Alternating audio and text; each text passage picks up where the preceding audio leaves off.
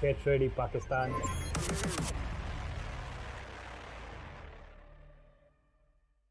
Hello everyone and welcome back to the PMPL Pakistan 2023 Fall Edition. The grand finale is the day one. It's over here, and once again we are back. V2, a duo, is once again back with today me as Dorix, and with me once again the one and only S and the S. And first of all, welcome to the show, and the grand finale is the fight for the victory. It's here.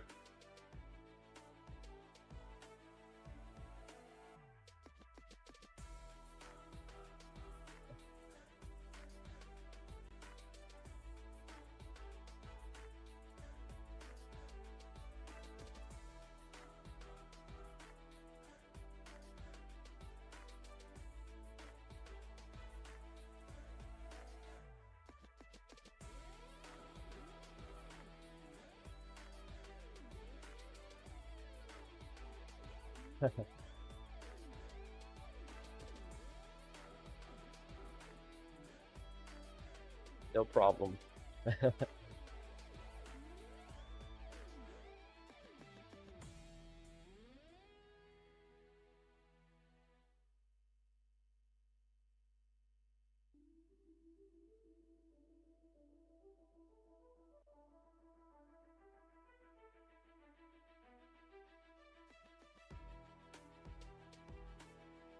In fact, yes, $70,000 is on the stake, but I think, SN, the audience couldn't hear you for a bit. The audience did not hear you for a bit. So let me summarize you. First of all, you welcomed everyone, and then you apologized for the inconvenience that you did on day number 5. Once again, apologies to myself. No problem on that. But yes, the bars are set high. The top 16 teams, we already saw that. In fact, I saw that on the last day. So a little salt on that for you for the last day. But still, the top 16 teams, we now know. And these 3 days are going to be the top. The 5 matches that will be played are going to be the momentum either setter for the teams for the South Asian stage, or it's going to be all over for the teams, because I think top 8 are qualifying for the next stage. Absolutely. Top 8 will proceed towards South Asia Championship, another crown, another battleground to actually ace. And most of these teams, it's their dream, to actually go there and perform well and eventually make your home region, country proud. And, since it's been a long wait, after a few months, every a quarter and a half, we actually get into our PMPLs. So definitely it's a long wait from all those audiences out there, including you guys, and also some of the audiences across the border, in Nepal, Bangladesh, and also in Mongolia, that wait for this Pakistani team, the top cream of Pakistan esports, to actually go heads-on against each other.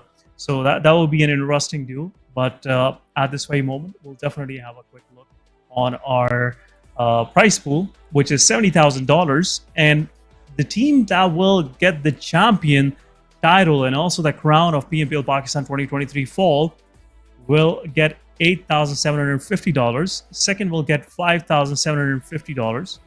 Third will get $5,000. Fourth will get $4,500. Fifth to sixth will get $4,000, and 7 to 8 will get $3,750. So it's a big prize pool. And from 9th onward is pretty much downhill. It's 3,500, then 3,250, then 3,000, then 2,750, then 2,500, and it's just kind of getting $250 off your check with every position that you won't be able to capture for yourself. You're lagging behind, so you'll be losing $250 on each. On every better performance, you will make sure your check will have those extra $250. But quick prize pool of $1,000 for the TDM deathmatch. It's been a bracket that we've been looking at throughout this PMPL, and we are about to step into round number 3, where we saw some of these teams will go heads against each other, where Aegon Exide already proceeded in his semifinals. AS Esports will go against Magnus Esports. AS, as they are already not playing, in the PMPL finales, but they're still in the TDM brackets. They will play their match against Magnus today. and then we have Regicide and Team QWERTY, and then SRX3 Exports the 7th element. So some interesting TDM matches are, really I'm looking forward to it. Definitely, I'm also looking out for some good TDM matches, in fact. So these 3 days that will be played on SN will not either be the momentum setter for some of the teams for the South Asian Championship, but also this TDM brackets.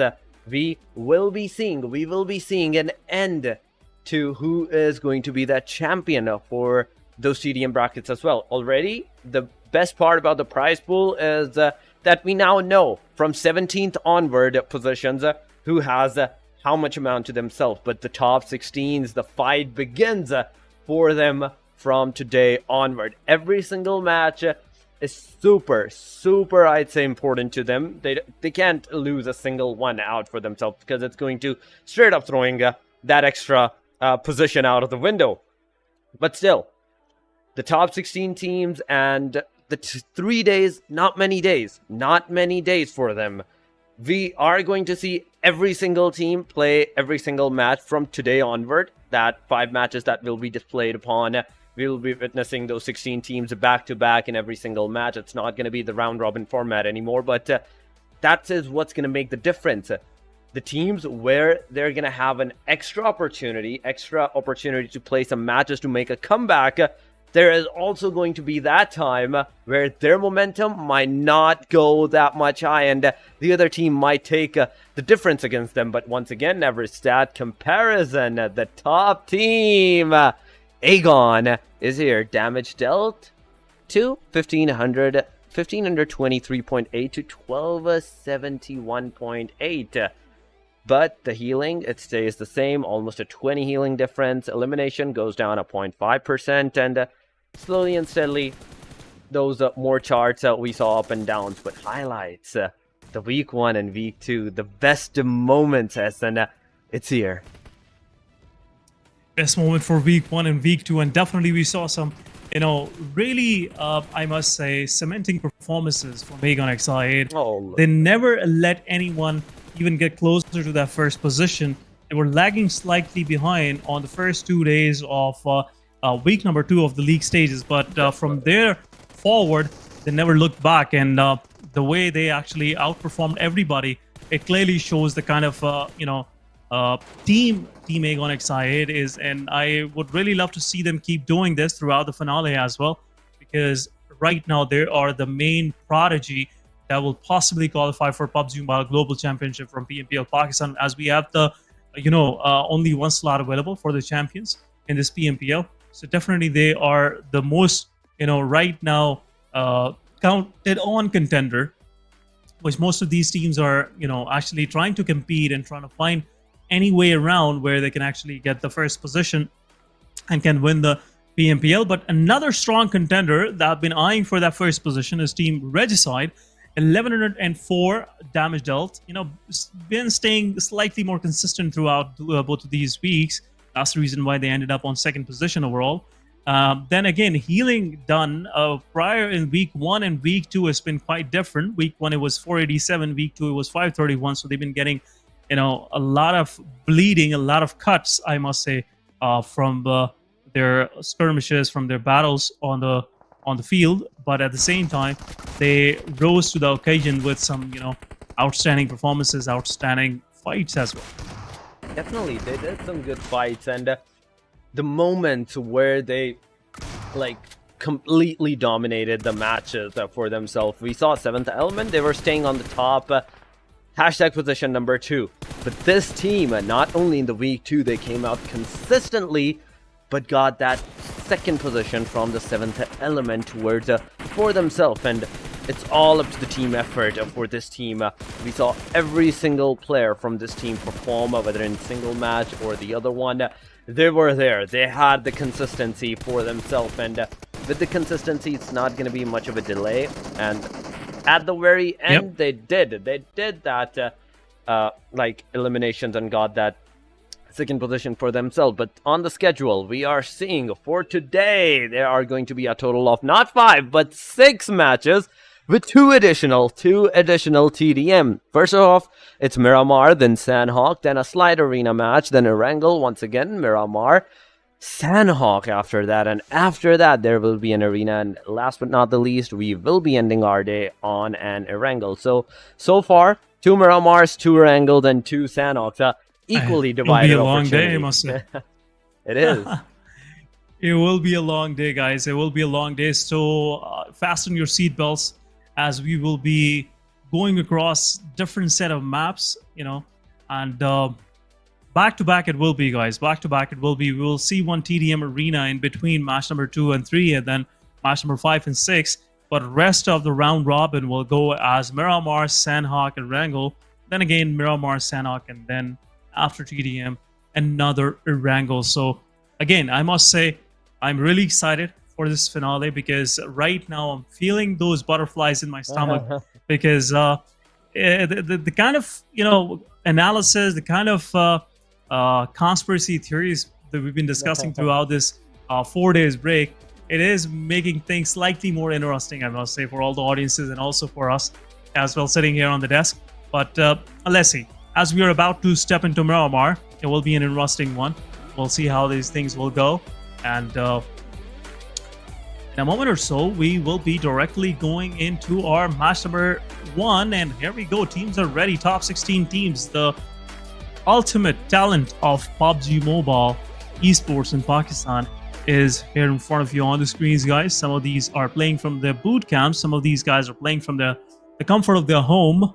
Let's see how far will they take this comfort.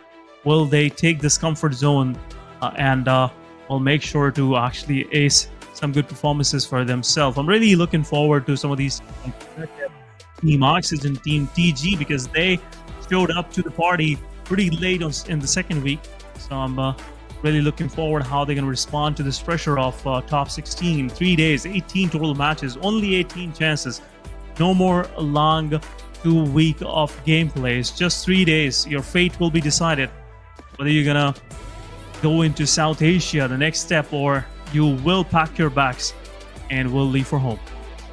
But here we go. Nonetheless, these are the, I'd say, talks for another time, because the first match, it has begun. The Miramar has taken its flight from the ruin side towards the southern angles, the ruins angle of the cave angle, in fact, of the Los Leons, whereas Los Igos Bridge might be accessible for the team, and where there's a bridge, there is always a holding, or maybe even some slight rotations for Los Igos for the teams. But nonetheless, only 16 teams, and these 16 teams now have to decide where they're going to land, where they're going to take their drop locations, and how they're going to utilize those drop locations for their upcoming fights, their upcoming rotations, or even if they're in the circle, whether they choose to stay there or move up further down in the circle or not. But so far, we're not seeing any kind of contestations from any of the teams. Pecado, it's easily accessible. Graveyard, it's accessible. Even Hacienda del Patron is accessible, but Seventh Element, starting from them right off the bat, they jumped off the map, and now they're at the local area. But if their circle do persist to go towards the southern angle, they might be in a pickle. They might get in a pickle. But once again, Los Leons, it's already in the Egon XI. Yeah, Los Leons once again already trying to see what they got for themselves. But right now, this circle is going to play a peekaboo with all these teams down south. None of these teams were expecting this kind of circle, where La Cobria will be an important city. There's been some wind of changes blowing right now in Miramar, so we haven't seen these kind of circles in a recent time. So yeah, it will be an interesting match right now. SLX TG, they will be happy because they're gonna welcome some of the uninvited guests from down south, possibly R3G, 141, and 52 Esports as well. But at this very moment, what I see is I'm seeing some early contentions happening close by to Hacienda del Patron. AS is not in the equation anymore, so Oxy really gonna, utilize this drop location because it's full of loot. You have the Golden Murado, the gem of Miramar, available as well. So some good conveyance, some fancy conveyance available for you early on. And at the same time, water treatment, it opens a gate toward the northern side of the map. You know, Hacienda del Patron is definitely a very crucial position in Miramar map. So that's the reason why Oxy chose to do so. And they have dropped pretty close to Team QWERTY, another wounded line, I must say. Team QWERTY, the way they were performing in league stages, they'll definitely come for some ransom here from all these teams for giving them a hard time. So it will be an interesting match as well. Star as well on the other side, pretty dispersed down south on the circle. Team QWERTY not expecting anyone close by, but should be careful. Things can turn around anytime, Torx. Can turn around any time for any of the teams, but the circle, we saw it, had gone to the northern angle. So the teams that did took that flight off right off the very bat. They might be in a safer side compared to the ones that did at the very end. San Martin, it's in the circle. Team QWERTY is here right now getting their loot, whereas so far I only saw a Vector in the freestyler hand, but it has changed. It has gone to the UMP45. A good choice, a wise choice for the close range, but nonetheless, early stage contestation that's not happening as an Magnus also is choosing a different angle right now, the graveyard for their acquiration of the loot. And as I'm seeing at the graveyard, the players are kind of scattered away from each other, because not only this particular place does not have that much drop or even the loot occasion, the compounds where there spawns the loot, but also if there is any kind of early contestation in this area, there is a possibility that the team can disperse, even if they can't save a single person. But on this other side, XGeneration, this team finally outside of the circle, 1,800 meters that they have to cross, that they have to travel. And so far, Hunter doesn't even have a single gun on himself. What is happening to this guy? And he has just stopped right out in the open, looking at the sky. So far, not sure what the guy is thinking. I think he's praying that let me find some guns. Let me get some guns. Let's find something out. We'll see what's going to happen.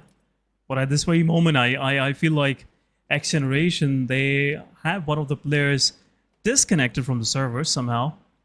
I'm not sure. Or maybe he is waiting for something. He might be, he's playing from home, so might be waiting for his dinner. Who knows? It's pretty late now. So yeah, possibilities are there. But some of the intruders lurking close by to Team Star at this very moment, where Team Star might have a slight idea that 52 Esports, one of the player, been passing close by. But Power Grade, I really like this place. I really like this drop location. It's pretty open, yeah. It's pretty risky to loot here, right in mid of the grid station, but overall, it's pretty safe down here. No one else is here to actually mess with you. At the same time, some quick rotations coming from the side of R3G. I saw HR's Romeo Boy somewhere in the picture at the back. It will be an interesting duel early on. Romeo Boy taking any of the player from R3G. But I'm pretty sure he's not going to do so, because the rest of the team is pretty spread out. They dropped in ruins last year's secondary drop, and right now they won't be in any mind to take any early fights, because it's too risky. Team TG is close by. 7th Element can actually hear some of these gun sounds, and would love to participate in there. But R3G, quick rotation coming from the western side. Very close to El Pozo. El Pozo is pretty much vacated from Team SLXTG. They want to go for an aggressive positioning early on, so they can gatekeep anyone coming from down south. As I was mentioning early on, they will be seeing some uninvited guests in their close vicinity. So it could be something which TG should prepare at this very moment. But right now they're eyeing toward Quarterfield, a very important position in the circle, Torx, which can play a crucial role, giving them some good elevated angle on teams really pulling up down below in the valley. Not gonna lie, I'm really amazed by the teams where They saw the circle, and the first thing that came into their mind is, let's get inside of that circle really fast. And look at those clusters at the southern angle from the circle. It is way too many that we can count, but SR3X, nearby the team of 52 Esports, Hassan was the only guy in the contestation, but no, he chose not to take the violence. He did not choose violence this time and went away in his car. Right Team 52 Esports now still alive, where one player could have been a casualty, SR3X. Now knowing that this place might have been looted already, they have also decided not to stay. They've also decided to leave out this position. But choosing to leave the position that you're in the circle, I think it might not be a good scenario for the team. But closing circle is in 5 seconds. And the second stage is what's going to make the difference. Whether it goes a hard northern angle or a southern angle, whereas I think it has gone a southern angle because SR3X was in the circle, and there we go. It has not gone a north or a south. It has gone a complete east. Cruz del Valle outskirts, water treatment almost in the center, but the radius is already too small, and for these teams, even in fact these teams that are in the circle at the southern angle, to survive. Star also entering 52 already. There's team Oxy, there's QWERTY, even Magnus that have the position. There is a slight possibility that in a single split second, if a single team gets into the fight, there might be some third parties or fourth parties. But as I talk about the fights, it's happening. Team Oxy with the Mini 14s, tap TDM, did some shots on Josefa, but Josefa, being a lucky guy, he has gotten out of that position. But SR3X and Nice with the car elimination. He takes the first blood of this match. Takes the first blood, but right now there is some more to draw. So he's really anxious to actually find something with his utility. But kind of indecisive right now. Which way to go? Team 3X really closing in. Giving a lot of choices, but Shishtam with some good grenades, taking down Noish. Some more utility coming the way of 3X. Now Shishtam is on upstairs. Knight is on the back line, so he cannot jump down and can finish his knocked player, knocked enemy. Just going for the Molotov. Noish is revived once again. Team SRX3X back to 4-man standing, ready for the action. System with the DPS. He's repositioning himself, and now smoke's being deployed, but Hunter takes down Noish with the shotgun. And System, he's really joining in once again, but shots coming from the side of Shamir Boy. Takes one down. Sav DDM tries to find some way, but Hunter is also knocked out. Team Oxy early on, dealing some good, I would say casualties. Sorry for missing the word, but SRX3X getting third party as well from the back. 52 Esports have joined in the party. But some more utility coming in, another team joining in as well. 52 Esports, Team QWERTY is also in the mix. 52 Esports, Chotu low on HP. Knight is knocked out with the utility. Down to by Chotu. Chotu really doing some clinical work here for the Team 52 Esports. Freestyler confirmed the elimination. This is what happens when you step out in the open and not aware of your surroundings. Definitely Freestyler will take this elimination in a freestyle, I must say, in a freestyle way. But QWERTY Khan on the back lines providing some cover, not allowing anyone to just poke their head up.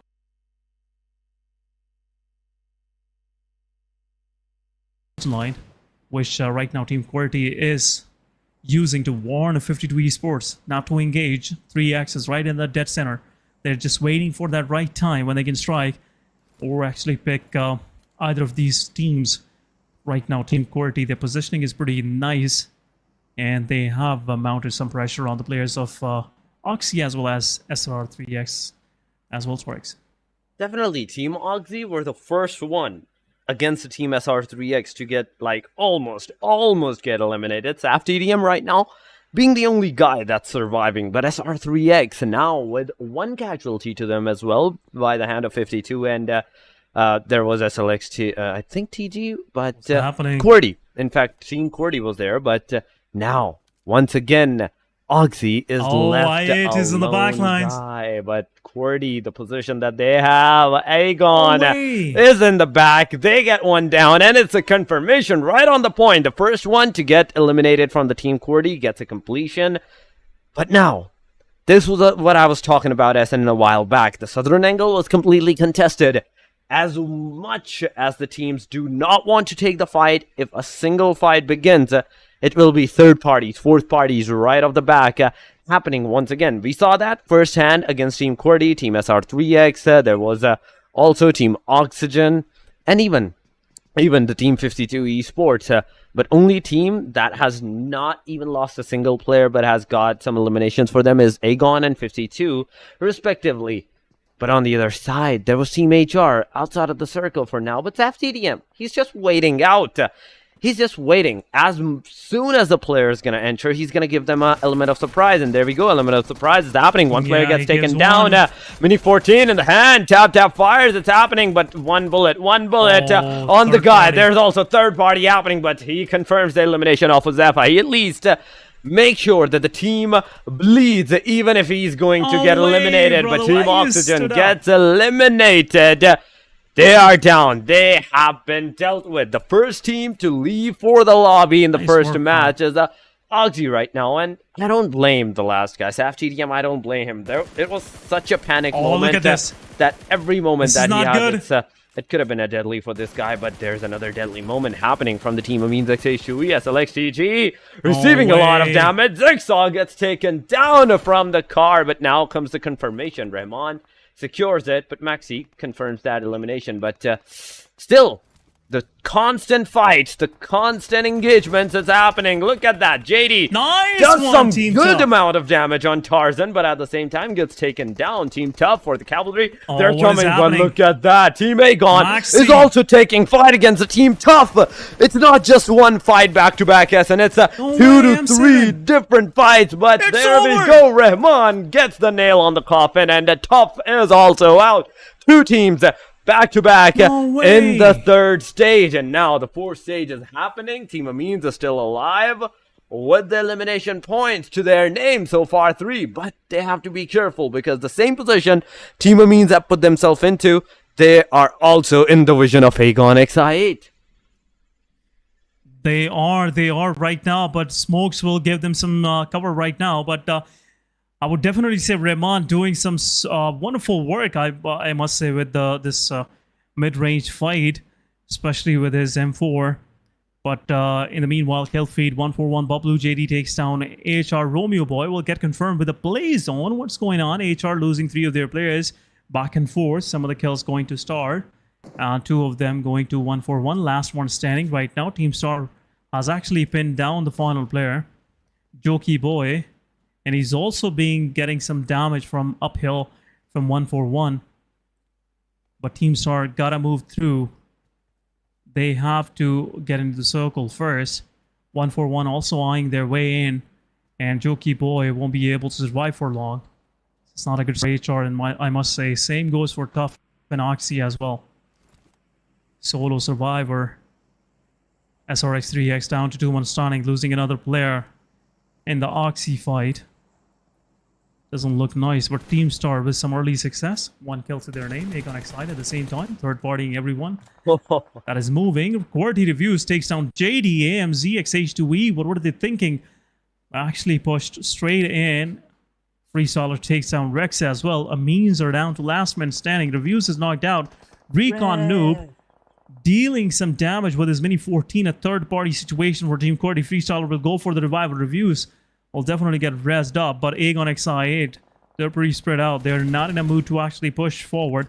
But Rahman, last one standing. Possibly it's an end for AMZ. Some more shots, some more damage being dealt to the player, but now another player being pushed. It's open, and possibly Team Aegon XI will confirm the last one as well.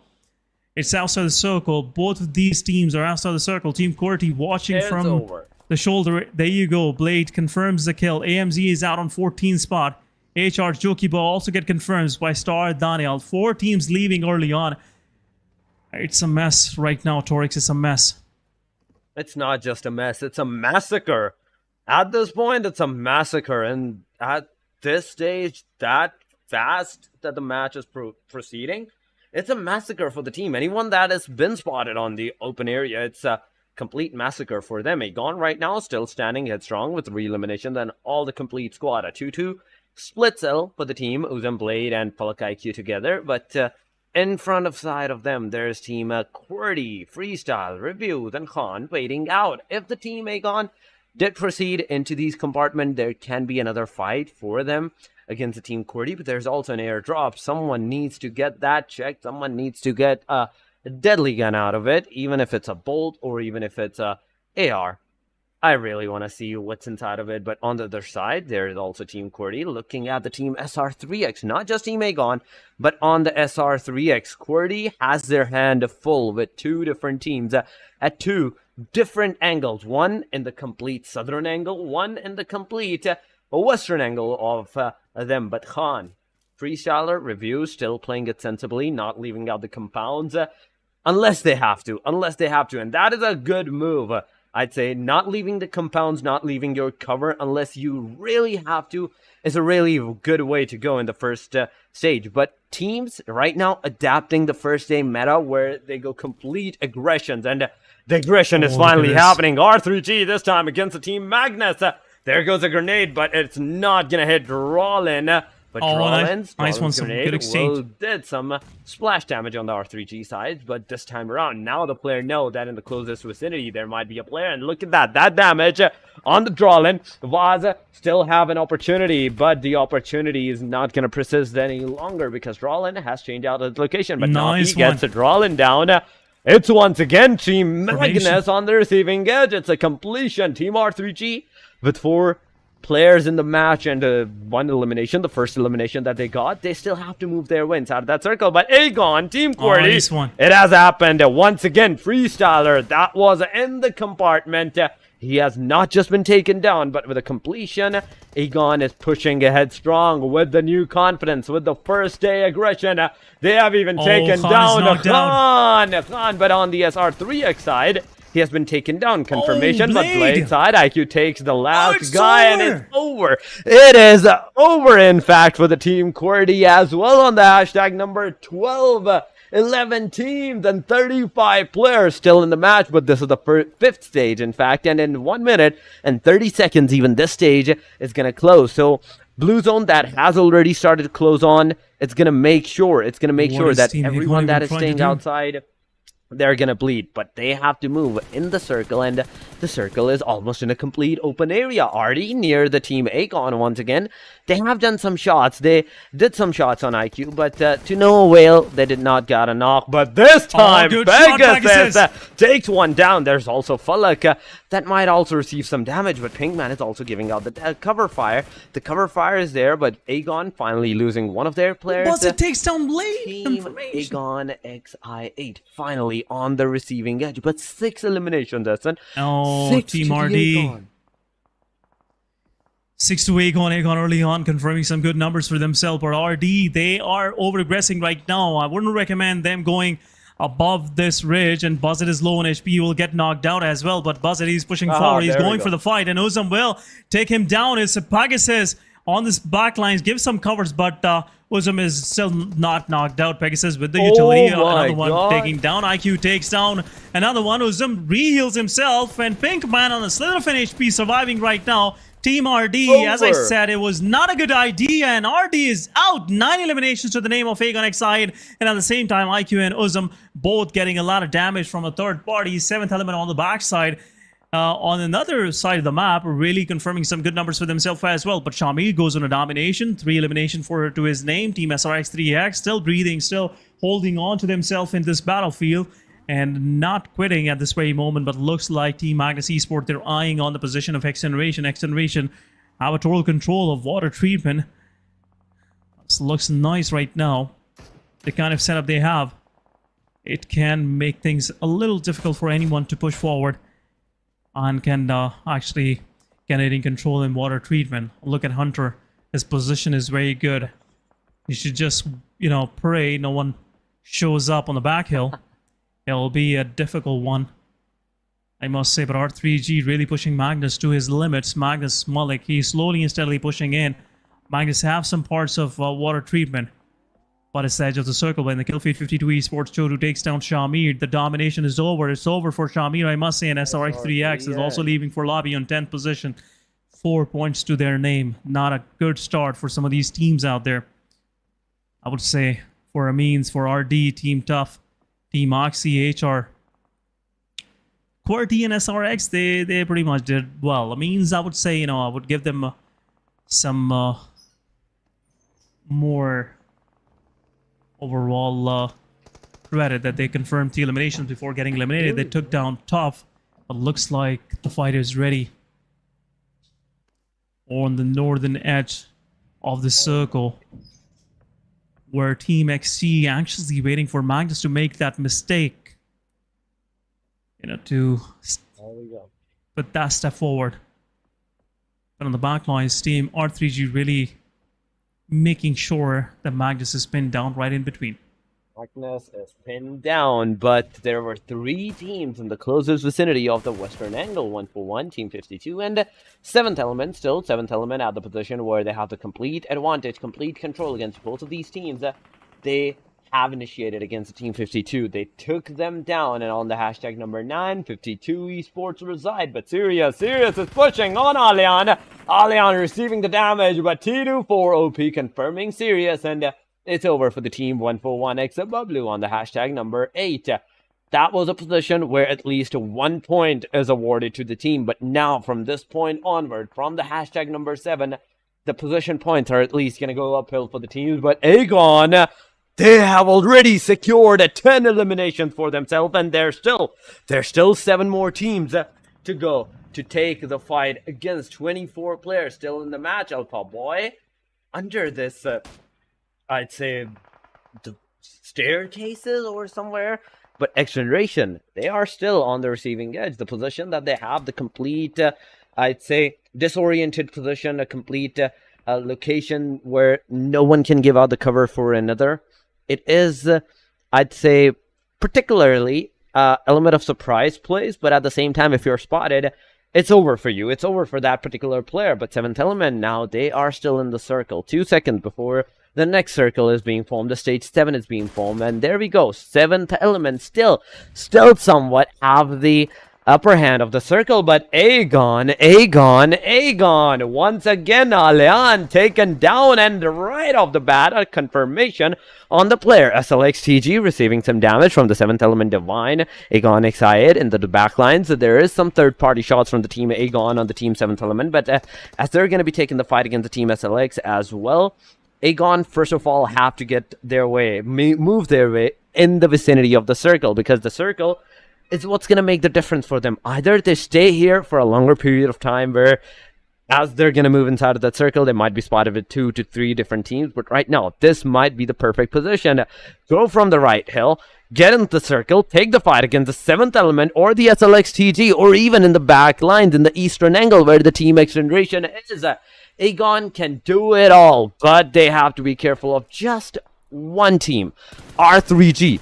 That was right on top of the hills, and if they do manage to save themselves from the R3G clutches, it's going to be an easy maybe chicken dinner for themselves. But SLXTG, Thunderclap gets taken down, and a confirmation on the players. Team Star making a third-party debut on the 7th Element. What just happened? The 7th Element taking 2, not 3 players of the Team Star down, and it's everything on Osama's shoulder. Whether they're gonna survive, whether they're gonna move forward in the match in the top 3, top 4 or not, but no, nothing is going to be done, and it's over for the Team Star as well on the hashtag number 6. Top 5 teams.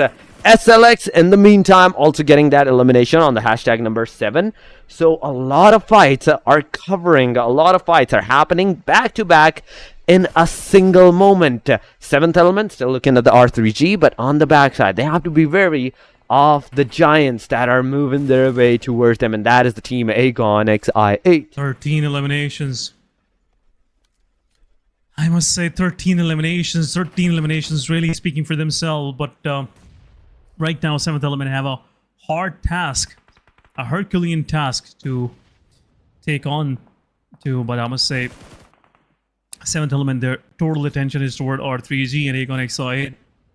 It is giving them some more time to actually spread out, and there you go. Aegon XI8 confirming another one. IQ taking down Zipian. 7th Element is now under the fire. Aegon XI8 have switched their attention toward the players of 7th Element, and now they are slowly and steadily closing in. IQ really jumping into the mix. T24 OP being taken out. Divine is the last one standing. 7th Element, their momentum is down R3G to the gutters right now. 7th Element at the same time, but R3G really joining the forces with 7th Element, and it will give some time to Divine to survive, but IQ is on a rampage, confirming some good eliminations. Team A gone down to the last two, the dynamic duo of Falak and IQ. R3G on the other side with 6 elimination, now eyeing down on the players of Magnus Esports that are trying to make their way inside the circle, taking cover behind the pipelines, but IQ gets confirmed, sending with another kill. Goes on domination, 7 points for Team Magnus, Team R3G, but Magnus Finney takes down one player. It will slow down the process for R3G, trying to find their way inside the circle, and Falak gets some damage. He will reposition himself, but at the same time, two of the players are down. But what just happened? Magnus Esports joining in, and they have pretty much confirmed everything, but Falak from far away makes it a 1 versus 2, and possibly a 1 versus 1. What just happened, Sipian? Is confirmed. Finney is low on HP. He repositioned himself, but Aegon XI8. Falak, he's still not stopping. Blue zone is right on his back, and he gotta move inside the circle. It's 9th phase of the game, 6 more seconds, and any mistakes coming from the side of Magnus Esports really push them far away from these 10 points. This chicken dinner, the steaming hot chicken dinner, ready for them to grab. But Falak is ready, 18 elimination. And if he gets 2 of these players eliminated, and he possibly will, it is Magnus Malik. Last one standing. It's a 1 versus 1 between both of these players. He is shooting on the wrong guy.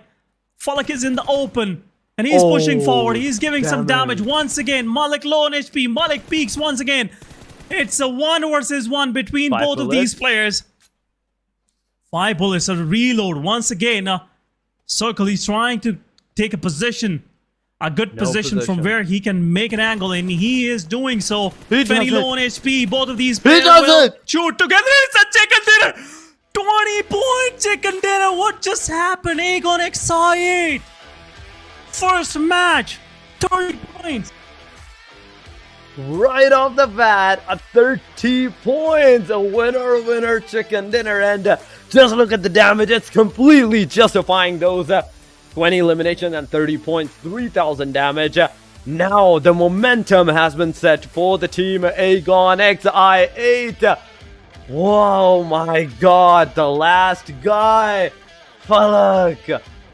My man, what have you done? A single 1v2 in the complete open area where you and only you did not have the cover, but we will continue this conversation in a little while. But right now we're going on a short break, so stay here.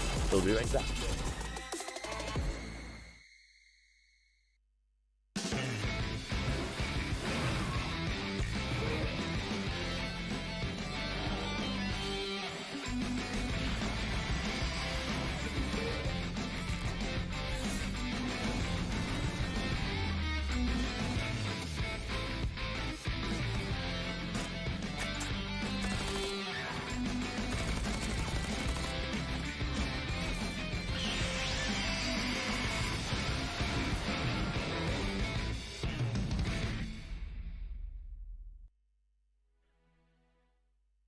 Welcome back, everyone. Welcome back, guys, after this short break.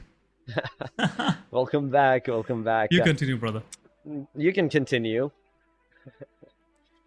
Well, if you have given me this opportunity, would love to do so. PMPL Pakistan is back with some mind-blowing action, and we just witnessed one. Team Aegon XI8 confirming 20 eliminations and a chicken dinner in the very first match of the finals, really cementing themselves right on top.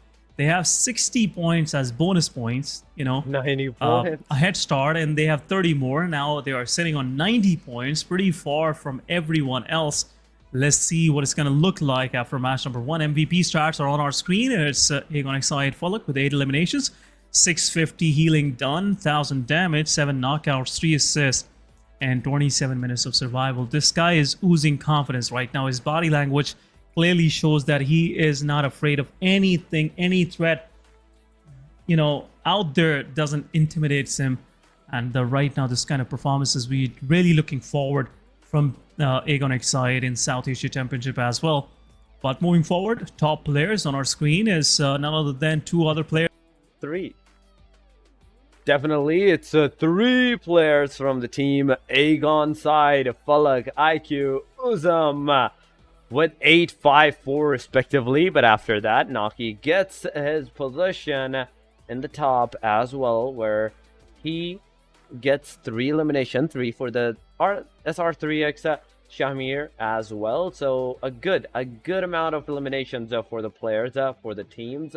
But at the same time, there is the possibilities for the players to even do more good, to even do a slight more good in the next few matches. Whereas they have to now make sure that the matches that they will be playing off are of the uttermost, in fact, a good position, a good gameplay for themselves. And they can't, like, at this point, think of getting lost. It's not the I'd say position of losing out at this time, and they have to every single point make themselves count. But right now at the match summary, highest elimination goes to Falak.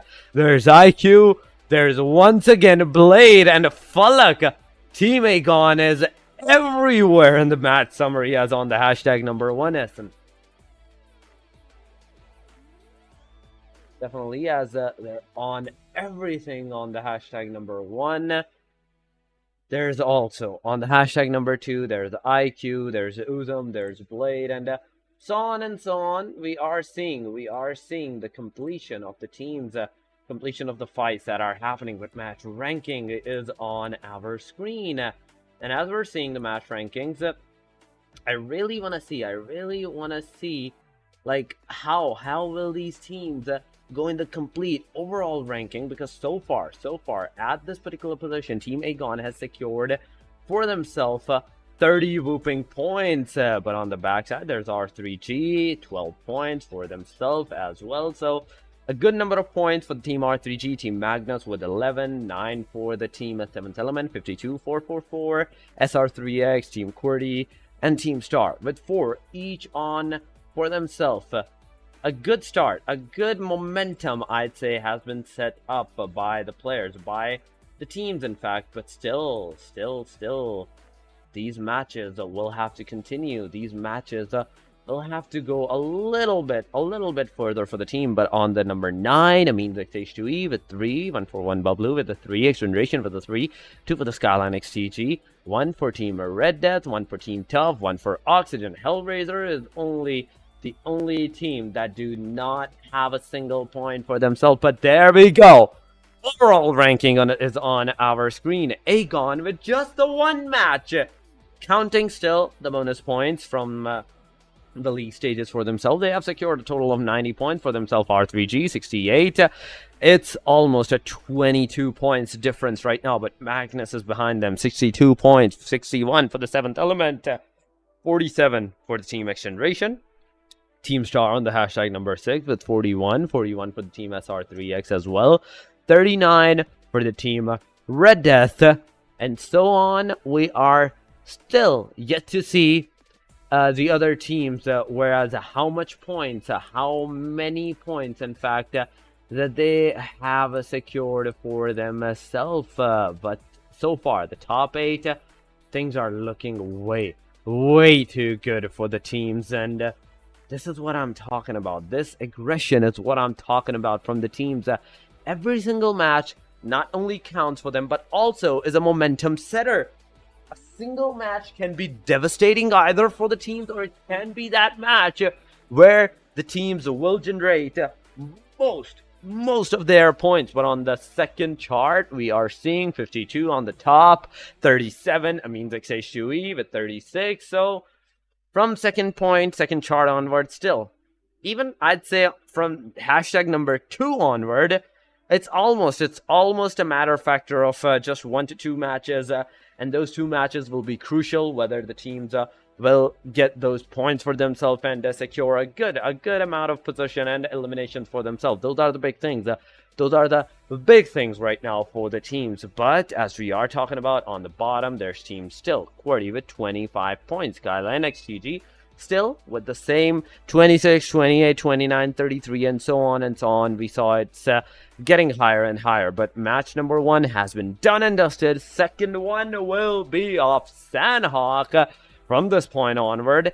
Match number 2, it's Sanhok. Already some early stages fights we might expect. We might see from the teams, but it depends upon these players, these teams, whether they are going to take those early fights or not, because it's Sanhok, and in the league stages we have seen some teams not initializing those early momentums, those early engagement against each other, and that's what makes all the difference. That's what makes a complete difference for the teams.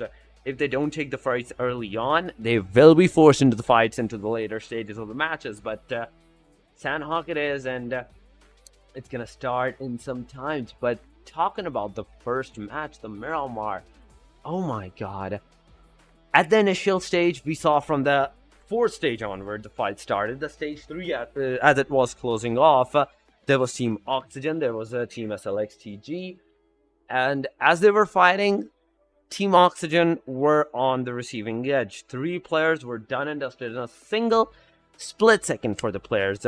But after that, things get a little bit more juicy for the players. Things got a little more even dicier for the players. But right now, SN at this particular position, the players are finally ready. As the first match closes off, Team Aegon with the 90 points, and after that a 22 points difference. It's still attainable. I still say it's attainable for the players in a single match, that they can secure those 22 points and take down Aegon XI8. But will Aegon let that happen? That is a bigger question. Well, it's been second time around we have witnessed Aegon XI8 bringing these 30-point mega monstrous matches, mega monstrous point scoring matches.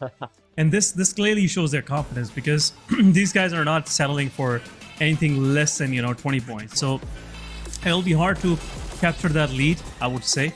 But as we will be going on a short break, we'll be right back. PUBG Mobile version 2.7 will be available soon. Let's take a look at all the new content. The long-awaited Dragon Ball Super collaboration is officially here. We'll be bringing you 2 new game modes for this collaboration: Dragon Ball Super themed mode and Battle Royale Dragon Ball Super. Dragon Ball Super themed mode will be available in Erangel, Livic, and Sanhok. In this mode, we've incorporated Dragon Ball elements into the classic Battle Royale gameplay. All players will embark on a journey to find the Dragon Balls to summon Shenron. Collect the Dragon Balls scattered throughout the map.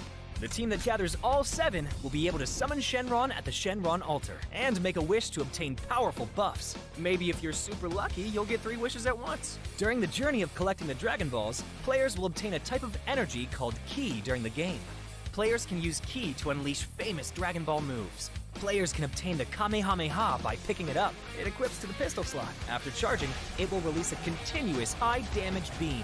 Fukujutsu is another skill that can be picked up during a match. Players can use this skill to fly freely in the air and make quick tactical maneuvers. The Senzu Bean is a new recovery item that is incredibly effective.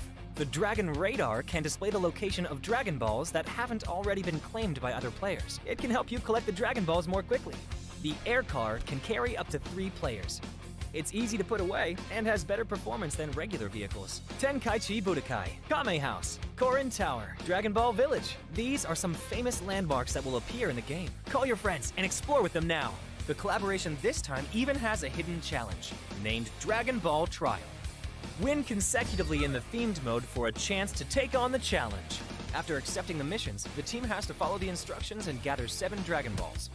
During the process, your team's location will be exposed to other players.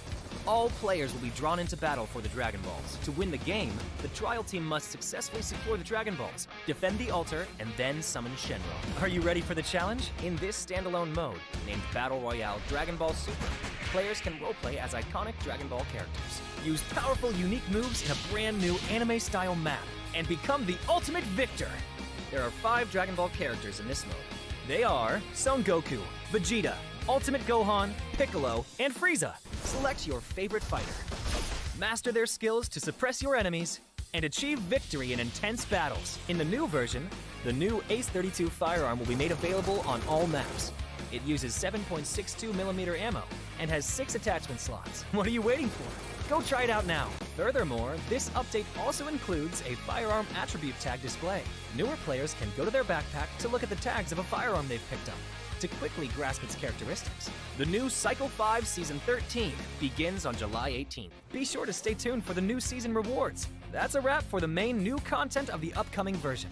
For more information, be sure to follow our official PUBG Mobile community. Winner, winner, chicken dinner. See you next time.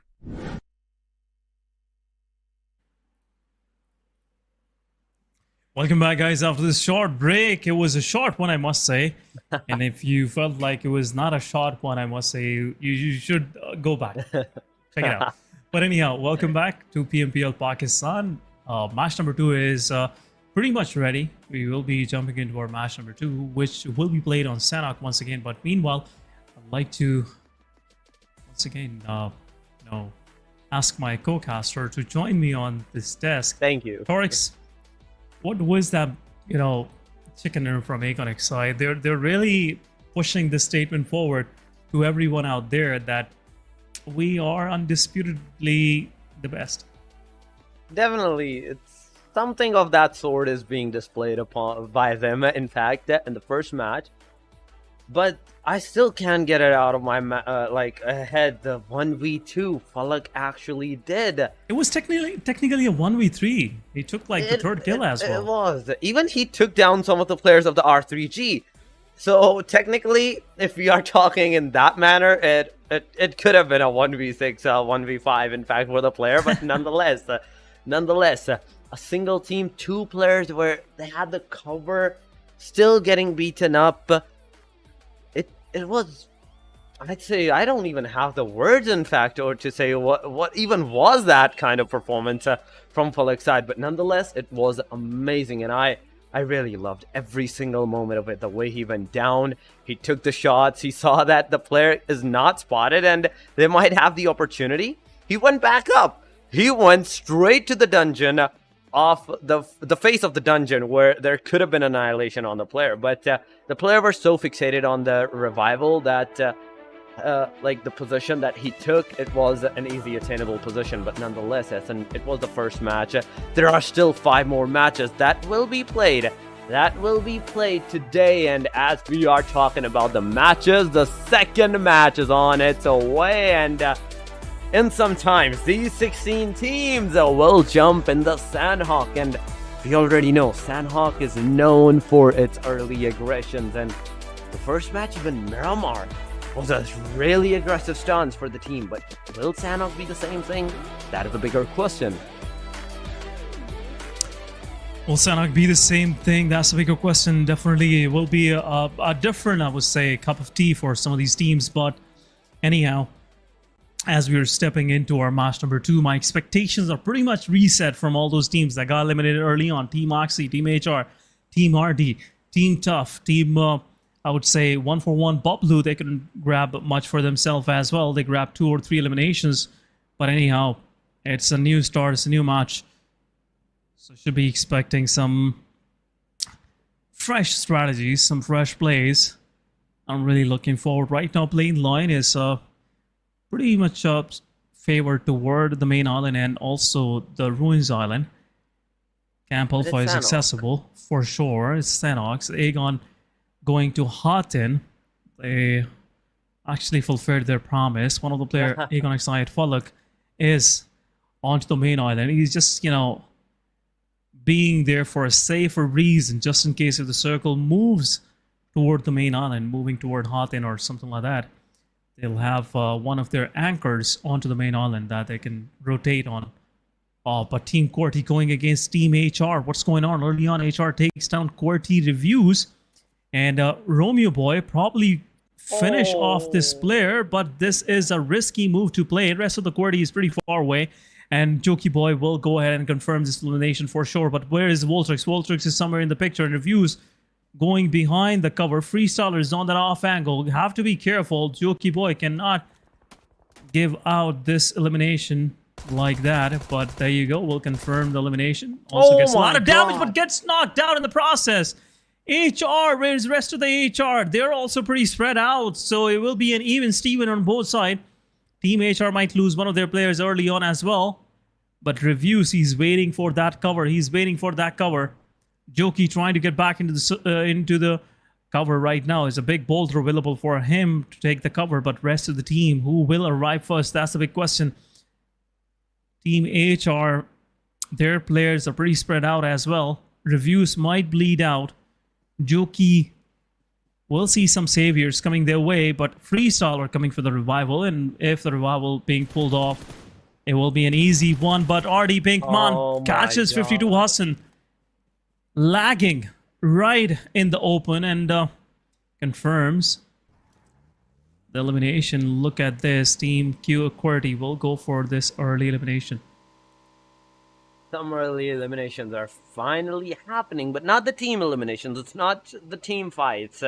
It's just singular players fight. But whereas Team QWERTY is ready to take down the complete team, even look at that. Jokey Boy so far has not been confirmed, and I think it's a bait that they want the Team HR to come for that rescue. No, he will bleed out. For their revenge, but he will bleed out in the meantime, and first elimination to the Team QWERTY side as well. Reviews also have been secured.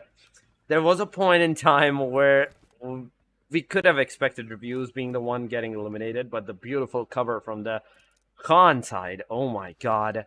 Even in the long distance, even in the early stages long distance, he still managed to take down the player and got the first elimination. Not just the first elimination, but at the same time secure all of his players, and not a single one of his players goes back to the spectator seat. And those early fights were off Team QWERTY, Team HR, in fact, and on the other side, Team RD versus the Team 52. But it's Sanhok, and I'm not seeing that kind of a fight where we expect that to be. Look at this. What a shot! Doug, there was only a slither of head, a just slight, I'd say, hair of on the head that was being spotted, and with the shots he took the player down. XGeneration now in a panic moment, whereas Josefa also doing some shots on the Hunter side. There were some damage, but at the same time also receiving on the trade-off an equal amount of damage. So right now, the fourth player of the Team SR3X, they might have the upper edge against the Team XGeneration, but XGeneration, they're not the only one that look at this, 7th element. R3G, 7th element, and 7th element with the one elimination onto their name. T24OP is down. Divine coming to the rescue, takes Was down. R3G, 2 players being eliminated. Roshan is also, I believe, the one and only player right now surviving. Some early fights happening. But XC, they've been pinned down right now by the SRX3X. They have moved pretty close. It'll be a full-fledged fight. Shamir Boy takes one down, goes for the second one, jumps from the boulder, takes down another one from XGeneration. XGeneration left with nothing now. It's just the last player surviving somewhere in the map. Won't be able to help anyway. But Aegon Excite, they have showed up. Now they're moving toward boot camp. SRX have to be quick. They have to vacate this place. Uzum giving the spray to the players, trying to move back to the safety, but Aegon Excite realizing it's their time to strike. Layering close angles. Last one standing from XC might become the victim or the predator for Aegon Excite. Who knows? It's a 1 versus 4 situation. It's Sanhok. Anything is possible. If Aegon goes a little more spread, they might lose some of their players in the process, but at the same time, SRX3X, they have retreated back to boot camp. It's a safe haven. It's a safe place to be in. So it's a good move from the side of 3X, but Aegon Excite, they have a task ahead of them. They gotta clear everything, rounding every corner. If they don't want to get stung by the last man standing of XGeneration. It'll be a brutal one, I must say. Aegon might not recover from this damage. But at the same time, their attention is toward the players of 141 across this open area. QWERTY on the other side. getting in between the crossfire of 52 Esports, and at the same time HR is in the close vicinity. So we might see Team QWERTY getting pinched in between, but Oxy at the same time dealing with blue damage. 52 Esports, one of their players is also in the blue. It's gotta be careful. Team QWERTY might try to gatekeep them in this very situation. It'll be an interesting fight between both of these teams. Kampong it is. QWERTY. Another part of the map. Team Tough versus QWERTY is happening. It's close to QWERTY. Some shots being sprayed, but not much of the damage dealt. Buzzet was the guy trying to bait himself to the players of Team Tough, trying to get some valuable intel for his team. But there you go, Team RD. They have repositioned. They're going to rejoin their forces. Will play as a fortress right now, but this at the same time, Team Tough, they want to go for some aggression. SRX. It's been a roller coaster. One behind another. I still think It is. I still think that unless the third stage is going to be formed, we are not going to see the eliminations of the teams, and that's how the teams are playing. But I can be proven wrong because there we go. Means XH2E and Seventh Element has started, and in the back line, there's the team HR, but the first circle, has gone on southeastern angle, whereas cave area, the quarry areas are still accessible for the team, and even the Kampong where the Team 52 Esports were. It's an easy comeback from that particular area, but Seventh Element means XH2E, who will have that fight in their clutches is the bigger question, because so far, Allian is down. And any player that tried to move to Allian might also get some shots on himself. But HR, from the back angle, they are here for a third party. Rahman against look at Allian. this. Allian is already down, so Rahman might have come for the confirmation. But Divine with that rescue, he not only takes down Rahman, but also survives. With Allian, there goes the revival on Allian, and now Seventh Element will be back on their feet. Means XH2E, I can't say the same thing for them, because Maxi right now being the last guy, being the only guy that is surviving, and even in the backside, there's the Team HR, the three players from the Team HR that are also looking out for the player. But Maxi, you can go. You can heal your player up, but why are you not going? He is super close by to you. He's in the house. The first priority should have been the revival, but the position that the player is giving out that revive, I still believe HR might be able to look through this window for themselves. But no, it's a no. Team Amines XH2E back on their feet with the players. And the two players that are right now surviving, they have to choose a different move. They do not have to take the fight any longer. Now they have to do something to disengage out of it and go into a safer side. Whereas we are seeing majority of the teams, almost 95% of the teams, staying inside of that circle radius. XGeneration, Team Oxy, and R3G are the only three names, and even Team Star, in fact, that I'm seeing outside of the circle right now. XGeneration, last one standing. That's the reason why he felt like he should be better off the circle. That's the reason why he is left behind rest of the party right in the dead center in Painan. It's an open invitation, everyone trying to grab a piece of each other. It's been a Hunger Games situation happening between both of these teams, and I'm really liking that. Team HR have positioned themselves right on top of H2E, and now circle position itself close to Camp Charlie. It'll be an easy move for HR to actually get inside the circle. At the same time, Seventh Element, they are getting a lot of damage. Magnus going against Team Star. Star getting one of their players knocked out. Blue zone it is. That is right now the immediate enemy of the players of Team Star. Two of the players are down. Osama also low on HP, and Osama will get confirmed. Fury's the last man standing. It's a 1 versus 3. Rest of the Star is in shambles. Skull and Daniel, both of them are knocked out. Zibian trying to confirm the final one standing. But Star, no hope left. It's just a dark alley which Fury have to travel alone. He's the last one standing. Might go into the open arms of SRX 3X. But Magnus Esports will reset Malik. Things are getting slightly tricky up north. Daniel will also bleed out. Another confirmation for Malik. First elimination for Malik, 2 for Zibian. Magnus Esports have 3 numbers on the board early on without even losing any of their players. But 207 meters, they have to go into the circle. And the kill feed 7E take care of the final one standing for R3G Roshan. It was, and no more. Team R3G is out on the 16th spot. The first one leaving for the comfy cozy lobby. QWERTY on the side, pretty open. Trying to find any way they can give some damage to the players of Oxy. Oxy pretty much oblivious of the fact they have their angles set on them. They cannot make these kind of mistakes. They're on the edge of the circle.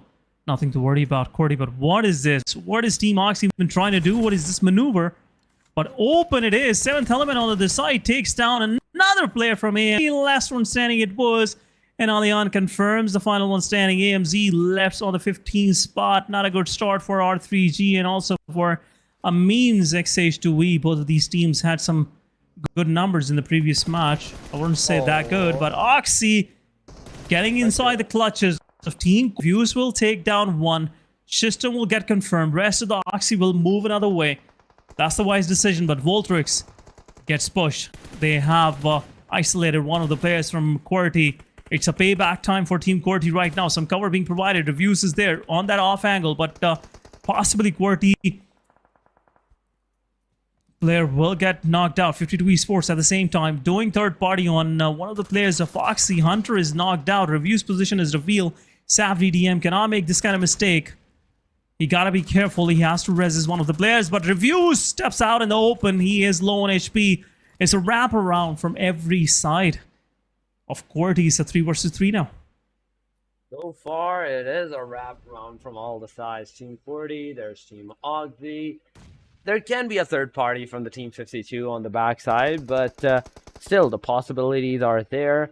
There can be the possibility that Endless might get eliminated, but no, Endless is not going to go without a fight. He takes her views down. Khan and Freestyler from the top. They're pushing forward. Freestyler taking the aim on the Endless, whereas Khan was throwing the grenades, but the grenades are not going to hit the 52 from the back line. They are making a third party. Zap DDM takes Voltrix's down, and it's a confirmation of Voltrix, nice but Khan on the point nade, on the point util, takes the player down, now making almost an equal situation, whereas Hunter, Saf TDM, they are there.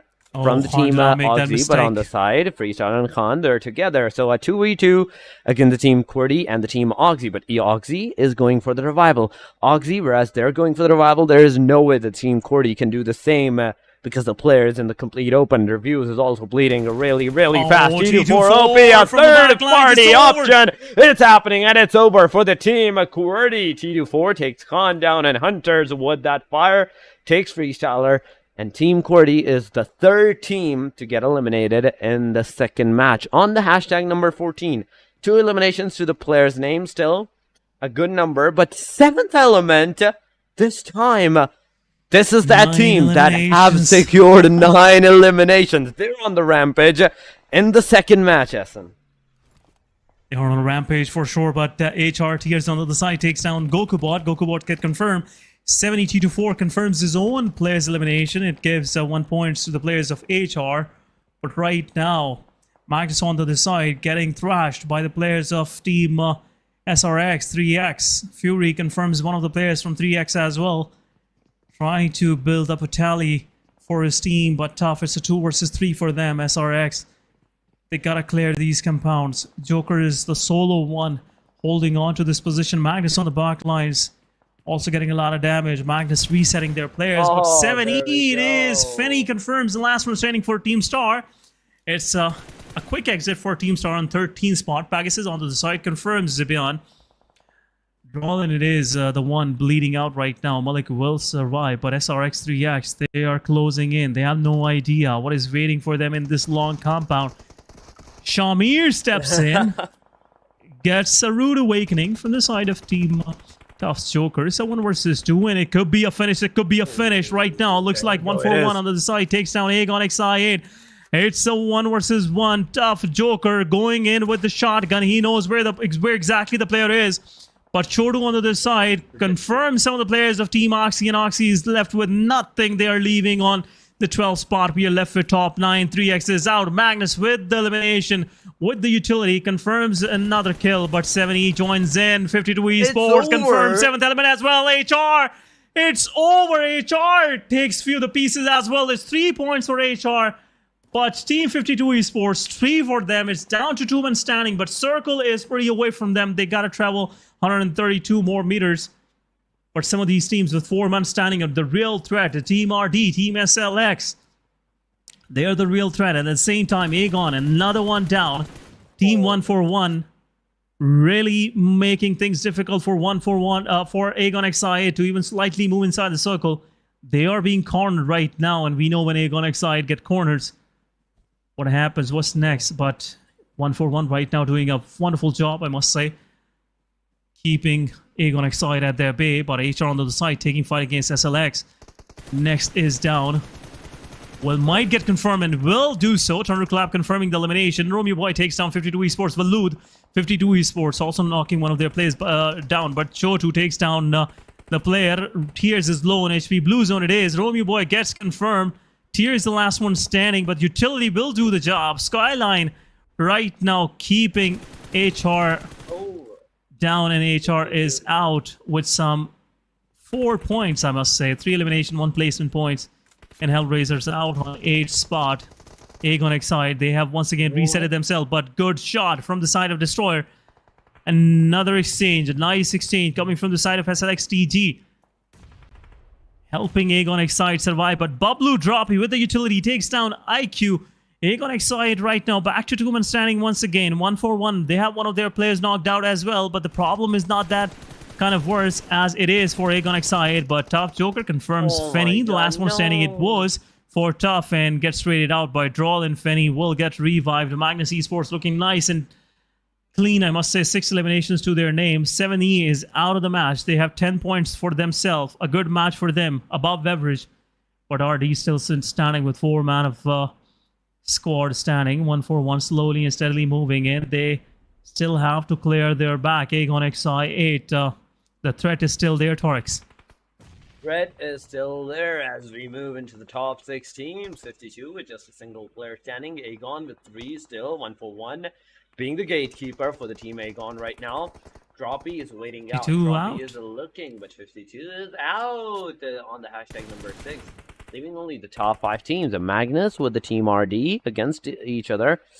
It's still not going to be possible so far, the fight against these 2 teams. So still Magnus have to make their wins out of that circle, and then they will take the fight. But so far, the 17 players that are surviving, and where there is a fight that can be, it's 1-4-1 and the team Aegon. But there we go, Janaza with the fire, taking down Blade. IQ has a grenade on his hand, but will it hit?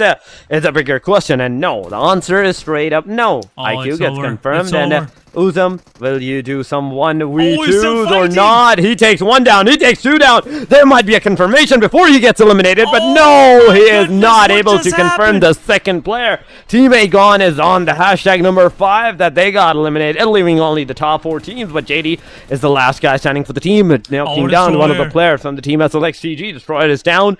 JD have to be really, really careful from this point onward. Whether what his position and what his movement is going to be, because he's the last guy, 1-4-1, but the other teams, not only they have a complete squad, RD, Team SLX TG, and Magnus, it might also be a devastating move if you are spotted by every single one of them. But SLX Destroyer nonetheless gets taken down. Thunderclap is still receiving a lot of damage, but Magnus Mamalik take Recon nuke down. Recon is out. Magnus is Finney from the RD side. Buzzet gets the knock and the confirmation. Amazing shots are being done. The Pink Man on SLX.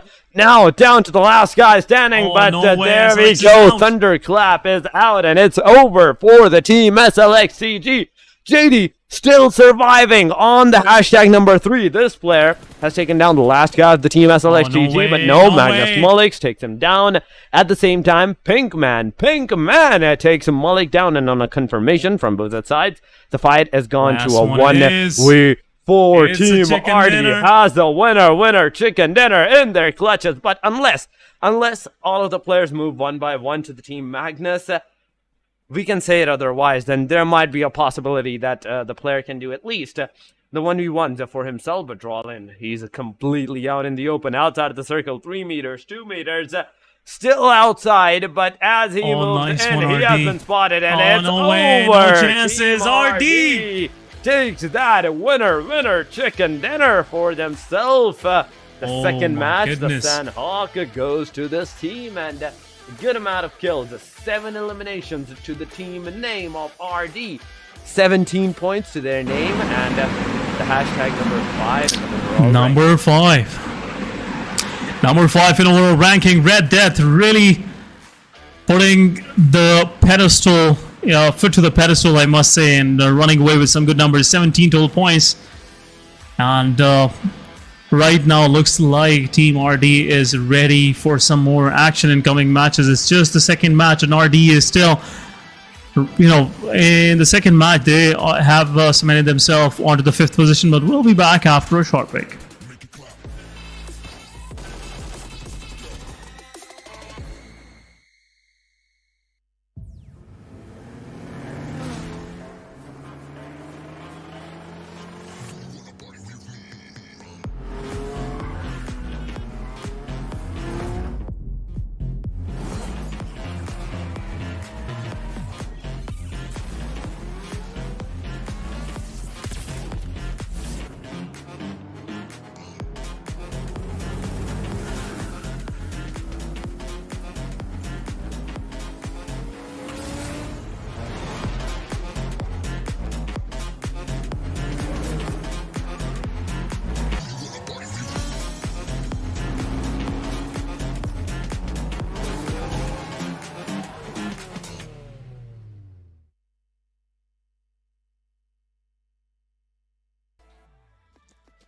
Welcome back, guys. It's match number 2 coming to its end, and the RD really shining bright in the rainy forest of Sanhok.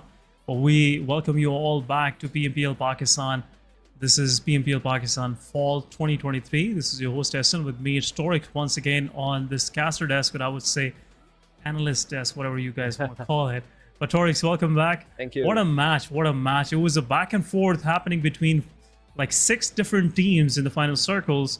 And what do you have the take on the RD performance? The way they were pretty confident in their move, and they've been fighting on 2 different fronts at a single time. They were on a really good end where they were taking the fights continuously, taking in the end 7 eliminations of winner chicken dinner. Their eliminations and their points speaks for themselves in the complete scenario, the complete fight. But nonetheless, the MVP goes to someone else. 7th element, Alian.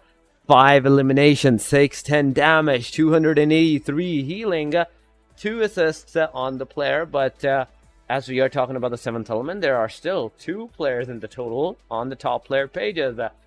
1 Alian, 1 T24, but in between there is a Team RD, Pinkman, 3 elimination, the team that got the winner chicken dinner. Pinkman is there with 498 damage. Team 141 Bablu, JD, the last guy that was standing. Oh my god, this guy made hell for both of these teams that were standing at the very end. But Chami, he's there as well. SR3X with a 3 elimination, 363 damage to the player as well. So 2 for 7th element. The rest of the 3 players are of the complete different team. Red Death, Team 141 Bablu, and SR3X. But this was the second match, and this is just the first day. It is just the start, and for this complete aggression that we witnessed in the first match and in the second. And talking about this match, the match number 2, its ranking is here, with Red Death having secured 17 points for themselves, 14 for the Magnus 141 Bablu with 11, 10 for 7th element, Skyline XTG with 8, 6 for 52, 5 for 3X, 5 for HellRaisers, and the first chart has moved from 17 to 5 from top to bottom. Yeah, it's a different ball game now.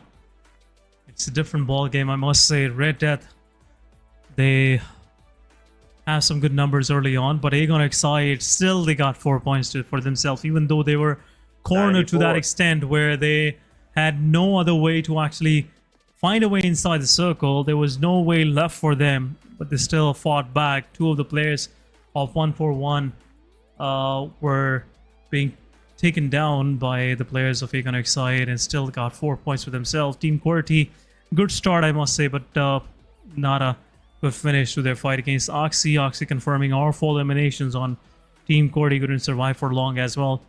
4 points to their name as we speak. But PMPL Pakistan TDM brackets are here, guys. It's round number 3 and the qualifiers will move into the semis. We gotta see AS Esports going against Magnus, and the winner will fight for that extra prize pool against Aegon Excite, the fearsome contender, which no one is trying, I must say, to actually mess with right now. Well, Torres move, I believe, straight into our fight, and here we go.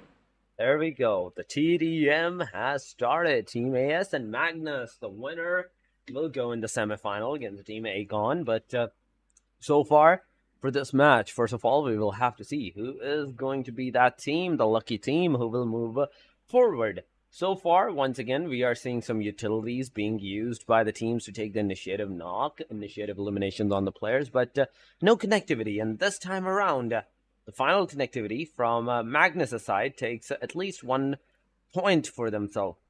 It's a slow, not only a slow start for this TDM, but also a cautious one, and we are seeing the teams proceeding with the uttermost cautious. Team AS not leaving their safe side area unless they're confident, unless they're together, whereas Team Magnus, they are pushing a little bit to the forward side alone, and that's where they did took the initiative. But now the fight has gone to the 4-3 in the favor of the Team AS. AS not only has secured that additional point for themselves, but there goes another point. Team AS now with together performance, team performance, they're making wonders once again.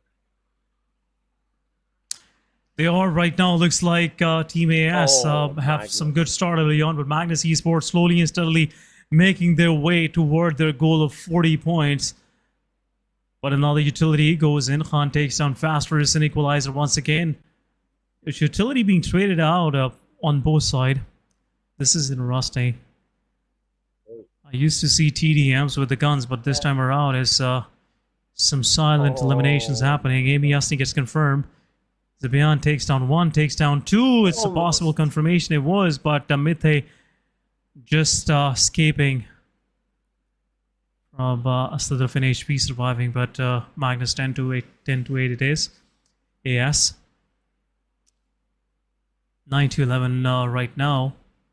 Oh my god. Another one. AS equalizing once again. Magnus Esports, they gotta find a way if they want to give some hard time. But Zibian with the utility takes down Khan. What was that? That was outstanding, Torx.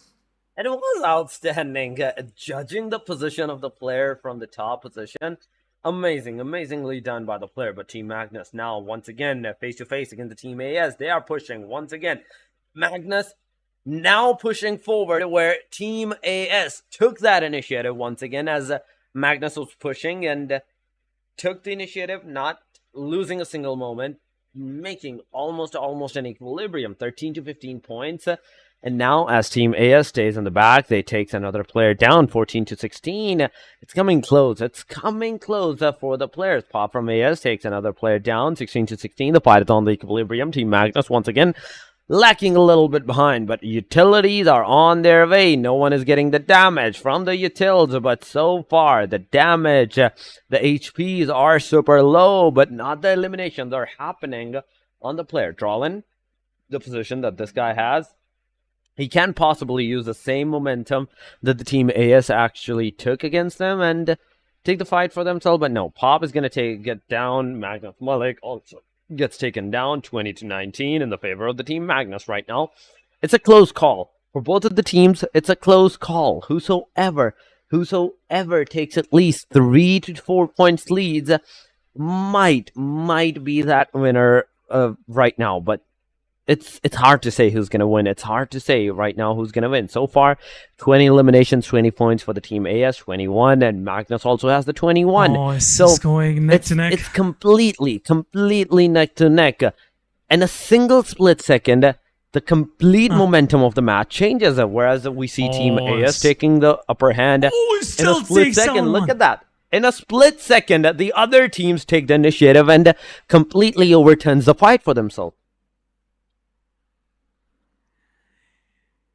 Once again, Mithe with the lead. He's going for a 1v1 against Fenny. Mithe is ready with his AKM. Reposition himself, There we but Magnus go. Malik strikes him in the back. 24-24. It's a 24-24 once again. Team AS and Magnus Esports going pretty neck to neck, toe to toe, I must say. It's a close call. Team Magnus Esports still pushing their limits. They're trying to find a way. They're trying to find anything in the defenses of AS, but right now the AS, they seems like pretty solid the way they are taking these fight. Husni once again confirming another one. Husni takes down faster as well. Khan covering the players, but Drawlin confirms Khan is a 27-25, 2 points lead, but Pop not watching his off angles get confirmed in 27-26. It is now Magnus, one of the players, is low on HP. It's a spread, but another nade coming from the side of Zibian confirms Amy Husni. AS still in the lead, but confirmation comes once again. 29-27. Lead is with AS Esports. AS once again going for the fight. Khan going for the drop shot. Team Magnus Esports. Jump shot from the side of Magnus. Drawlin takes down another from AS. AS is really making Magnus bleed, but right now another one down, another off angle created from the side of players of AS. 31-29 it is. Magnus Esports faster, pushing forward. Zibian trying his luck, but Zibian confirms mid there. 32-30. It's a close call once again. Another utility being dumped. Let's see if this can provide anything, but Amy Husni, he peeks on the right, confirms another one. 32-31 it is. Zibian confirms Husni, but a flash comes in inside the warehouse. Gotta be careful. 32-31 it is. Magnus pushing forward, takes down Khan, but cover fire comes in. Another one confirmation, 34-33. Close call. It's just a 1 point difference. Team AS retreating back. They have realized pushing forward is not the answer. It's not the answer. Magnus Esports Violence is not really complying to everything that is being offered by AS. so far. Magnus holding their horses as well. It's a stalemate between both of these teams. There's still 3 minutes remaining to get this match to the finish line, but no one is daring to step forward.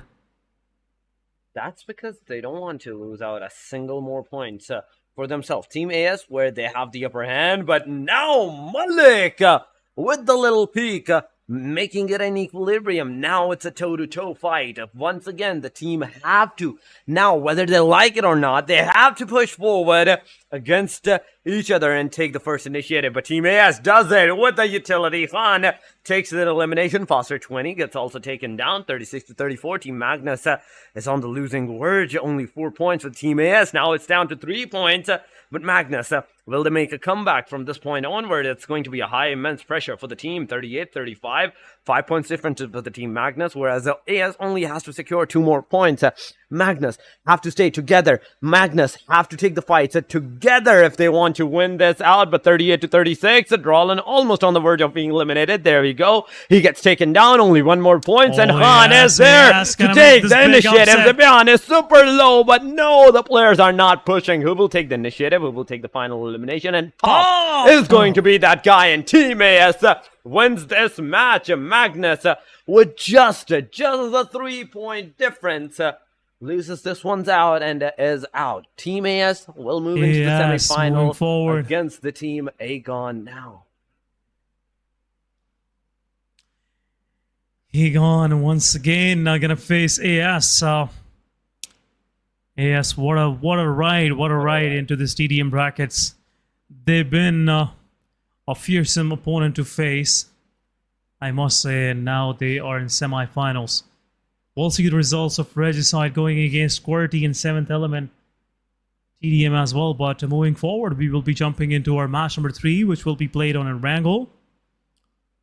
It will be an interesting one, I must say. right now we have our overall leaderboard pretty much set, Torix, which is showing us that Aegon XI8 are still that force, which is not coming to a halt right now. They're not stopping. They're not stopping. No one is able to control this thunderstorm from Aegon XI8. We'll move into our match number 3. And But you already said, as the point speaks for itself, this second match could have been for the team Aegon, where they could have set the momentum. In just 2 matches they have secured a total of 100 points, but no, so far still with the double digits, 94, still a good number to the players. But the third match, Erangel, it's an equilibrium for every single team. They know where to go, they have their drop locations, and whether we see in Miramar a long range fight, a stay safe fight, and in Sanhok a complete aggressive fight, this Erangel match will have equal opportunity for every single one of them. Whether the teams want to take the early aggressions, whether they want to take some longer range fights, they can do it. They have the ability, they have I'd say the resources in this match to do that. Even the ridges fight, the complete open area fights, it's all there, it's all in the match. But as we jump into our match, the plane is moving from the Primox to the upper side of the Stolper. So Kamishki almost the plane line is going to be headed onto, but oh my god, that means Aegon is going to have a hard time for the military base. we'll see right now. Looks like plane line is not that bad as you were projecting it. But I know, yeah, it's slightly more diagonal, favoring toward the northwestern side of the map. So it will be a long stretch that Aegon XI8 and might BHR have to cover if they decide to go to Nova Ripnoi. And looks like they're not going to drop at this very moment, because they want to check their chances up north toward Kamishki and Stalber. Won't be a problem in my opinion, but at this very moment, looks like Aegon XI8 sitting pretty nice. They don't have anyone on Sosnowiec Military Island to contest with, and if the circle comes toward the Sosnowiec Island, it will be an interesting fight to see, I must say. It will be, but it depends. It depends how the circle is gonna form, because majority of these fights will be on the circle. How the circle is gonna form, how the teams are gonna take the circle, it's on that. But there we go. Circle is on the complete hard western side areas. The Milta Power, Nova Ripnoi, it's in the circle.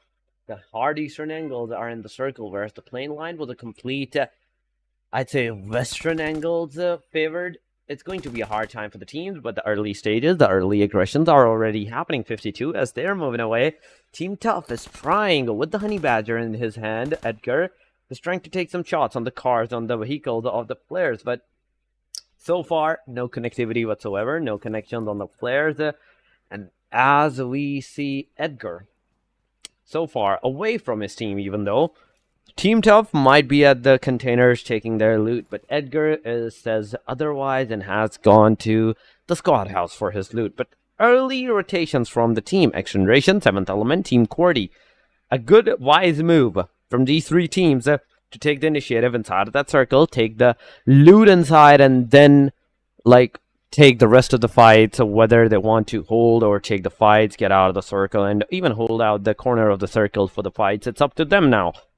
Oxy, on the other side, near the Rozhok, where Team Amin's XH2E is, there might be a slight difficulties for both of these teams, as they will be moving inside of that circle, and they might see each other, and if they do, we can expect some fights as well. But R3G, Team 52, Team Tough, these are the 3 teams that not only has gone north Georgia Pool City, the northeastern Georgia Pool City, and at the same time the containers are respectively for these 3 teams. They also have to make their way from a same direction inside of that circle, and whosoever takes the first initiative, get inside of that circle, may have the upper edge against the other twos that will do the later. We'll do later. But right now, talking about this circle, I'm really liking the way it is positioned. It gives some more breathing space to the players of QWERTY, and also at the same time, I'm not sure what R3G was thinking. They should have gone to Milta, but damn, how would they know? How would they know? That's a different discussion. It's a kind of a stupid discussion. But Team T24 realizing SRX, they are joining in the fight.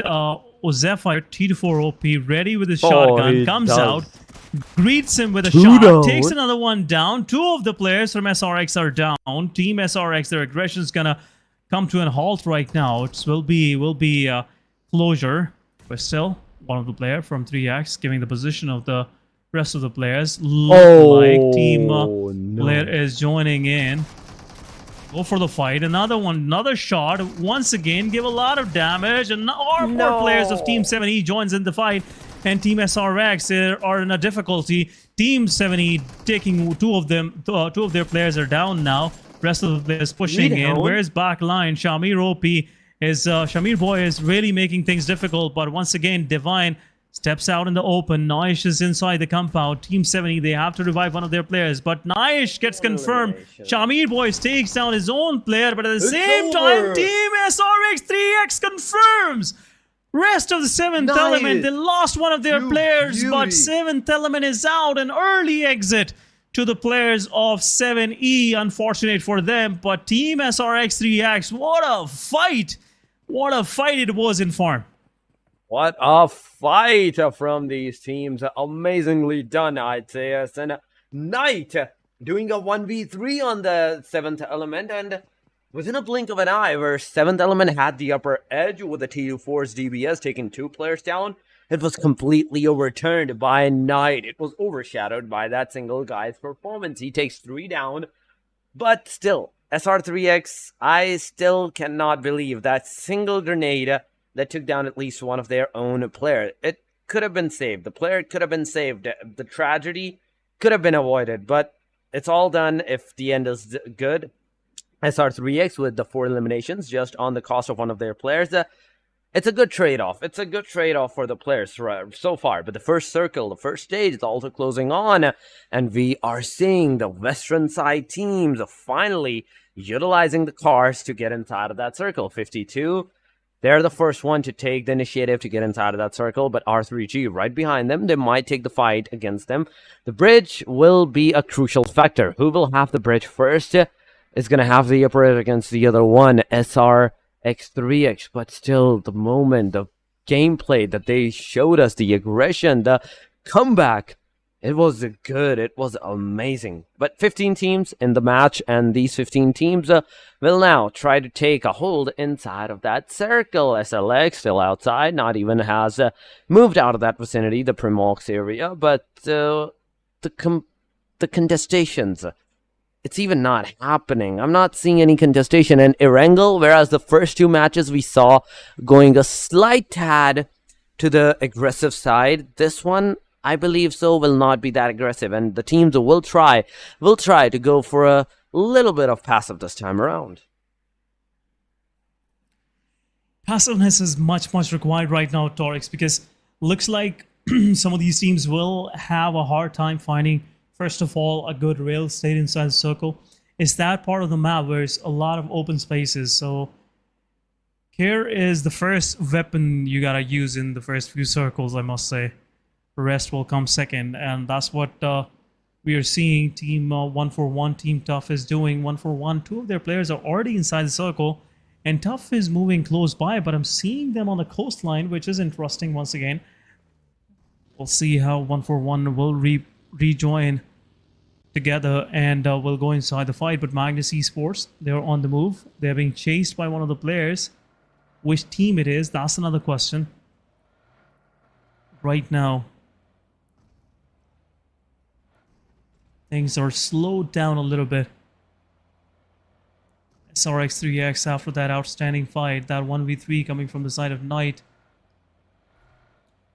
Unfortunately, it was Shamir Boy was trying to confirm the eliminations on the players of 7th element, and in the process took one of his own teammate down. So 3x will feel this early casualty in the longer run. I must say they have a dream start, but still.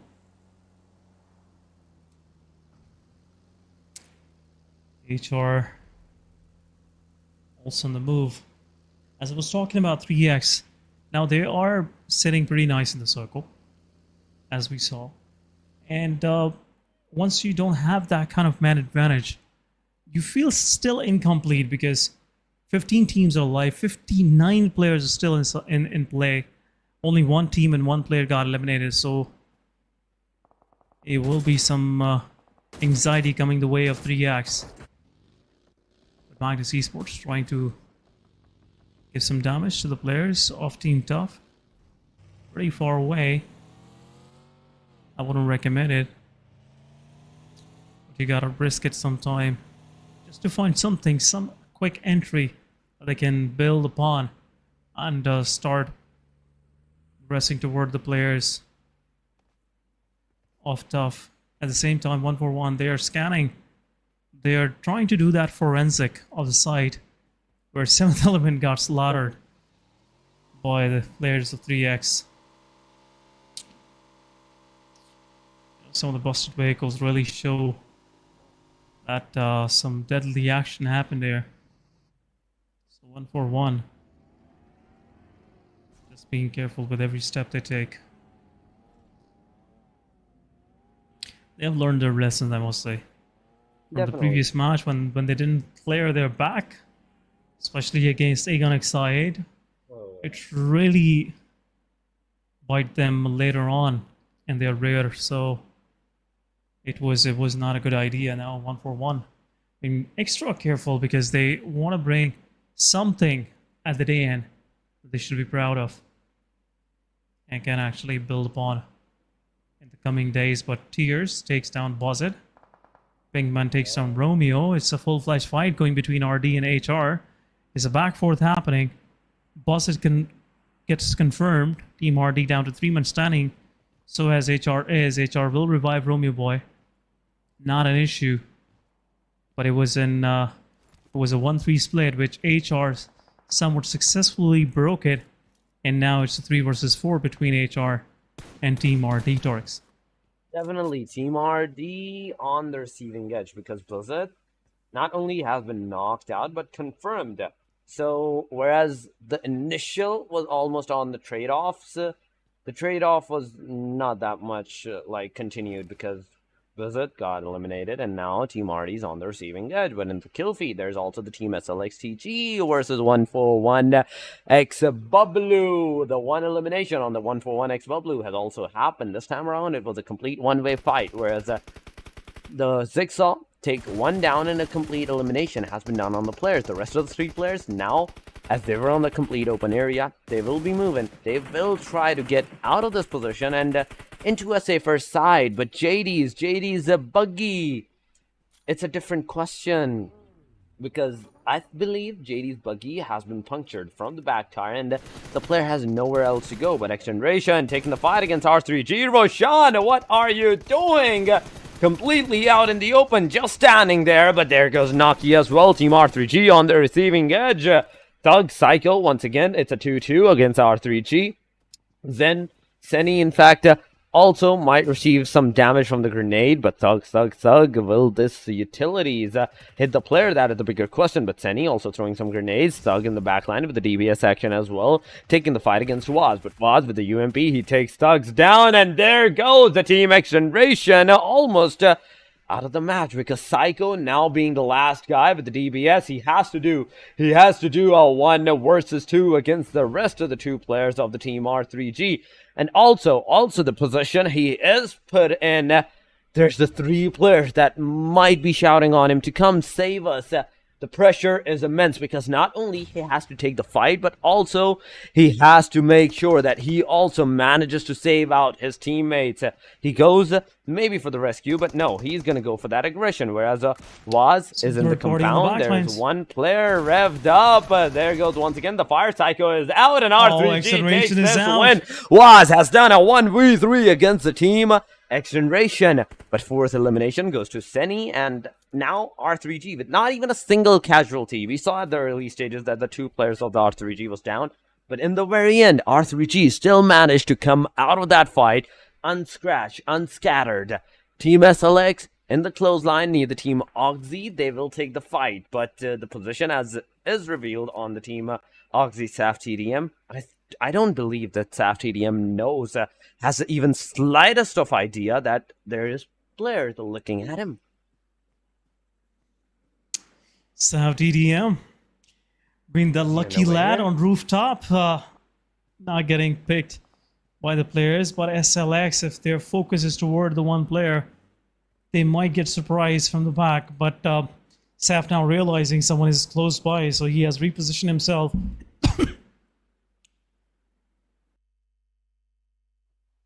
Definitely he has in fact repositioned himself, but there we go, the stage 4 is here. Team Oxy once again inside of that circle. SLX, now they have to make their wins out of that circle. Tap TDM being the lone guy that is away from his team, so a lot of, I'd say, responsibility on this guy. Not only he has to single-handedly hold that position down, the 4 down, but if he gets knocked out, there might not be any cavalry coming for his rescue, for his revival. And just look at the formation. Saf on the right angle, Hunter on the left, once again Endless on the right, and the system was on the left. So both angles with 2-2, a single split cell. In fact, a complete line was scattered for the team Oxy, but SLX right under the noses of the team Oxygen, they have secured their position inside of that circle. So far 14 teams are still in the match, 51 players are alive, are still surviving, but SLX, the position that they have chosen to go, there's a means like say Shui, there's a R3G, not just one but 2 different teams that will be taking the shot on this team. 3 different teams also. HR is in the mix as well, somewhere close to the prison. This position gives some good, I would say, intel. But Magnus Esports slowly and steadily closing in, realizing SAF DDM could be somewhere in this shack. Airdrop looted by Rex. H2E with some good utility early on. Romeo takes down Destroyer. As I was saying, 3 of the teams are eyeing on the players of SLX. It's a risky position to be in. When the kill feed RD Blinkman gets knocked out, Hassan will confirm the elimination. Team Star also pushing the players of Magnus Esports more toward Oxy. And it could be a crossfire setup waiting for Magnus Esports. Smokes are being deployed, but there are still a lot of gaps. But Magnus Esports, they're going to push on the players of Team Star. They have decided Fury takes down 1. Usama. He is in a difficulty. Team Star will confirm 1, will confirm possibly 2. Skull is knocked out. Zibian possibly confirming, and Team Magnus Esports is out. It's over. Over for the team Magnus. The push was a great one. The aggression was a great start for the team Magnus, but the execution, that's where they lagged this time around. Team Star took the initiative on them and took down all the 4 players of the team Magnus, leaving the top 12 teams. But as we are talking about the top 12 teams, the teams are constantly fighting the kill feed. Team QWERTY, they're fighting. Team 52, SLX, TG, they're completely in the tussle as well. Oxy in the clothesline of the Team Star. System came in close contact with the Team Star, but not that close that he can spot out the players or even take the fight against them. But QWERTY constantly fighting against the team Tough. Tarzan this time around has been completed. Zix on the other side by the hand of Team HR has also been confirmed. Tough with a 3-man squad now waiting out in the clothesline. There's a means XH2E, so not just 1 but 2 different teams in the clothesline of the team Tough. But in the kill feed, Team 52 has successfully managed to eliminate the team SLXTG, but Valud was the one, was that single guy that got knocked out at the the variant grenade of the Team SLX. But Hunter finally against the Team Star taking the initiative. Onyx I8 also taking the fight. Oxy. It's not just one team. It's not just 2 to 3 different teams. It's a whole 11 teams at the map, at an angle, taking the fight against each other. And there we go. Fallex grenade on the point. Shahmir boy is on his knees. SR3X now on Knight and Josefa, the only utility. 2 players that are surviving. But the utility did go away. But there we go. Once again, bounced off by this water, by the water battle right now. But Fallex once again with the utility. He can take the 1 player down. That is Knight. He's gonna throw the grenade inside, and it's gonna hit. It's gonna take it down, and it means XH2E as they're getting eliminated on the hashtag number 10. SR3X also receiving the damage, but Josefa at least takes 1 down of the Team Aegon, also making sure that the Team Aegon also bleeds. So far, Aegon is down to the last 2 players, whereas SR3X, Josefa, is down to the last guy standing. Once again, cooking up some grenades. He's trying. He's waiting out for the Team Aegon to push forward, and then they're going to utilize the grenades. But there we go. Blade grenade is going to hit Josefa. It does a splash damage on the other side into the kill feed. We see Bablu gets eliminated, and there we go. Blade as he gets taken down. Fallex comes for the rescue, and it's over for the Team SRX3X. In a split second, in a single snap, there were 11 teams, and now they are only 7 more teams, 24 more players, but still Oxygen, R3G, 52, and HR alongside of Team QWERTY. I'd say they're doing wonders because look at the fights that they are taking. Reviews, he has been also taken down tough, even though 1 man has been eliminated. 1 guy from the Team Tough has been eliminated. They are not stopping with their aggression and still taking the fight headstrong. They're taking the fight, but Fallex gets taken down. This was a mistake, brother. That was a wrong move. Going that far out in the open and using the DBS in the close range as you're in the car, it was not a wise move. But Blade, right now being the final player, it's all up to the guy. 35% HP. Does he have even the healings to heal himself? This is the bigger question right now because he's not healing. Yeah, some more utility coming in. 52 Esports. Oh my god. Also joining in the fight. Oxy, Sav, DDM confirming that elimination. Freestaller couldn't even, have a second to have this thought crossing his mind that he might get saved, but Saf was like, no chance for you, my brother. Romeo Boy confirming 52 Esports. 52 versus HR is happening now. 52 Esports Choto confirming itself with the nade. Team HR, one of their players is down. Aegon side will get confirmed. R3G Roshan from up height will confirm the player, but HR slowly and steadily pushing in. Romeo Boy is taken down.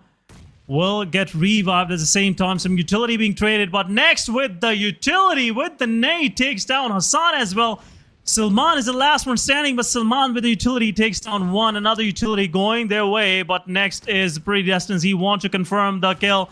Next, once again, confirms the Hassan, but Salman is low on HP. This nade will confirm it, and HR surviving once again. 2 more eliminations to their name at R3G. They want to join in. R3G realizing it's the right time to actually aggress onto this hillside, this ridge line, which they want to fight.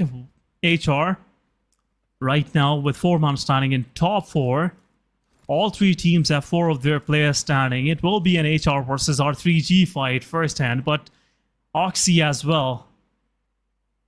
They are gauging the situation. They are just assessing the dangers to actually get on top now. Whether they want to get pinched in between R3G and HR, or the HR have some plans for them. Romeo Boy on that flanking angle. Rest of the HR, they have some loot to their name, but they're pretty close by. This could be detrimental. 1 utility from Naki can confirm 2 or 3 players, and this can go downhill for HR from here now. But Oxy, 4 man standing. Shishtam is trying to make some angles for his team. Next with the smoke is giving an indication to the players of R3G where exactly the players are. By the same time, Romeo Boy, his position is very vital.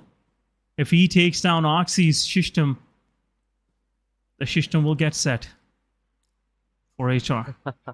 Definitely. Team HR now with still the 4-man squad that they have, the fight is a complete 4 versus 4 versus 2. It's a tussle against the complete squad of 3 different teams.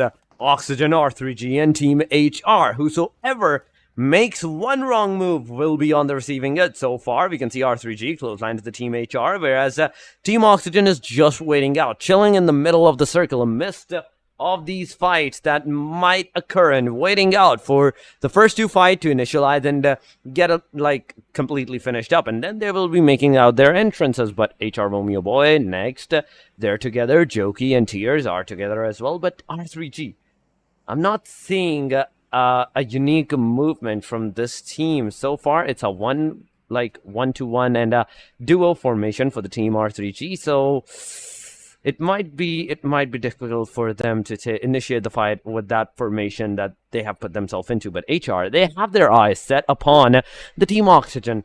One player was already spotted, but whosoever takes that initiative is the bigger question. So far, I can see the circle is also going to form in 20 seconds. So next circle will decide many of the things, majority of the things, whether the Team R3G or HR is going to take the fight, or they will disengage into the fights and move inside that circle whatsoever. In 10 seconds, the circle is going to form. Oxygen, Hunter on the initiative, on the front line, waiting out for any of the teams that might invade their angle, and they will take them down. But there we go. Circle has been formed. Oxygen, every single player, and I repeat, every single player is in the circle. Now it's up to the teams R3G and the Team HR to initialize and make their way inside of that circle. HR so far throwing some smokes and making a virtual cover for themselves where they can utilize that to get inside of that circle. But will Oxy let them happen? Will Oxy let it happen or not? R3G on the same side. They're just waiting out that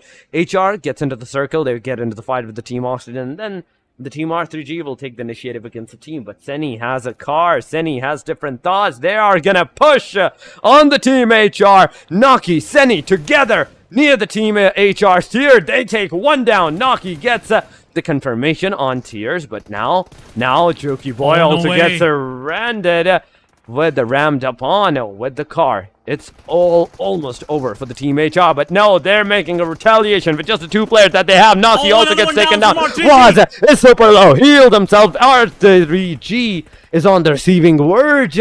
Seni comes in and he gets the completion on the Team HR, but with the 1 elimination of the player, Naki is still survivable. He still can survive. 58 seconds before the circle ends, before this stage also closes up, but Seni throwing all the smokes. It can be a potential winner for the Team R3G because of their momentum, because of the way that they are regressing. System coming with the car engagement. No, it's not gonna happen. Seni takes him down. R3G, what are you guys doing? You are on another rampant. System is also eliminated. 11 elimination. It's a 3 versus 2, or it's a 2 versus 2. In fact, Waz and Seni are the only 2 hopes. Seni moves forward and Les has a grenade in his hand, but Hunter, leave the car, take the fight. Now he does it. Hunter has a grenade. It can hit the spot. If it hits Seni, it's going to be over. But no, Seni dodges it. Was slowly and steadily creeping up from a different angle. He has a chance. He has the perfect angle. He has the perfect opportunity to take Hunter down. And if he does that, it's going to be all over for the Team Oxygen from that point onward. But Was, he's slow. He's waiting. He's waiting for the other team to make the move first, so they can be spotted. But there we go. Waz did some damage on the Hunter. Hunter is forced to retreat into the back lines. Now, go to the position of the Team Oxygen is known. Seni takes Endless down, and now it's a 1v2. Hunter is the final hope for the team, and R3G has the potential winner, chicken dinner almost in their clutches, but there is still one wall, and that is a Hunter. Hunter, will you be the wall, or will you be rammed upon by these grenades? Yeah, we'll see some more utility use coming from the side of R3G. Seni and Was still oblivion of this fact where Hunter is exactly. Was somewhat have an idea. The player is on his western side, and now R3G, they are slowly and steadily moving in. Seni going in with his PP Bison. That golden PP Bison. Hunter standing up, takes down one. It's a Hunter versus Vaz now. It's a 1 versus 1. buggies in between both of these players. And a shotgun, and Oxy will get the winner with a chicken dinner. What an outstanding fight from the side of Foxy, not giving any opportunity to the players of Team R3G. And what a fight back from the side of R3G, I must say. They were cornered. They've been, trying to wrapped up by the side of Foxy with the buggies. But still, Oxy coming back with a banger. Hunter with a 1v2 at the end confirms the 2 elimination and takes his team to 20 points. We'll get back after a short break.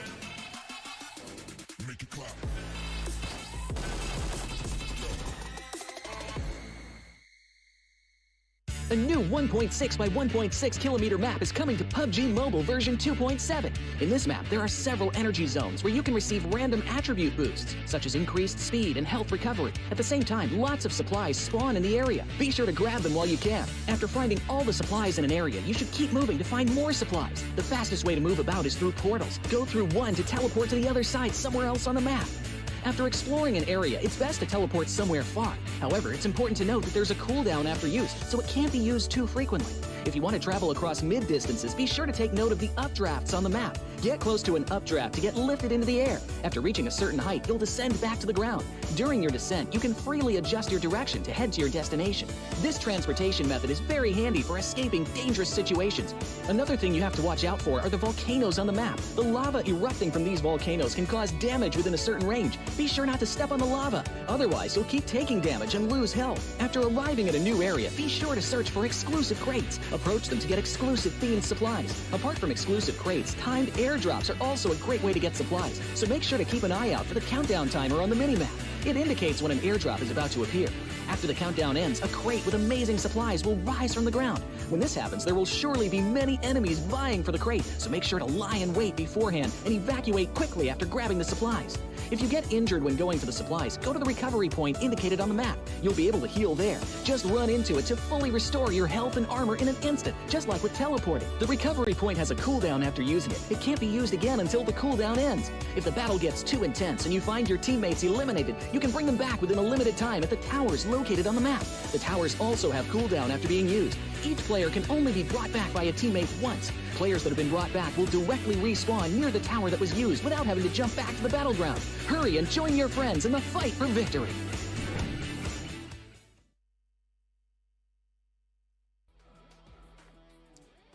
Welcome back, guys, after this short break. And match number 3 came to its end. And Team Oxy didn't let that chicken dinner skipping out of their hands, because R3G was pretty ready for grabbing some juicy chicken dinner for themselves. But match number 3, another underdog team, which we were least counting on getting the chicken dinner for themselves. And what a match by HR, what a match by R3G. A good comeback, I must say. A big GG to both of these guys. But let's have a quick look at the MVP stats. Torix, welcome back once again. 5 eliminations it is. 722, it's R3G's IGL. Vaz with the 207 healing, 5 knockouts, 2 assists, and 25 minutes of survival. He did clutch on the players of XG, but couldn't clutch the final one, I must say. GG's once again. GG's to this guy. Vaz, 5 eliminations for the team. 722 damage, but still, Essen, the engagement the player did, nice work. Is amazing. And look at that, even Senior has done some incredible jobs. 4 eliminations, 737 damage to the player. Team HR staying in the middle with the 3 eliminations. They turned it in 23 damage. Then comes Team Oxygen, SF TDM, 4 eliminations, 660 damage to the players. But at the very end, there's also another player of the Team HR with 4 elimination to the player's name, 483 damage. But I'm seeing majority of the teams and the top players, they have secured almost 4 to 5 eliminations. We haven't seen like those 7 eliminations, 9 eliminations from the first match, after the first match, in fact. And I want to see those aggressive stances where a single player gets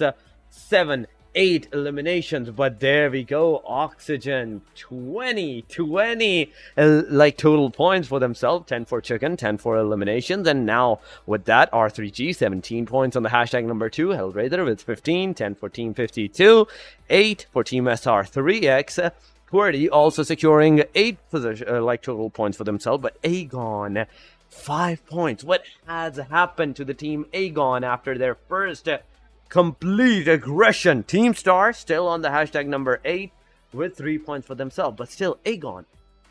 In the past 2 matches, they have not secured at least even 10 points, Essen.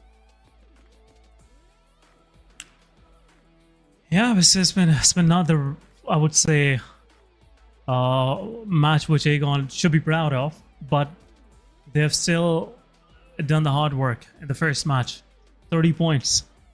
They're really paying the dividend now, but still they're finding something for themselves. 7 points in the previous match. 4 points in the previous, 7 in this one, and 30. So it's still going a pretty good average for themselves. It's just 3 matches. But talking about the second page, we have XGeneration here, an early exit for them. But let's have a quick look at the overall ranking. We have Aegon Excited right now with 99 points on the first spot. We have Regicide with 85 on second. So they're pretty much, working on their numbers. In 3 matches, they confirm 29 total points for themselves. Magnus with 26 points. So 77 to their name, 7th element, going pretty steady, 72 for them. Red Death with 56, 8 elimination points, 10 placement points, 3 matches, not going that well for them. But HellRaisers with 48 now sitting on 9th spot, very close to the top 8 positions. And XGeneration as well with 48. Team Star with 45 points. Team Star is also eyeing for that top 6 positions. 141 with 40. We have Team Top with 39 points. AMZ XH2 with 37. Team QWERTY with 14 points overall in 3 matches. They are sitting at 35 points now. Same for Skyline. So Skyline, their day is not going that well. It's just 12 points to their name, and they're sitting on 35 points. You gotta perform way better than this. I have pretty high expectations from them, I must say. But top 16 it is, where all these teams struggling their way towards the South Asia Championship. Top 8 is the main goal, and also the championship. But championship is slightly out of the reach. R3G right now fighting back. I'm really loving that. But the rest of the teams, it's a far cry for them. Match number 4, Miramar it is.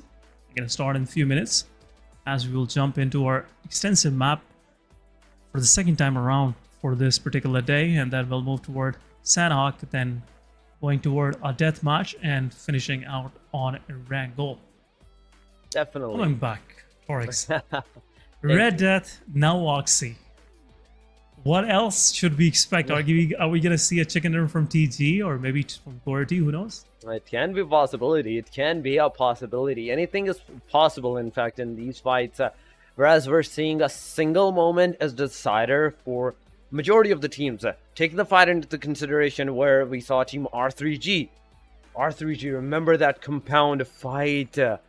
They had the lower edge, but in a split second, in a single way, the last player came with a clutch and completely wiped out the other team. Got the 4 elimination, not with a single elimination on his own team side. But still, we are down at the first day halfway point. The first 3 matches have been concluded. Now, starting from this point onward, the momentum that the team had to set for themselves for today has been already set. Now they have to play with the mentality, whether they are going to go with that aggressive stance, and a quick decision in the minds. A quick decisions, whether they want to take the initiatives, the fights for themselves, or they want to retaliate back and stay at a safer side.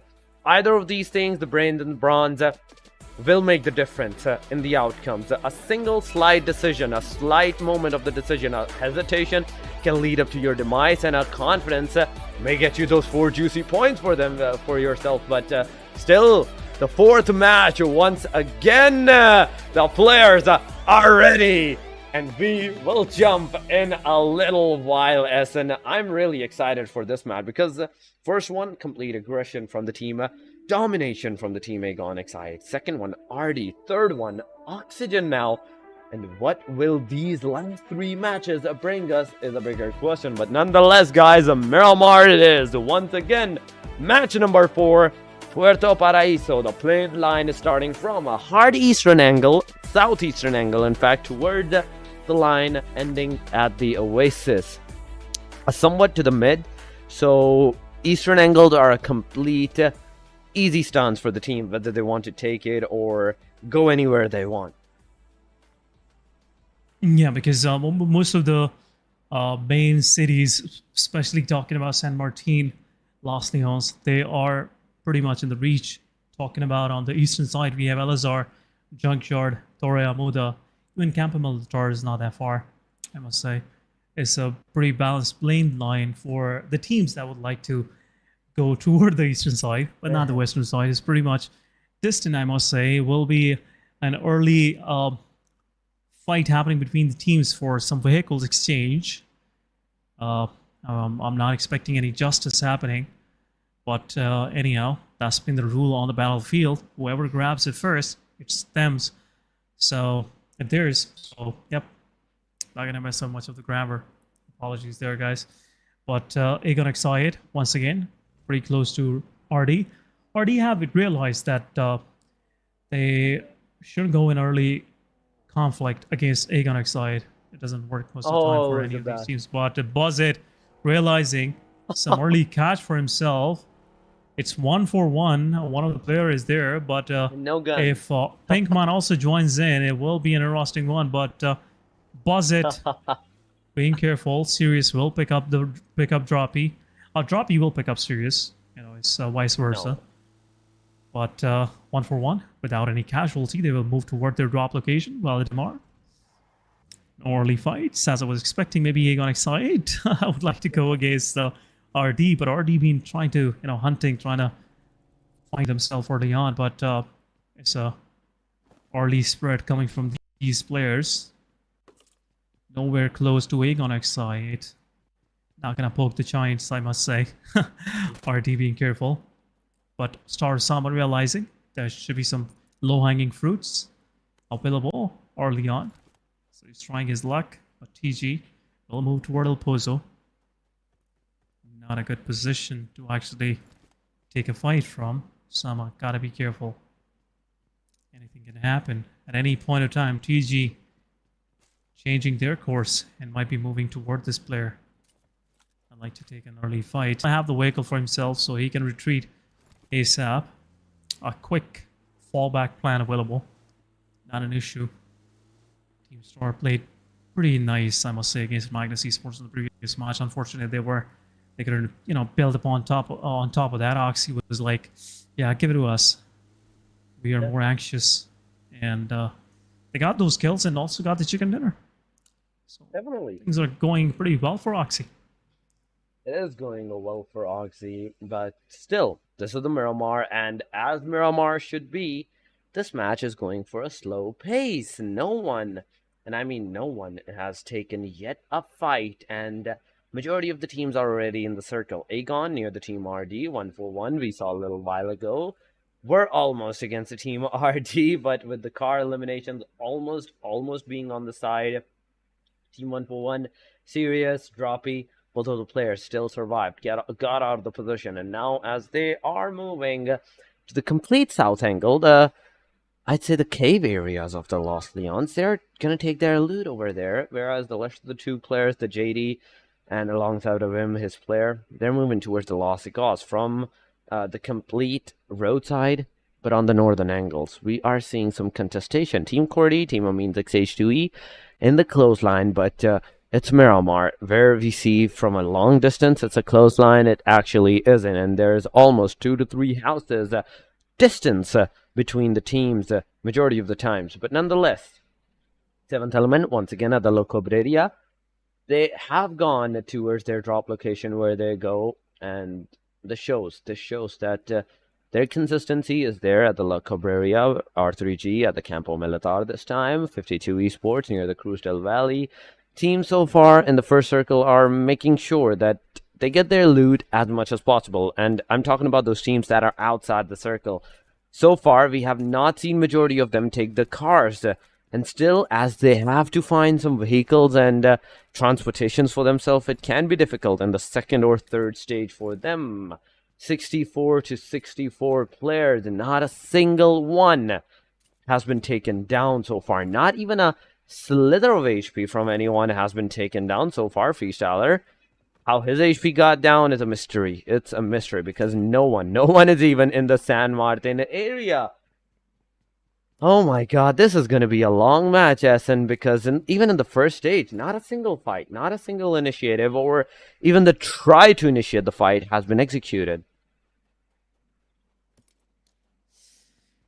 No early fights.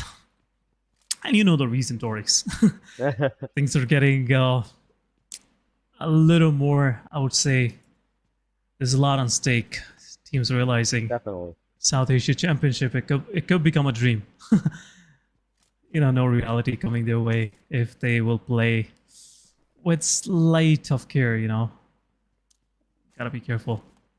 Once again, I've been using this term again and again just to remind these players how important it is to make sure that they can keep that consistency, at least keep it like 6 to 8 points a match. If they want to play in South Asia, I just want to pounce on that extra, cash available as a prize pool in that tournament as well. And also the pride, The main thing is pride. You are the only representative from your region. Only out of 60 plus teams, you get qualified to PMPL. Gotta play in top 20, and then from there you get qualified top 16. From there you get qualified top 8. And then moving into South Asia Championship. Yeah, a lot of qualification. Yeah, it's just a long route. But once you go through all this process, all this struggle, you value every point, every instance. Just like Zibian is trying to find something for his team, giving some warning shots. They were kind of pretty brutal, I must say. A lot of damage being dealt on the players. Oh, the 52 Esports, the 52 Esports player going straight into the players, and Valud gets taken down. XC Alpha Boy also joins in. Will confirm Valud. Rest of the 52 who will step back a little bit. Not gonna risk it all.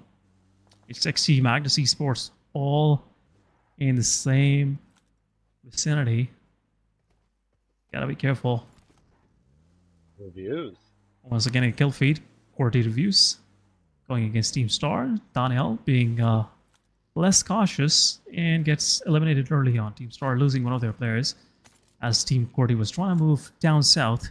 And Reviews once again takes another player down. What's going on? As Reviews is on a manhunt for Team Star. I'm still curious. Two of the players of Star are out. Hunter fueling up his colorful car, ready for that next expedition. Maybe on 52 Esports or maybe MGS, or who knows who gets in the way. But Aegon Excite realizing someone is close by, they might go for that quick round and try to find who is here. But SLX, now they have the circle for themselves. Montenegro it is. Rest of the teams on the eastern side may be happy with the plain line, but wouldn't be happy with this shift. As so phase number 3, where SLX have the total control, Star might be holding their heads. What they just did, they gave 2 of their eliminations to the players of QWERTY. They can have a better chance. Power plant is inside the circle. They will have a strong hold. And would I possibly get toward the final circles as well? But mass migration happening from Los Leones. HR choosing the southern route. Will get inside the circle from Chumasera. Not a bad choice. 1-for-1 doing the similar stuff, similar rotation. Might be 1-for-1 get victimized by HR trying to move inside the circle. But no team has left for the lobby. 52 losing 2 of their players. Star losing 2 of their players. Things are kind of slow, Torx. It is slow, but I'm still in the back of my mind, still thinking about the circle. It is a tease to every single one of the team. First of all, it goes a complete southeastern side. Now a complete northwestern angle. what just happened from the circle? The teams were going the southeast and trying to hope that the Los Leons might be the ending circle, but no. Circle is going to go northwestern side. And now every single team that is in the Los Leons or its vicinity in the roundabout, now they have to once again do their rotations and take the circle for themselves. I mean, XH2E in the clothesline of the circle. In the clothesline, there's also the team Magnus that might be moving their way, and they will get engaged into the fight, because so far, means XH2E trying to hold out their position with some grenades. But QWERTY Khan, what are you doing? Getting out of the car as it's moving. It's a risky move. Team QWERTY, one player is down, and the team that did got the first two initialization, the eliminations against the teams, they're the ones right now knocked out. Oxy on the other side taking the 5, Steam Star Sama taking the Hunter down, the 7th element versus the team R3G. Constant 3 to 4 different angles are finally happening, and as the stage 3 forms up, it will be even more of a disaster. But Naki does the same thing as the team QWERTY Khan does. Gets out of the car in a no way, hurry, R3G, but look at that, 7th mistake. element taking down Seni. It's a confirmation from the Oxy Endless side. 7th element, Goku bought the kill. The elimination has been stolen. Divine trying to take down the last guy, and it's over for the team R3G. At the hashtag number 16, the first team to get eliminated is the team R3G this time around. But Magnus is also on the receiving edge. Team means XH2E. Rahman has been also eliminated. 52 outside the circle. Star outside the circle. Oxy is also outside, and as we are talking about Team Oxy, there's also the Team HR that is outside. But JD, he will get Malik's elimination. But the rest of the team, they're in the circle. And now, it's going to be a difficult task for the rest of the team to get inside of that circle, as Team Magnus is waiting out for them.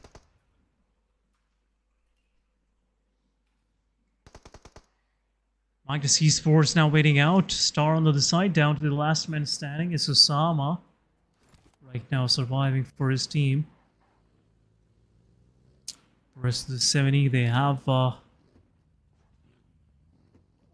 they're a hell facing power grid for themselves. 7th element, they have that maze kind of area to their name. I don't know what it's been called. It looks like a ghetto to me, but we'll see. Try to increase my knowledge.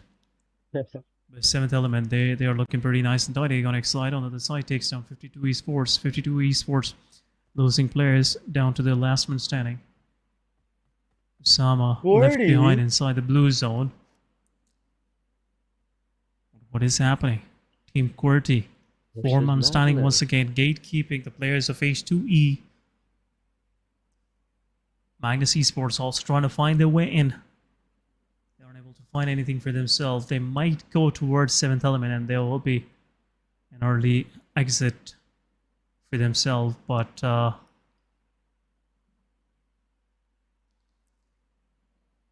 circle is quite unorthodox, I must say.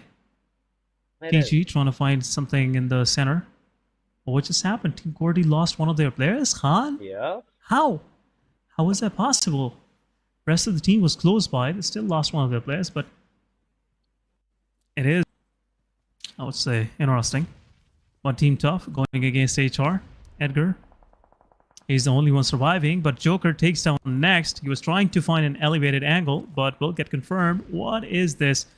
What was that mistake, I must say? But Romeo Boy in the open will try to fire.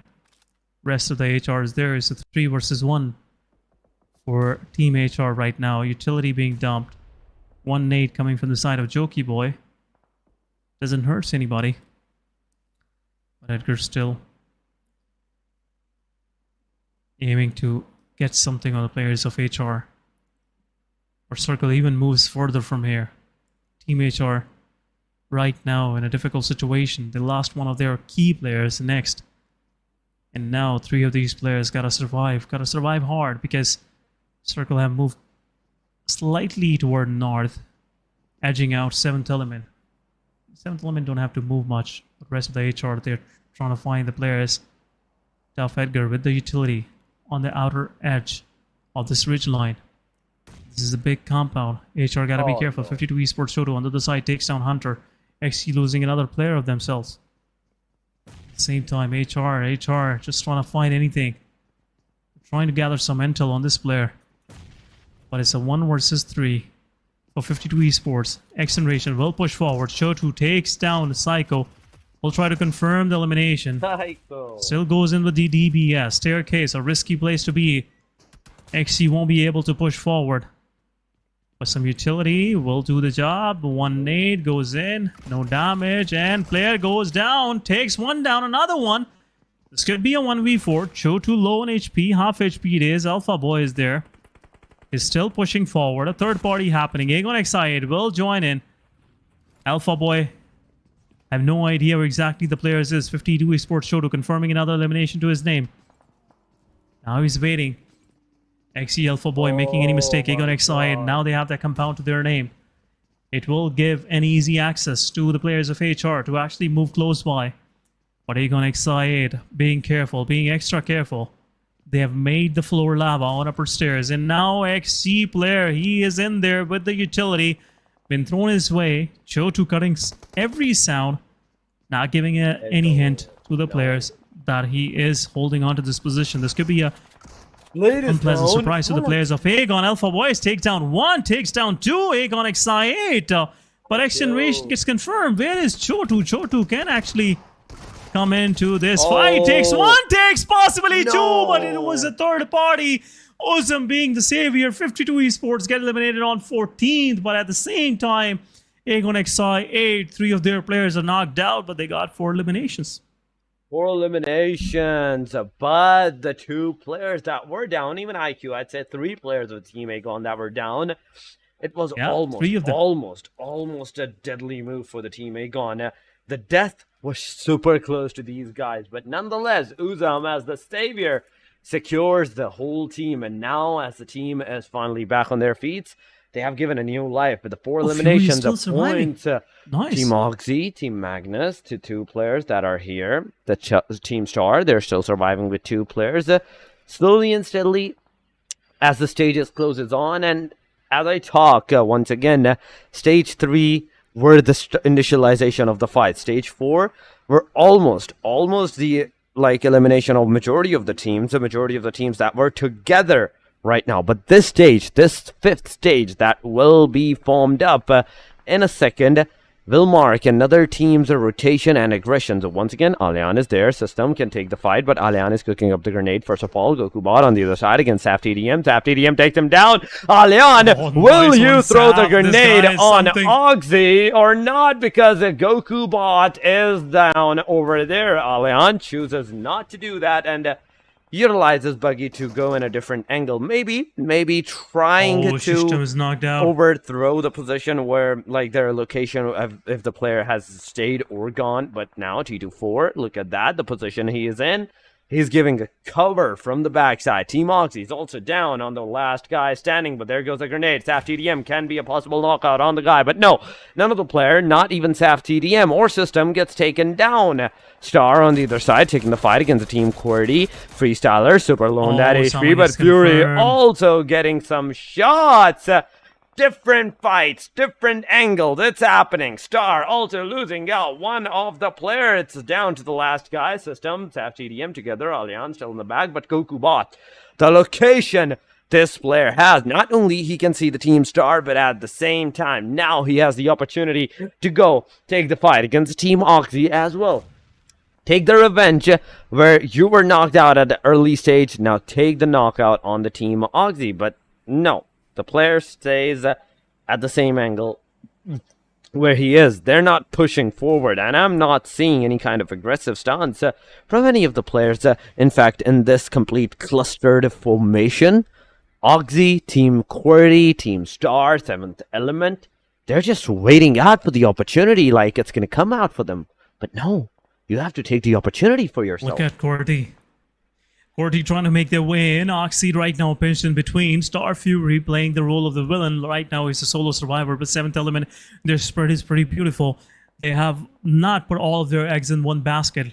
Just like Oxy, System, and Saf DDM, the only 2 players are surviving. And Molotov goes in. Oxy not getting any burns right now, but System low on HP. On the back lines is Reviews and Freestaller trying to gang up on these players. Allianz slowly and steadily closing in, but in the kill feed, Aegon excited, Blades take down Maxi. AMZ is out. Blade confirms their Rex as well, and AMZ an early exit to their name. HR couldn't confirm those eliminations, but still, they gotta survive. Fury low on HP. He's trying to take that fight. Blue Zone will take his health and will get him confirmed on 12th spot. But slowly and steadily, Team QWERTY moving in. They have smelled that something is happening around here, which could possibly grab some interest. But Voltrix getting a lot of damage from Allianz. Rest of the 7E slowly and steadily closing in. Oxy, as they were pinched now, they can actually pinch Team QWERTY. They can make some angles, but Blue Zone it is that is making things difficult. T24 on the other side, taking down Bablu Droppy.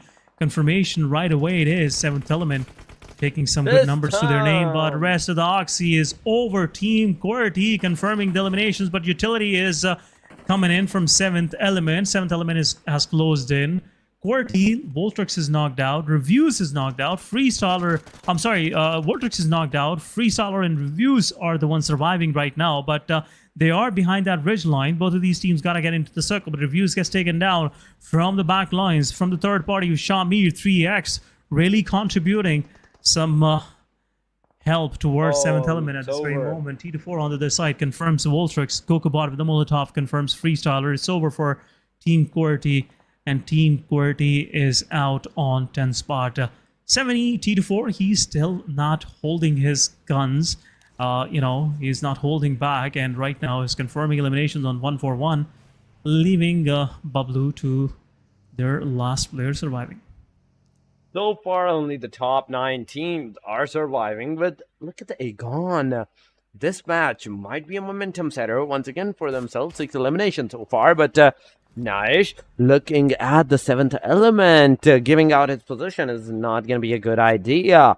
Team SR3X, they have been spotted. Knight gets some shots on himself, but not the knockout, not the damage that the Team 7th Element, in fact, was looking for. But Goku Bot on the same side, he's thrown down. He has some virtual covers and some solid covers of his buggy. But SR3X and RD, the position that both of these teams had, 7th Element cannot go anywhere. They have to take at least one fight at one angle whatsoever. Nonetheless, what they are going to do is going to be of uttermost importance because they're outside the circle. They have to move their way in. But HR taking down one of the player of the team. Tough. Falak also doing some shots on Romeo Boy. Super low in that HP Romeo Boy is. But nice. He gets taken down. Divine rushing on the team SR3X. MG3 in his hand. T24OP on the other side. Gets a confirmation. RD, they are coming from the back angle. Divine has to push it. You have to go. You have to push, but no. Goku Bot also gets the elimination. Shahid takes down Shahmir Boy. RD. It's all RD. It's all RD. 2 players down of the team SR3X from the RD side. 7th Element, Divine being the guy that was in the close range of the team SR3X takes him down, and it's over for the team SR3X at the hashtag number 9. Top Joker Sir taking Magnus Finney down. Joker Sir, in fact, taking Zebion down, and it's over for the team Magnus as well. A single Karsh burst. It's over for the team Magnus, and now, as we were seeing in a moment ago, 9 teams still in the match. Now it's 7 teams with just the 20 players, and the circle is in the completely open vicinity. SLX, TG, they have some compounds for themselves. 1-for-1 Bablu have the gas station for themselves, but what about the rest of the teams? Do they have some like areas that covers or not? Or if they do, what particular cover do they have? As RD in the backline still have the houses for themselves, but 7 teams, and this is only the 4 teams that we are seeing in our screen. 7 teams still surviving. 7th Element with 2 of their players standing right now. On the other side, Team SLX, 4-man standing. Aegon XI8, 4-man standing. Team Tough is surviving with the whole squad, and RD at the same time as well. Aegon took some shots from the long ranges with Mini 14, but at the same time, RD recovering back pretty handsomely. No casualties recorded so far. But SLX, Recon Noob, he's making a mistake right now. He cannot aggress like that. He cannot stay on that alleviated angle. And I was thinking, what was the reason why he was doing so? Because it's a warehouse on the back line. Janaza on the side. Confirm Edgar. Confirms Joker. Is down to 2 versus 1. Janaza might confirm another one. A Molotov being thrown. Tarzan is there with the utility. Will confirm Janaza. And this petrol pump, this petrol station is for Tough now. It's the name of Tough now on this petrol station. But Aegon XI slowly and steadily closing in. Some more shots coming in. Felix takes down Zigsaw. 3 of the players of SLX just down within an instance. What is going on, SLX? Been a paper wall against the players of Aegon XI8, and now it will give some opportunity to the players of HR Jokey Boy to survive for quite some time. But he got across the road. Destroy is the last one standing. Thunderclap is the last one in the smokes, and Aegon XI have somewhat an idea where the player is. Utility being dumped. Thunderclap is out on 6th spot. Top 5 it is. 7E. Divine it is. Aegon XI will mark a finish to these players as well. Still. Aegon gotta move inside the circle. RD now the target of every team because they have the better part of the circle. Tarzan confirms Alian. It's almost an end to the players of 7E. At the same time, Joker Sir trying to confirm some players of RD. Alian gets confirmed. Tough Tarzan gets the kill. Pusm confirms Divine, and it's over. We are down to top 4 teams. And now HR Jokey, last one standing for his team. Blue Zone is on his back. Aegon gotta move forward. Blade is knocked out. Team Tough trying to make their way in. They have put their camp right in the open. Uzum can actually punish Edgar for making this mistake. But Jokey Boy, how would he survive? That's the big question. Team Tough not even clearing their back angles will give some kills to the players of Team HR. But Aegon XI IQ goes right to center, takes a circle for his team. So far, only the 4 teams are surviving, but RD nice one, Uzum with that amazing shots on the player. Nice shot. Gets down. The Tough Edgar on the backside takes Uzum down. Aegon right now is on the receiving edge because Pollock is also super low in that HP, but tap fires. The mini 14 Joker Sir. You were this close, but yet this far from taking Shahir down. But Uzum on the other side gets the elimination on himself. Aegon XI now almost struggling with just the 2 players right now surviving. 1 player has to even give out the revival on the 3rd player. But will that happen? IQ in the closest vicinity. He's taking the fight, whereas Fulla gets back up once again. RD, if IQ had the utilities, he could have taken someone down, but no, RD says no and throws a utility on IQ. He's down. Tough Edgar takes the elimination on Team Aegon, steals the elimination from the Team RD. Team Aegon now struggling because not only they're down to the last 2 players, but they're against 4 different teams. 3 different teams, in fact. Including them, it's going to be 4, but Aegon XI Pollock takes Edgar down. It's once again Aegon standing firm in their vicinity, in their position, taking the fights against the teams. Tough Thor on the verge of being eliminated. RD can help. The team Aegon, but the car burst down. It did not do anything. Tough Tarzan taking Fullock down. It's up to Blade. Backline. Team RD takes a Joker Sir on the confirmation. Now Team Tough is also down to the last guy standing, but Fullock comes in and will there be a rev? The answer is yes. Tough is out during that time. 13 eliminations so far for the Team Aegon, but he's giving out rev in the complete open. There goes a grenade, and it's over. Team RD!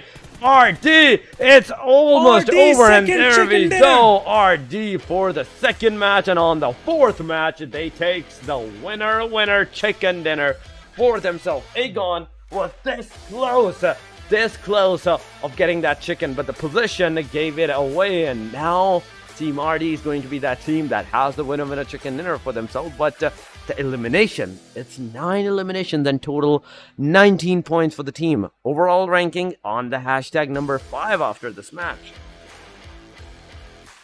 They are #5, 19 points. Another outstanding match. One match they got 17. Next one they got 19. I'm pretty sure the progress is moving forward. But we'll go on a short break, guys. We'll be right back.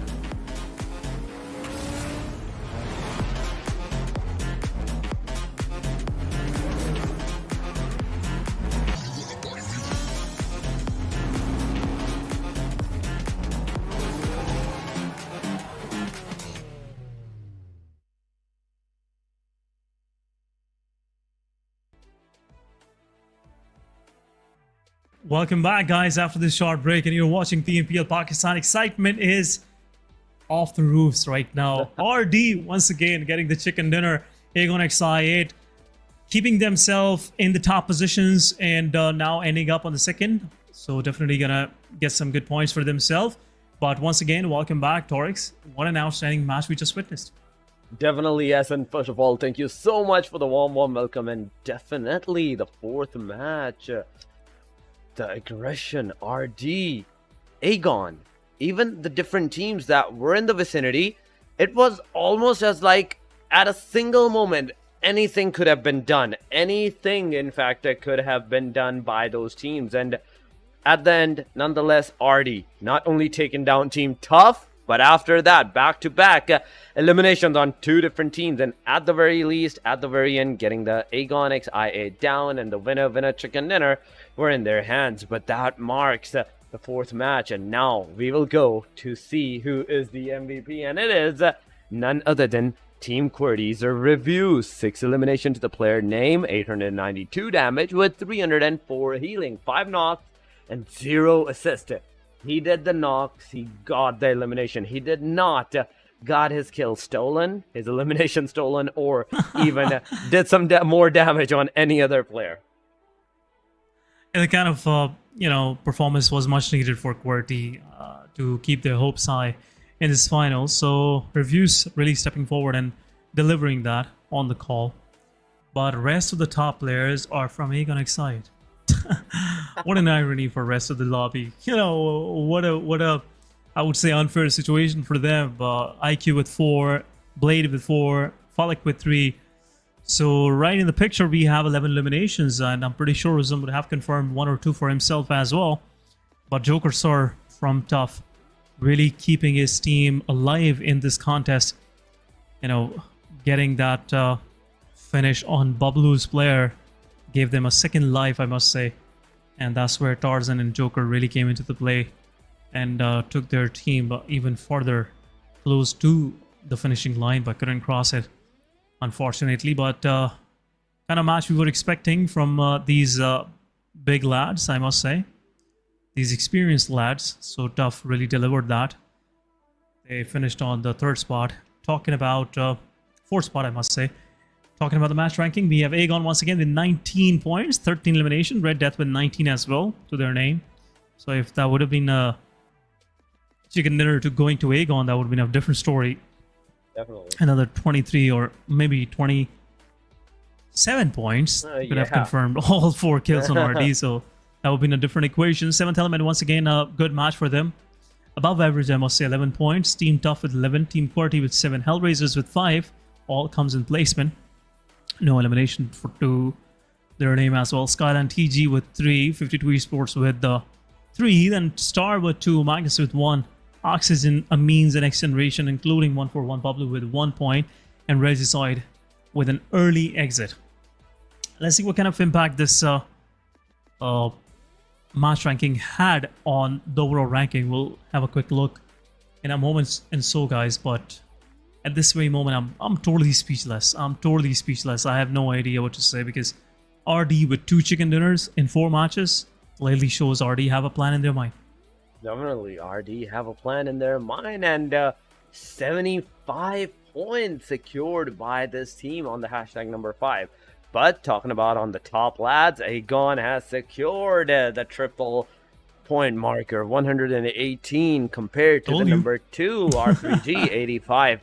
85 points to the 118. That is almost 33 points difference, in fact. SN from the top position, 7th element right behind them with just the 2 points difference. After that comes the 4-point difference. Magnus 9 to 79, 75 for the Red Death. SR3X 57, 56 for the 52. But HellRaiser, they're on the 53. So from the top is a different story. But after that, from the 2nd point onward, once again, I'm having a deja vu from the week 1 and week 2 where Aegon were at the top and the complete other fights were from the 2nd position onward. But on the hashtag number 9, 51 points, Team Tough, 50, 49 for the XGeneration, 47 for the Team Star, 42 for QWERTY, 41 for Bublu, 39 and 38 for Skyline, X-Amin, XH2E, respectively. But it's still the start. There are still the possibilities for the teams to make the comeback. It's just, even on the 2nd page right now, from even 14th position, it's just one good match, I'd say, distance for those teams to secure their top first chart ranking, where they can get in the top 8, even 6 or 7 position for themselves. But it depends how they're going to secure the points and how much are they going to secure, because from the top of the 2nd page, it's 51, and at the bottom, almost on the 17th position, it was 14th position, it's 41, so at least 10 points difference. But match schedule, once again, 4 matches have been concluded. That means the match number 5, once again, it's Sanhok. It's the early stages fight match where we have to see, where the teams, in fact, have to get into the fight no matter what they do. If it's the first circle or the 2nd, it's up to them whether they're going to go into the fights or not. That's up to them. And we are about to step into our 2nd last match of the day. Is Sanhok once again. An interesting end we possibly should expect to this day. Right now I'm seeing Team Tough, Team Oxygen really struggling for that top 8 position, and somewhat HellRaisers, they're pushing along. They're like, yeah, just give us some more chance. You know, we'll prove ourselves. You know, give us one more chance. And they're finding those 5, 6 points regularly, even though they have a bad match.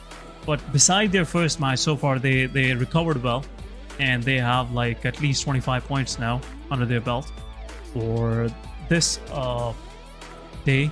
It's the 2nd last match, so I'm really expecting them to actually come forward with a better and stronger approach. But anyhow, let's see what happens. Talking about our match, here we go, guys. Playing line, more of diagonal, cutting the map 45-55. I would say 50-50 because I won't include water. It's not playable, guys. So 50-50. No issues with dropping off where you want to go. Aegon Excited once again going toward Hothin, pretty close to Camp Alpha. Would love to see 7 element trying to get something out of Aegon. Just, you know, just ride on their nerves. At least ride on their nerves, you know. Don't let them run away with first spot this easily. I want Magnus Esports to strive their level best to actually go contest Aegon Excited and Hothin and get some, you know, early success for themselves. But some flash drops happening. I'm getting some early gun sound, some gun violence between QWERTY and Oxy. Both of these teams kind of going in an early skirmish. Looks like a personal vendetta to me as well, Torix. We'll see what happens. QWERTY really retreating back, just trying to find a solid footing for themselves to actually start their fight on. Oxy, they are pretty spread out, nice and tight. Saf DDM, I love this guy. Would love to hear from him about, you know, if he hear this clips, I would love to connect with this guy. I want to see what's going through his mind, because this guy is something. He thinks pretty unorthodox, you know, pretty different from his whole squad. Whole squad is going one way and Saf DDM goes another way and still gets success even though he goes solo. He is that initiator. He is that guy who likes to take things under control. But what happens? Team H2E versus Team HR. One of the player from H2E is in Camp Alpha. It will be an early success for Team HR. It's a 1 versus 2. Player's position is revealed. Utility in the hands. 2 of the players are pushing forward. Next also joining in. Utility in. Romeo Boy not confirming anything. Romeo Boy assessing the situation. The kill feed. Players take 1 down. Low player damage. Romeo Boy joins in. Knocks out the players, and Rahman is confirmed. First elimination goes to Divine. Unfortunate for Romeo, who was pretty quick with his execution, but still, no success.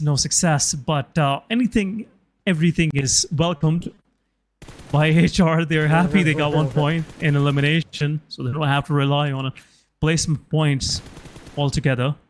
But 70, they're gatekeeping because Circle is pretty much toward the Champ Charlie Island. Divine takes 1 down. Will possibly confirm Naki. Rest of the R3G retreats. There's no way around. Naki might get survive if R3G goes for an aggressive push, but this was the 3rd knockout, so 70 not gonna make that decision. Gokubot confirming the elimination. Last one standing. Roshan it is once again. R3G once again. Starting from a lower bottom position. Definitely. In this very match as well.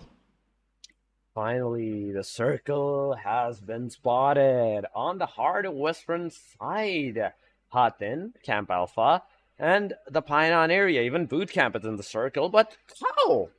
There's 3 different teams. QWERTY, there's Team Star, and I think there's Team Oxygen at that position as well, where they're going to take the fight or not. That's up to them. But already on the complete eastern angle at the Mognai area, contesting that position for themselves near the Team 52 Esports, where they can get into the engagement if they move towards the Camp Bravo side. But majority of the fights at the early stages, we saw everything that happened, but nothing from that point onward. Whereas we're seeing 7th Element going to the Camp Alpha side, but on the bridge. There's SLX, there's another team, 141X of Bublu in the closest vicinity. So not only the 7th Element has a third-party engagement chance, but also, first of all, SLX and 141 has to get into the engagement before that. But SR3X, Aegon XI8, they're together as well. And the early fights against Aegon that you wanted, SN, it may happen. It may, in fact, happen. But System has the shotgun, has the DBS in his hand, and if anyone is going to be going close by to that guy, it's going to be a death wish. It might have been a death wish, but there we go. SAF TDM takes 1 down. It's, I believe, a confirmation, and Team Oxygen, with that 1 elimination to their name, now may force themselves on the Team QWERTY side. But System with the Molotov, he's not going to throw it. Aegon on the other side, fighting against the Team SR3X. Fullock takes 1 down, and it's a confirmation. But now Fullock also gets taken down. Still, Oxygen and Team QWERTY, the fight is getting prolonged as the players are going for a safer approach, throwing the smokes, making some hard covers that the player might not be able to see them. But QWERTY Khan, from the back angle, there comes a third party of the Team Star that has taken them down. Taft TDM now pushing forward with the DBS in his hand, but this player has to first get a helmet, which he does, and now Team Oxygen with the complete squad might. They will be pushing forward, but there's a surprise waiting. If Freestyler is spotted, there is also a shotgun in Freestyler's hand, and it can be one of the other things. But Daniel takes Hunter down. Oh my god, Team Oxygen on the receiving end because the Vultures come for the TDM, but nice no, what a cover for Saft System, in fact, and he takes them down. Now it's a 2-4-1. Oxygen still having a chance to rev up their players, but QWERTY giving that hand to his own player in a split second, getting him back on his feet, once again back to the 2-man squad. But in the backside now they have to be careful because Team Star is coming, but he takes Endless down before he can get that rev. Fury in the back angle, he's trying to initiate the eliminations on the Team Oxygen, stealing those eliminations for themselves, and there we go. Fury does 1 elimination. Hunter also gets taken down, but SLX CG also taking the fight against Team 141. Skull takes the second one down, and QWERTY, the work that they have done against the Team Oxygen, Star takes the fruit out of it, and Star takes the engagement out of the players. But QWERTY now, with the position that they are in, put in the house, it might have been a deadly position. It can be a a position where they have to be careful from how they're going to move forward. Star is a complete squad, and so far they have secured 2 eliminations for themselves. Voltrix is down. Freestyler is giving out that rev, and as the player has been revved, Freestyler might go for the cover, but no, you cannot overpush on the team that is right inside of that compartment, right inside of that house. Voltrix, in the meantime, is going to go for that healing, and once again, as the second stage forms, Team Star, Team QWERTY is 1,400 meters away from the circle. Yeah, it's a long way to go. 1,400 meter circle, slowly shifting toward the northwestern side. But now Team QWERTY and other players down. Team Star, they're really joining in and they're making sure the players get finished. And Team Star, one of the players gets knocked out in the process, but Oxy leaving the vicinity as soon as possible. They don't want to deal with this stress that they've been dealt by Team Star. But Star, once again, surviving with 4 months standing, gets 3 of the players from Team QWERTY, and I guess 1 or 2 from Team Oxy as well. Oxy down to 2 months standing, Shishtam and Sap DTM. Sap, someone, he finds a way to survive, I am pretty sure. But at the same time, Circle A on X side, SRX, 3X, they have found their way in. AMZ on the other side, they weren't expecting HR to join in like that, but HR, 2 of their players are out, rest of the players are here, and Maxi is joining in, rest of the HR is pushing forward, another one down, AMZ losing their players, a third party happening as well. JD is there on the back lines, but still till HR lost one of their players. JD confirming the elimination, 1 utility going their way. This could be an end to the players of HR. Romeo Boy, the IGL is knocked out, utility goes in, JD confirms it. It's a 3 versus 2 now. Tears in next. 2 players surviving from the side of HR. Utility goes in. Rex low on HP. His position is revealed. He gets knocked out. Another player from H2E jumps in, and H2E is out. What just happened? Team HR finishing off, getting 4 eliminations, and HR with 4 kills to their name. But 52 Esports is on the back lines.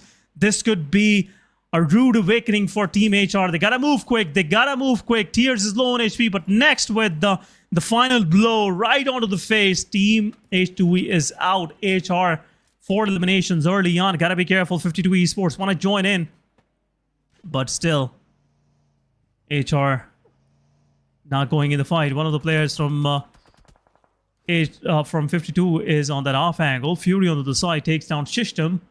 Slowly and steadily, Team Star engulfing 1 by 1 the players of Team Oxy, but on the other side, 52 Esports, they want to grab the final 2 eliminations on HR. Both of these players jump down into the water, playing safe, not gonna risk it. They had a good start. Unfortunately, 2 of the players got eliminated early on, but what a fight back by these players, I must say. There's a fight. The circle has shifted. They're not in water. Toward the extreme western side, where 70 have the shorelines. They're just waiting for anyone to step out of the water and depart them for the lobby while they're still wet, you know. So 7 Element have their plans, and now the circle shifts sorely in the favor of 7 Element. But Magnus joins in, confirms one of the players from Star. Egg on X side, up high. They've been watching Drolin committing this crime in the open daylight, and now they're here to punish Magnus Esports. Drolin retreating back to his teammate Star Fury, going straight toward the players of XGeneration. And now Star realize they have to go into this fight. There's no way around. Players with a shotgun, Fury, half HP. He cannot risk it. Still gotta be careful. Players pushes out. Skull also knocked out. 7E on the other side. It's making things difficult. It's 2 versus 1 now. Tears and next get confirmed. 52 Esports confirms the 2. And it's over. Team Star and Team HR leaving side by side. Star with 8 elimination and HR with 4. What a start, I must say, to this explosive match. 70 have joined in as well. Team Oxy also gets eliminated. And Circle is towards 7th element. It's all in favor of 7th element. Aegon going for the long rotation. They might go across against RD in the vicinity of Camp Alpha. But right now, 70 want to close this chapter. XGeneration could be a pain in the back later on. Reason why is 70 now being extra careful. They don't want to lose their player. They have the man advantage. And if they lose any of their players, this will be a downhill from there, Torix. It will be a downhill from there, but as the stage is going to be for the 7th element, even the stage 3 that has been formed, in fact, yes, and stage 4, in fact, this one, it's completely for the 7th element, the position that they were in at the Camp Alpha, first of all, and now at the shorelines. The circle has moved completely towards that angle. Team SLX near the Team Tough. They might take the fight, but I think it's best to disengage right now and get inside of that circle, because in the back line, there's a Team 52 Esports as well. And if they do come, which they do, Valuth takes Edgar down, and Team Tough also on the receiving edge. Team Tough, Joker Sir, Tarzan, and Thor. These are the 3 guys that are alive, but on the Magnus side, there's XGeneration taking the fight, doing some damage, but 6 only bullets. Psycho, go for the reload. He has to reload first and foremost, but 2 bullets only. The last 2 bullets are done and dusted, and there we have it. Psycho gets taken down. Magnus, a beautiful aggression, but XGeneration Hunter, he's the last guy standing in the singular compartment. He's out, and there we go. Finny takes him down, and it's over. Over for the Team XGeneration on the hashtag number 11 with just the 3 eliminations. We are down to the 10 teams and 30 players.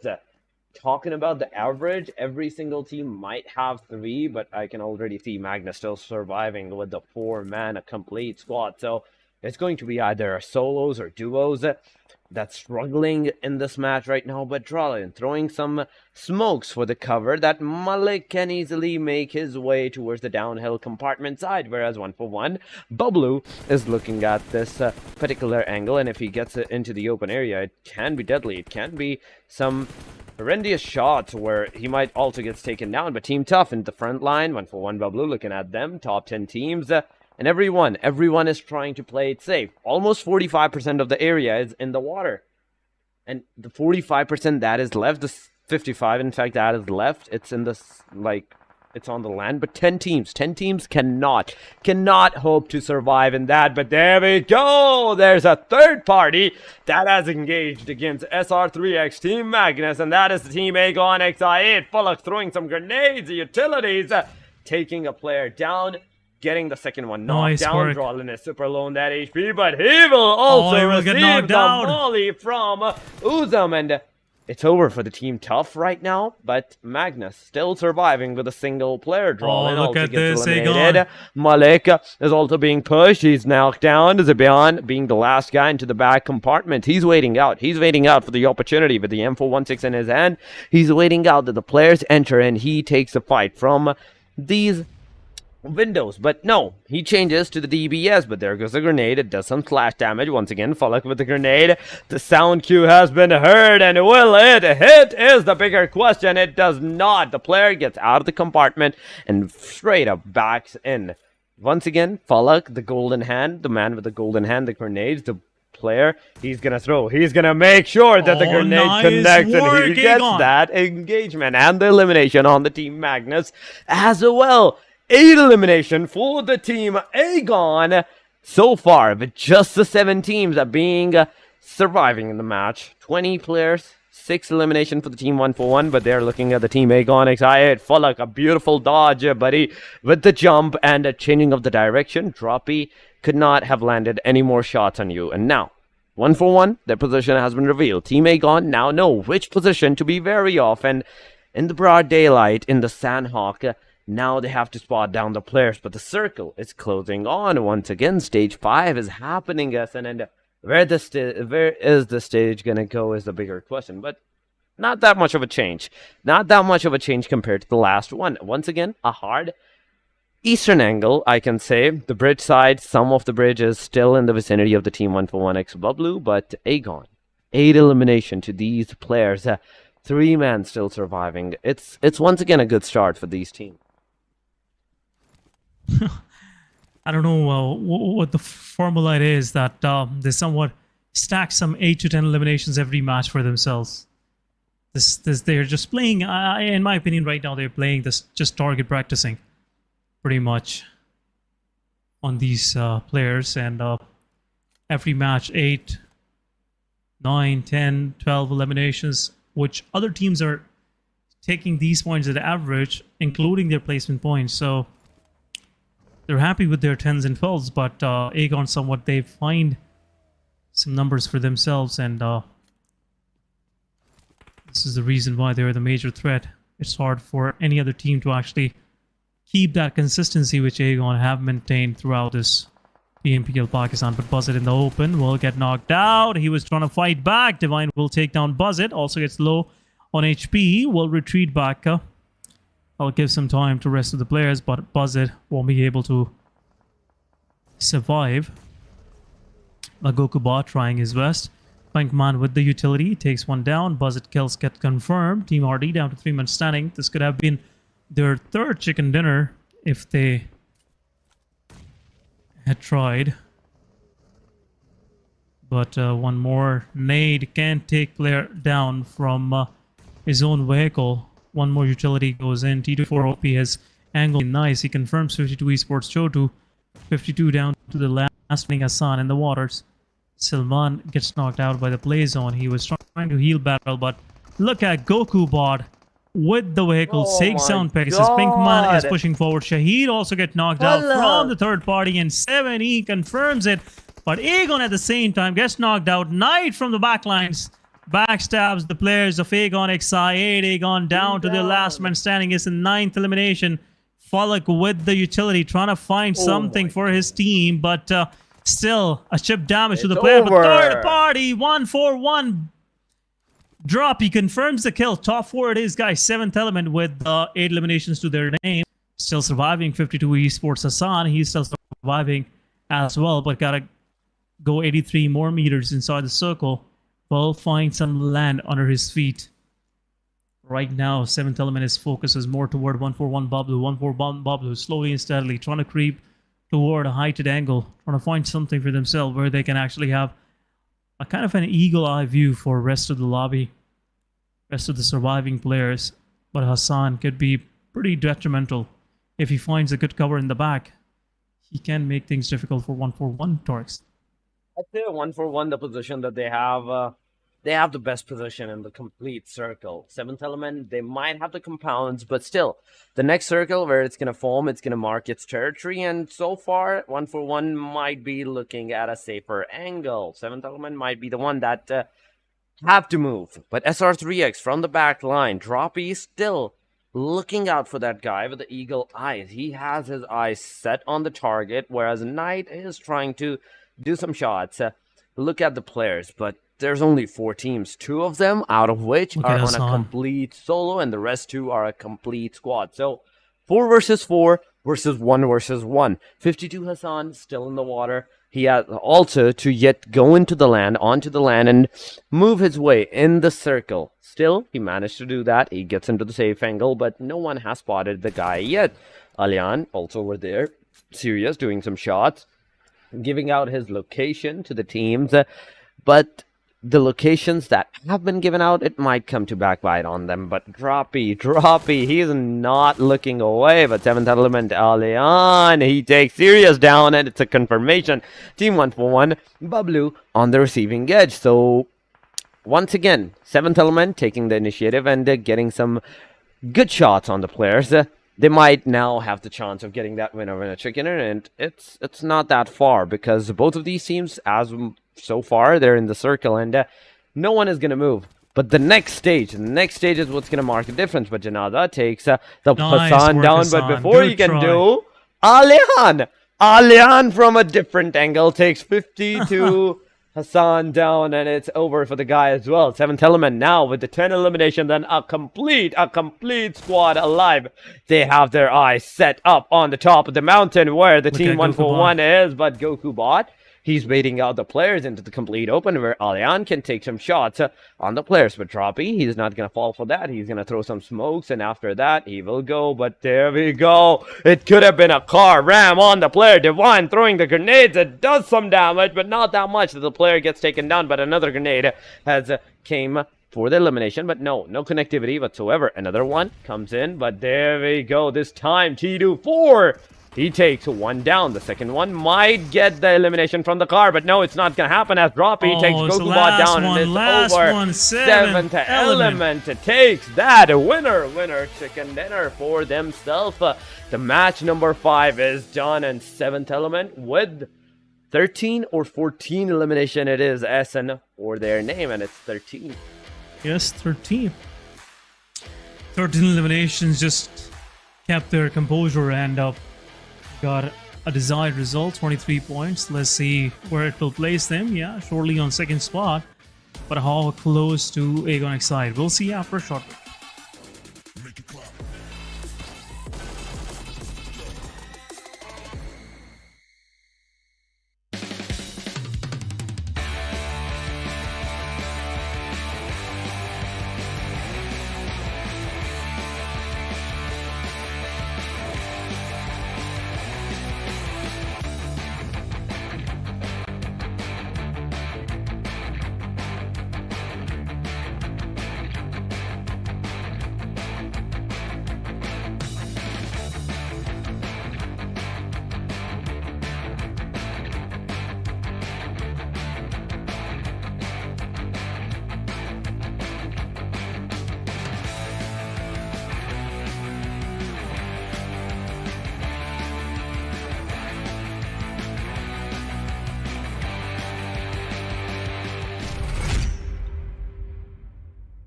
Welcome back, everyone, once again to the PMPL Pakistan 2023, the Fall Edition. Once again, this is Torix, and with me, it's none other than SN, once again, as he is once again getting seated. So welcome, SN, welcome back to the show, and the 5 matches have been concluded. Now means only a TDM match remains, and the 6th and final match. Yeah, absolutely, we are just left with the last match, and now looks like some of unexpected names could possibly pop in the final match as well. But before that, we'll have a quick look at the MVP. MVP will be on our screen shortly. And it's none other than 7th Element's Divine with 6 eliminations, 267 healing, 952 damage, and a survival time of 21 minutes. It was much needed. 7th Element was struggling pretty, in the previous matches. And now with this chicken dinner, will just regain their confidence. But moving forward, top players, it is Torix. Top players, it is SN. But as we are talking about the top 5 matches, it is a good start for majority of the teams. Already, in fact, on top of my mind, they have secured so far 2 winner chicken dinners in the last match. But this time around, 7th Element takes the winner for themselves. 6 elimination to the Divine, but once again, Team Aegon is there. Falak with 5 eliminations, 893 damage. There is 141x. Bablu, Droppy with 7 eliminations, 552 damage. Team Star, Fury with 4 eliminations and 516 damage. And last but not least, another player of the team, 7th Element, T24OP with 3 eliminations and 321 damage to the player. Once again, 7th Element have made sure that they are on the top players ranking. They stay on the top player ranking. And on top of that, the winner of the chicken dinner was also secured by this particular team. As we're talking about the match ranking, 7th Element takes the winner. 23 points for themselves. But right behind them is going to be 141x Bablu, 16 points. Aegon, 12 points this time. So not only they're setting the bars even higher, Aegon is there. Team Star, 8 points, 52, 8 points, 5 for the SR3X, 4 for HellRaiser, and Magnus also securing the 4. But Star, the consistency that even the Team Star is showing, they're still staying on the top pages. Yeah, Star, they're pretty close to the top 8 positions, and now with this kind of performance, will definitely boost their overall morale, and I'm pretty sure Star will come back strong. But somehow whenever any team is trying to close into Aegon XI, they find a way to gather some 10 to 12 points for themselves and keep that distance, maintained, not allowing anyone cross that social barrier, social distance. But anyhow, looking at the second page, it's a total wreckage on the second page right now. Torix, XGeneration with only 3 points, Means with only 2. They got 2 of those eliminations on HR, but the rest of these teams just going with the single points, and some of these teams with not even a single point, 0 points to their name. But moving forward, we are moving toward our PMPL TDM brackets. AS winning from Magnus Esports proceeded forward into semis, and now we will be witnessing Regicide going against Team QWERTY. Will be a heck of a match, I must say. And as I was about to say, we are jumping straight into our TDM, Torix. Into the TDM. Once again, whosoever wins gets to the semi-final. Reviews, Freestyler, Khan, and Voltrux from the Team QWERTY side. But on the other side, there's Team R3G. You have to be careful against that team too, whereas Boss, 420 Boy on the right angle from the Team QWERTY side, and the rest 2 players are on the left angle. So a 2-2 split, but there goes a grenade. He gets a knockdown, and right after that, the fight goes to a 2-0 in the favor of the Team R3G. Even the third one gets a here. They're taking the fight. They're taking the aggression. The R3G with a 3 elimination so far. QWERTY hasn't even a single elimination for themselves. R3G is on a great start. But there we go. Team QWERTY, they're finally making the retaliation. 1 elimination on the R3G, but at the cost of one of their player too. So 4-1. Still a 3-point difference for the Team R3G, but what is going on? Straight up 2 points for the Team QWERTY, and now it's an equilibrium. It's a head-to-head, and QWERTY finally taking the lead on the Team R3G. R3G started great, but look at the comeback from the Team QWERTY side.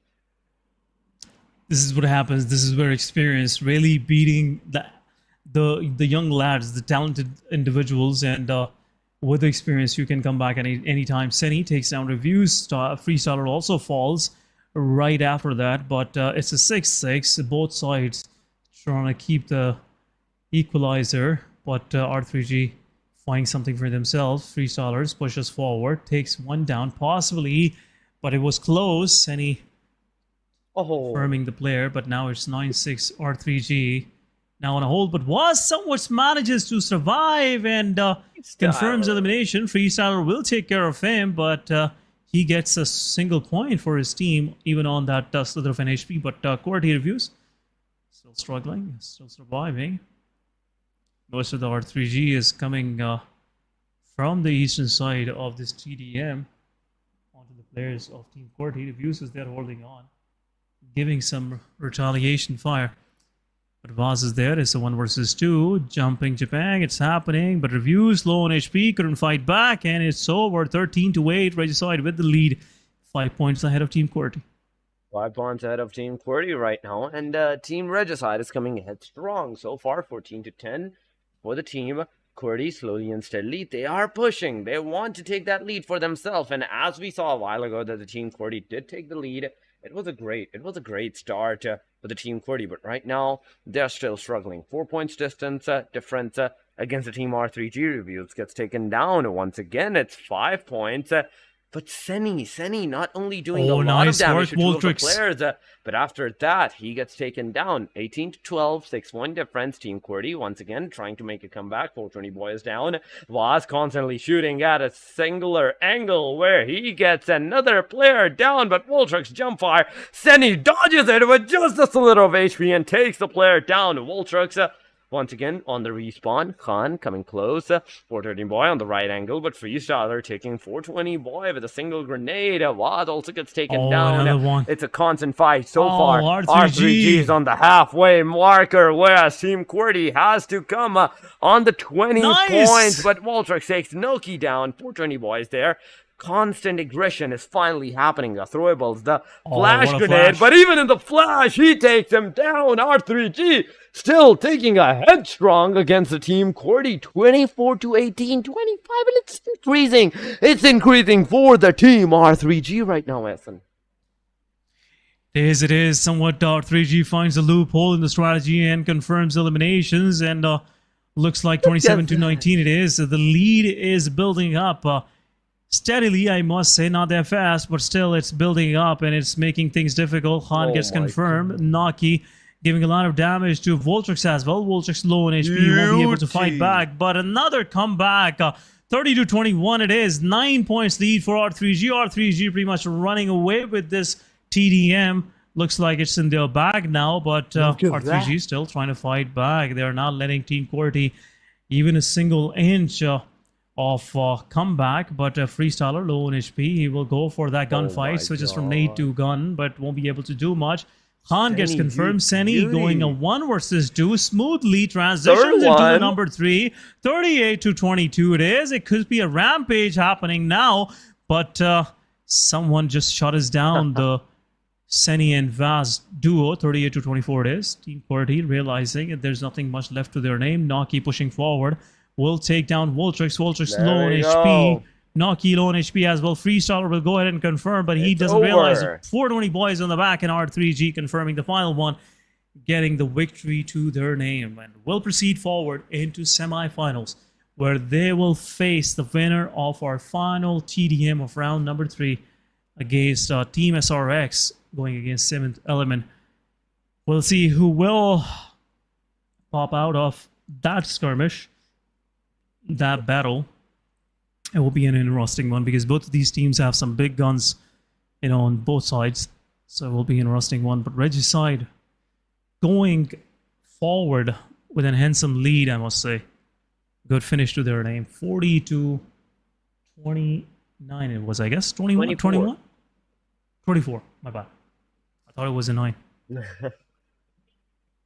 Almost a half distance marker. So almost a 20 points lead. R3G just had the complete match in their clutches. Now tomorrow they will be fighting against a team SR3X or 7th Element, whosoever wins the round 3 for themselves. But for now, for today's, the TDMs are over. We saw Aegon, we saw AS, and R3G right now moving to the semi-final. But tomorrow will mark who will go once again to the semifinals, and then the fight will start against those teams. But right now, the final match of today, it's Erangel. Once again, a resetting map, whereas the teams have to be wary on how they're gonna play the last match. It's Erangel.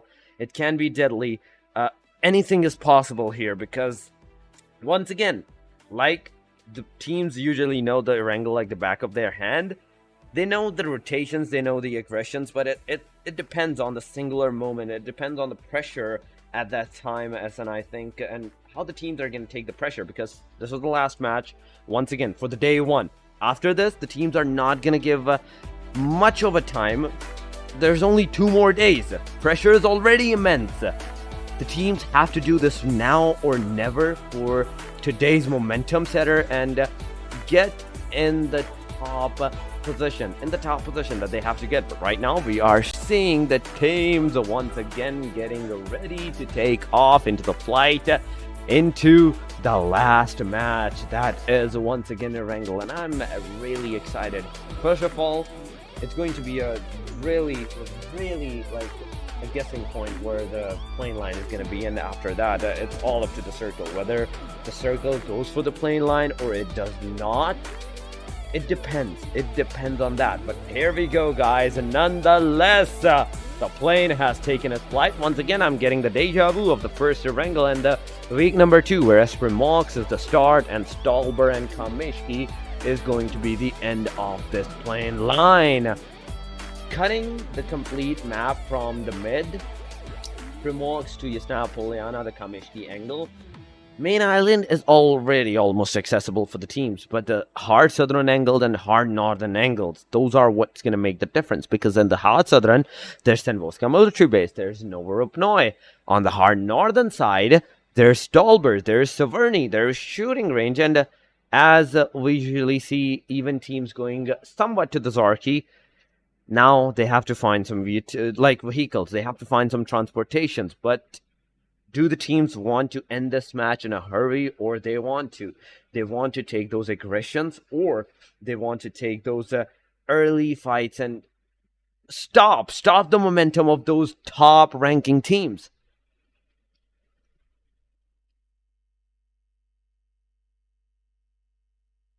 In my opinion, doesn't look like it's going to happen anytime soon. Torix, the way Aegon Excite is cruising forward, and Seventh Element, while they are trying to catch Aegon Excite, they are keeping themselves slightly on a more of a distance from rest of the teams down below, from third spot onward, and it's just only left with 6 more spots. Third down toward 8 spot is just 6 more spots to grab for almost 14 teams. They're fighting for the same thing, but right now looks like talking about this circle is more toward the main island. R3G going to Milta will gatekeep AHR. Also, if someone tries to just get close by to Fairy Pair, maybe MGS or SRX3X, it will be interesting, the passage of Aegon XI8 toward the main island. It looks like no one gonna dare to do so, but at this very moment, I'm pretty sure things will get more of difficult for teams on the main island, because look at the clusters. Everyone is trying to get inside the circle of this final match early on, so they have a chance for the chicken dinner. Most of these teams are still playing with the chicken dinner, and they're not even playing for the fights. They're not even playing for some 8 to 10 points on average points. Maybe Aegon is doing so, but every team right now is trying to finish their day end on a high note. They want to. Every team, in fact, wants to end on a high note, and that is why majority of the times, even in the last match, remember that we're not seeing the teams taking the early fights, even if it was a Sanhok, whereas the first 2 matches, it was a complete aggression. But once again, the teams are in the closest vicinity. Aura means XH2E and the Oxygen, but Endless doesn't even have a gun, and Rex, he has to get out of the car. He takes Endless down, and there we go. The first knockout of the fight is here. But Saf TDM from the back angle, he's also giving up the covers, making sure that the team Amines XH2E also leaves out this position, and it leaves Endless alone in this area. Now, there's a chance that the team Oxygen can go for that rev, can go for that securation of the players, and once again, if they do manage to revive out their player, it can be a 4-man party once again. But Oxygen Hunter, coming from the clothesline of Endless, he did not went for that rev, and now the 3-mans are gonna survive. But will Endless survive is a bigger question, because Hunter has stopped his car right here.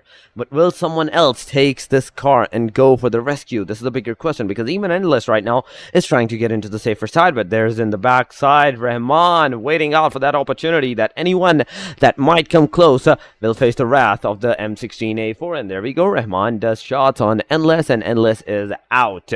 Team Oxygen right off the very bat gets down to the 3-man squad, but Amines XH2E, they are the first one in this match to initialize the fight, initialize the first blood against any of the teams, from 64 to 63 number of the teams that are alive. The players, in fact, he has done it. He is the one that is responsible for it, but 16 teams are there, and the circle we already saw. It did went a slight tad to the center, giving a slight favor to the eastern angles. Lipovka was still outside the circle. But the teams, their positions are what's going to make the difference. So far, School is in the circle, and as we're seeing, the team Oxygen right now, resuming their loot scenario, Bison, the Scarels in their hands, but they have to find something for the longer range. They have to find some good ARs, or even the snipers if they want to take some longer range fight, because already one of the player is down. It's up to these 3 players to substitute for their 4th, and also take the fight in a good note. They want to end their match in the high note too. Star, as we already know, they might have went to the northern angle, the Severny area where they are. Team Aegon, they went to the military base. In fact, yes, I was about to say Novorupnoi, but that is the place for the Team HR. And as we are talking about the teams, their drop locations, in fact, that is the scenario, as Team Star is on the northern angle, Severny, Aegon is at the military base in the circle, Team HR in the Novorupnoi. completing their loot scenario at that position. But no early stages fight aside from the Yasnaya cluster, where I'm seeing the team 1-for-1 even right now at a certain distance where the fight will not be engaged. But Team Arty, we're talking about in the Yasnaya, and they know how to engage the fight. They know how to take the fights against the teams, even in the longer range. But Essen, once again, so far, judging from the team's location and the circle formation, we might not see the fights happening before the third stage. Yeah, as I was saying, most of these teams will try to survive at their best, and when the survival is on stake, you surely see that there's a kind of more of, I can say, teams slightly hesitating early on to actually engage into any sort of fights. But what is R3G even trying to do? That's my question. Are they crossing onto the military island? They want to contest the players of Aegon XI8 or something like that? Yeah, they are crossing bridge. Two of the players are holding onto the bridge. They want to gatekeep the players of probably HR. But at the same time, a lot of teams trying to find space, some breathing space in the midst of the circle. It's pretty crowded, close to school, Potato Hill, Pachinki. Magnus already left Pachinki. They know they might get some, unwanted intruders. I would say guest will be a better word to use in Pachinki, as might be H2E or tough. Would like to seize this opportunity to get some frags in Magnus Esports. Everybody knows Magnus likes to go to Pachinki. It's the heart of Erangel. So everybody knows it like the back of their hand. So it's always easy to take a fight there. But I select STG, pretty close to Magnus Esports. Possibly get into a fight, 1-for-1, another promising squad. Trying to find their momentum in this finals. 6 matches, they couldn't get much for themselves. But this time around, this could be a different story, Torix. This match could be that momentum setter for this team. It can be a momentum setter for these teams, but the first stage is also closing on, and we have not seen any kind of a fight in the first stage. But right now, the circle changes, and it has gone to the hard northern side area. Pachinki is there, but Magnus have already left Pachinki. Towards the Potato Hill 2, they go. Once again, to almost the center of the heart of the circle. But Oxy, Team Star, they're also closing on from the northern angle. On the eastern side, there's 1-for-1 XW and the Team QWERTY. And the southern angle, it's being contested by the Team 7th Element and the SLX. Western side, once again, SR3X is entering. And Magnus being on the dead center of these complete 4 to 6 teams. They can be sandwiched from every single angle. And I'm looking at the teams as they're pushing forward. They are clustering up. They are making a cluster. Oh, look at this, QWERTY. Of this position. QWERTY taking the initiative against Team 1-for-1. Bablu taking the initiative, getting the knock on the QWERTY, in fact, and taking one player down before getting their own player, I believe, knocked out. But no, it's not the case. Oh, Reviews look at this, Zanaza. Nice work. A beautiful nice element of nade. surprise, but Voltrix being the last guy surviving for the team. A grenade comes for the Voltrix's location. He's super low. Second grenade is not going to make a difference, but Sirius gets in, eliminates the player, and it's over for the team. QWERTY at that time, 1-for-1. Sirius 1v3 against the Team QWERTY. Magnus in the back line. They are pushing. They have witnessed the fight. They have seen the kill feed, and they have read it. It's too late now. But it's too late. Team 1-for-1 already on the resetting moment. The 2 players that were down is back on their feet. Healed up on the 75% HP. Once again, they're ready for the fight. And now with the momentum that they have against the Team QWERTY, you don't want them to go against you. But Team Tough against the Team Amin Zexay Shui, it's happening. JD taking Tarzan down. Rex throwing a grenade right on the vicinity where Tarzan might be, and it might hit the player, but no, it could have been a tragedy for the Team Tough. But the second grenade, it can be a redeeming factor, but no, once again, no connectivity on the Team Tough. Team Tough once again back on their feet. Tarzan is alive and now healing himself. Team Tough, as their position is going to be crucial in this fight, nice but one. Ramon's grenade is going to hit Tarzan, takes him down. A grenade coming on Ramon. He survives with a slither of HP. Second grenade to JD. He also survives, but the third one, Will it take both down? Because the splash damage is what's gonna make the difference. A single splash damage in that at that particular angle means two of the team, means XH2E players might goes to their knees. Yeah, this one nade can actually do the damage. Joker sir have that angle for himself, but nade goes in, no more damage. A lot of chip damage being dealt. These guys are, just dodging utility like it's football, I must say. They can see it from far away, but Tarzan will get revived. This angle is pretty compromised. The smoke will give an idea to the players of AMZ that someone is there inside the smoke. Just try it out with the utility. Tarzan, once he is healed up, will get back, reposition himself, but in the meanwhile, Thor gets knocked out. He was on that off angle. Crossing happening. Joker gotta be careful. He cannot cross like that, but utility comes in once again. Joker with the chip damage. H2E now realizing it's their time to actually strike. JD with the utility. Caught. Pants down by the side of Team Tough. But back and forth is happening still. No success. Rahman, he was about to finish his kill, gets knocked out, but AMZ joins in the fight. One more shot and it will be over.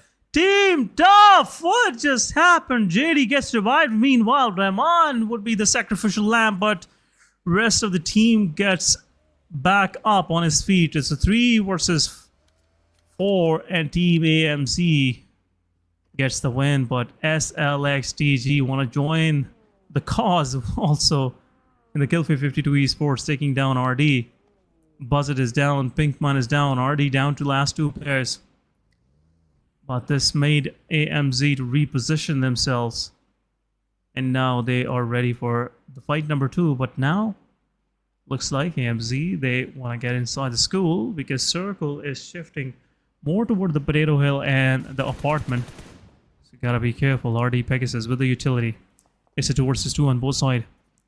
Hassan goes with the nade. Can possibly take down Shahir. It's a vital compound in the circle. It's a fight for authority, I must say. 52 Esports have the upper story for themselves. And now pretty segregated. Salman is going for the revival. If Shahir would allow this revive, I must say this could be catastrophic for Team RD. They cannot let this happen. One utility, it goes behind that container, I guess so, or some busted vehicle. It is. I'm not sure. But 52 Esports, the player gets revived. A lot of smokes being deployed on every entry point. The utility goes in. No results. Totally fruitless. But one more utility in exchange gives chip damage. Shahir is anxious enough to actually get in and take this fight, but smokes are dissipating slowly and steady. But one nade can do the job. Shahir gets knocked out. Shoda with the utility. Sylvan is there. It's a 1 versus 3. They already know. And now 52 Esports will press forward. Pegasus, the last one standing, won't be able to stand any further. And RD is out on 12th spot. Only one elimination to their name. Only one elimination to their name, and they are done and dusted in the last match for the day number 1, leaving only, I believe, 11 more teams into the match, because so far I can see 4 teams, in fact, being eliminated. So there's might be 12 teams, but no, I'm wrong. There's 5 teams that have been eliminated. We're down to the 11 teams that are surviving. HR fighting with the SR3X. Taking the initiative, taking Lucefa out of the match, and Naish is there. The grenade might hit the spot, but next, with the utilities, he's also trying to find out the player, but Naish is not only like so far away from his team, but there is also Shamir Boy on the different angle, where also he has to give out the cover for his team. Naish is stranded. Magnus on the back lines. Stranded. Magnus can make a third party from the back side. Next, throwing once again a nade and not hitting Naish. He is surviving, and he is getting in the card, leaving this position for good.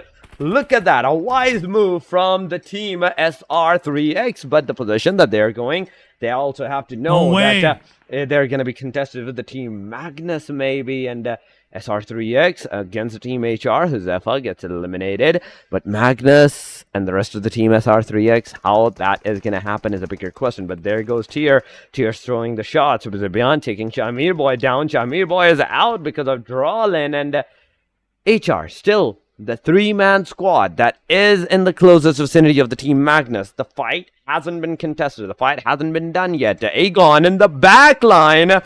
There can be some fourth parties, but Finney gets taken down. R3G is over here taking the initiatives. Look at that. 5 elimination to the R3G name so far. Malik also gets taken down by the team Aegon. Falak gets a confirmation on Malik as well. So a lot of fights, a lot of different fights at the Potato Hill. It's actually happening. Waz in the closest range. IQ come in with the car elimination. He rolled over the car. And Zibian is out with that. Magnus is no longer in the game. On the hashtag number 11 they goes, leaving only 10 teams. 33 players right now surviving for the complete last match. R3G still ahead strong. A good momentum that they have generated for themselves against the team Aegon XI8. And even the rest of the teams. 5 eliminations to their name. And still a complete squad alive. They can hope to get more points in the final match. You can hope to get some more, but at the same time, down south, HR trying to slowly and steadily get inside the circle. Killfeed 52 Esports Chotu takes down Star's player, and Star also losing their players left, right, and center. 3G might expect a push at any time. Team A gonna have to go through them inside the circle. It'll be a 4 versus 3 because one of the player, Aegon X8 Blade, is busy on the Potato Hill. Might be dealing with the players of HR. Rest of the HR pushing back the players of Aegon X8, but Seni takes down Uzum. What is it rest of the Aegon X8 gonna do? R3G gotta move as well. But HR from the flanking angles, they're watching everything, and team R3G, they're pushing in. They're taking their chances. Went and Team Aegon is right now under a lot of fire, and 3 of their players are down. Last one standing it is Falak, really fighting back, but it's a third party happening from R3G, and it's over. Team Aegon is out the 10th spot with only 3 eliminations, but R3G, they have rang the bells. Teams around got some fires, but there you go. Team Star pushing forward, takes down Roshan. R3G might be under immense amount of fire as well. Star is taking fight on the other side. Daniel giving some damage to the players, but Osama getting some intel for his team. Daniel low on HP. Osama will go for the fight. Confirms one. Osama low on HP. Beautiful shots from Osama, but it's time. Blue zone gonna start moving. R3G is in shambles. The remaining players are not any good. And a third party coming from the side of HR is really making things difficult, but HR slowly and steadily moving in. Daniel confirms Noki as well. Where's the last one standing? It was. He gotta stick his tail between his legs and move into the circle. There's no other options left. Third party, a great third party coming from the side of Star. HR slightly interested, more of interested I would say in this fight. But now Blue Zone will press them forward as well. Circle have slightly shifted towards school. Apartments are in the midst of the circle as well. 52 Esports really trying to mark that position through their name. But Oxy is holding on to their... And Jokey Boy on the other side confirms. Destroyer Team HR pushes on SLX. And looks like SLX is under immense amount of fire. And Team HR confirms 1, confirms 2. Rest of the SLX, where are they? I don't even know where the rest of the players in fact are, because the distance between the 2 players, in fact these 2 split cell was, there were no way that they could have given the cover, gets but confirmed. There we go. HellRaiser is out of the match with SLX. Oh no Thunder way, collapse. one utility A is single over. grenade, it's over. Team SLX, I said it too early. But there was a distance, the grenade, the thunder clap. He gets that elimination on the Team HR. A while ago, Team HR had the upper edge against the Team SLX, but not anymore. It means XH2E still surviving with 3-man, 6 elimination, 52 there of the 3-man. And 7th element 3, Star with 3, Oxy with 3, and SLX after that with 2, with SR3X Where are they? Where is this team?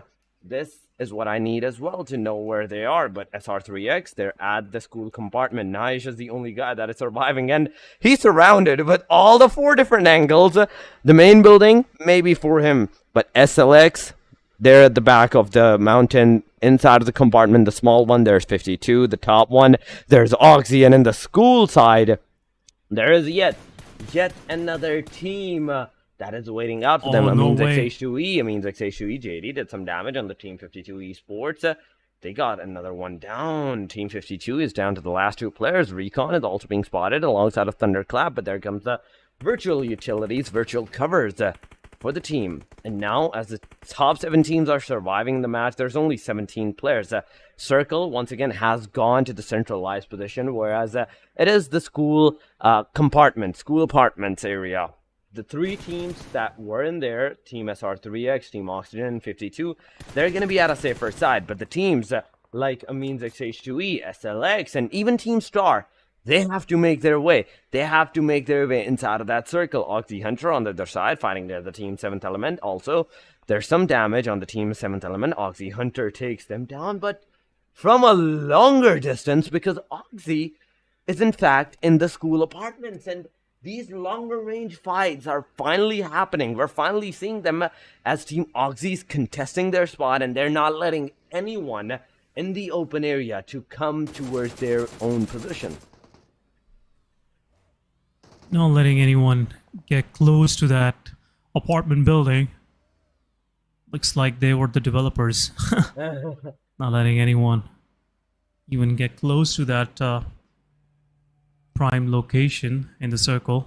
And now Team Star is pushing straight into the players of Oxy, and this is not going toward Oxy, it's going straight toward 7E, but another good compound to the name of Star. Nice work.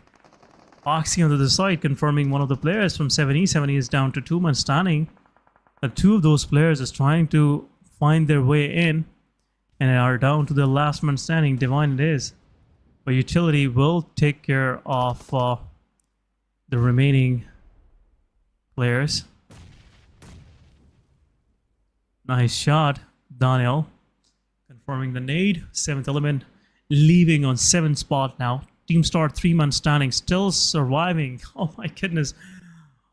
Oh, this Team Star is playing out of their mind. I'm pretty sure. Yeah. Amines on the side, 7 eliminations to their name.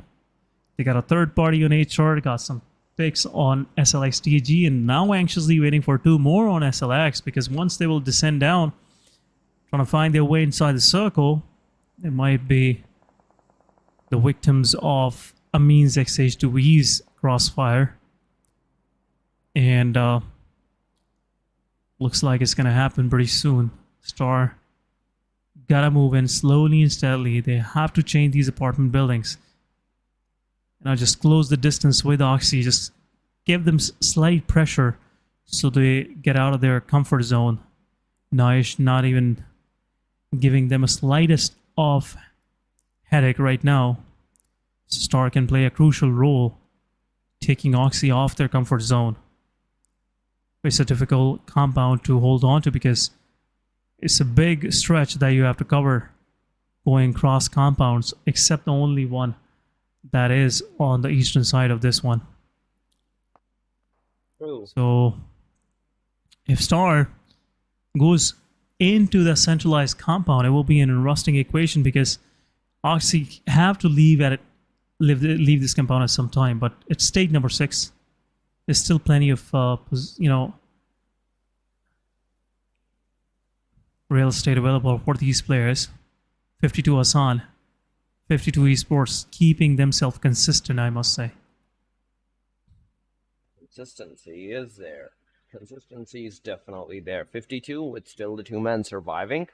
They're in the match, and the position that they are given in right now, they have secured for themselves. It's a complete different one.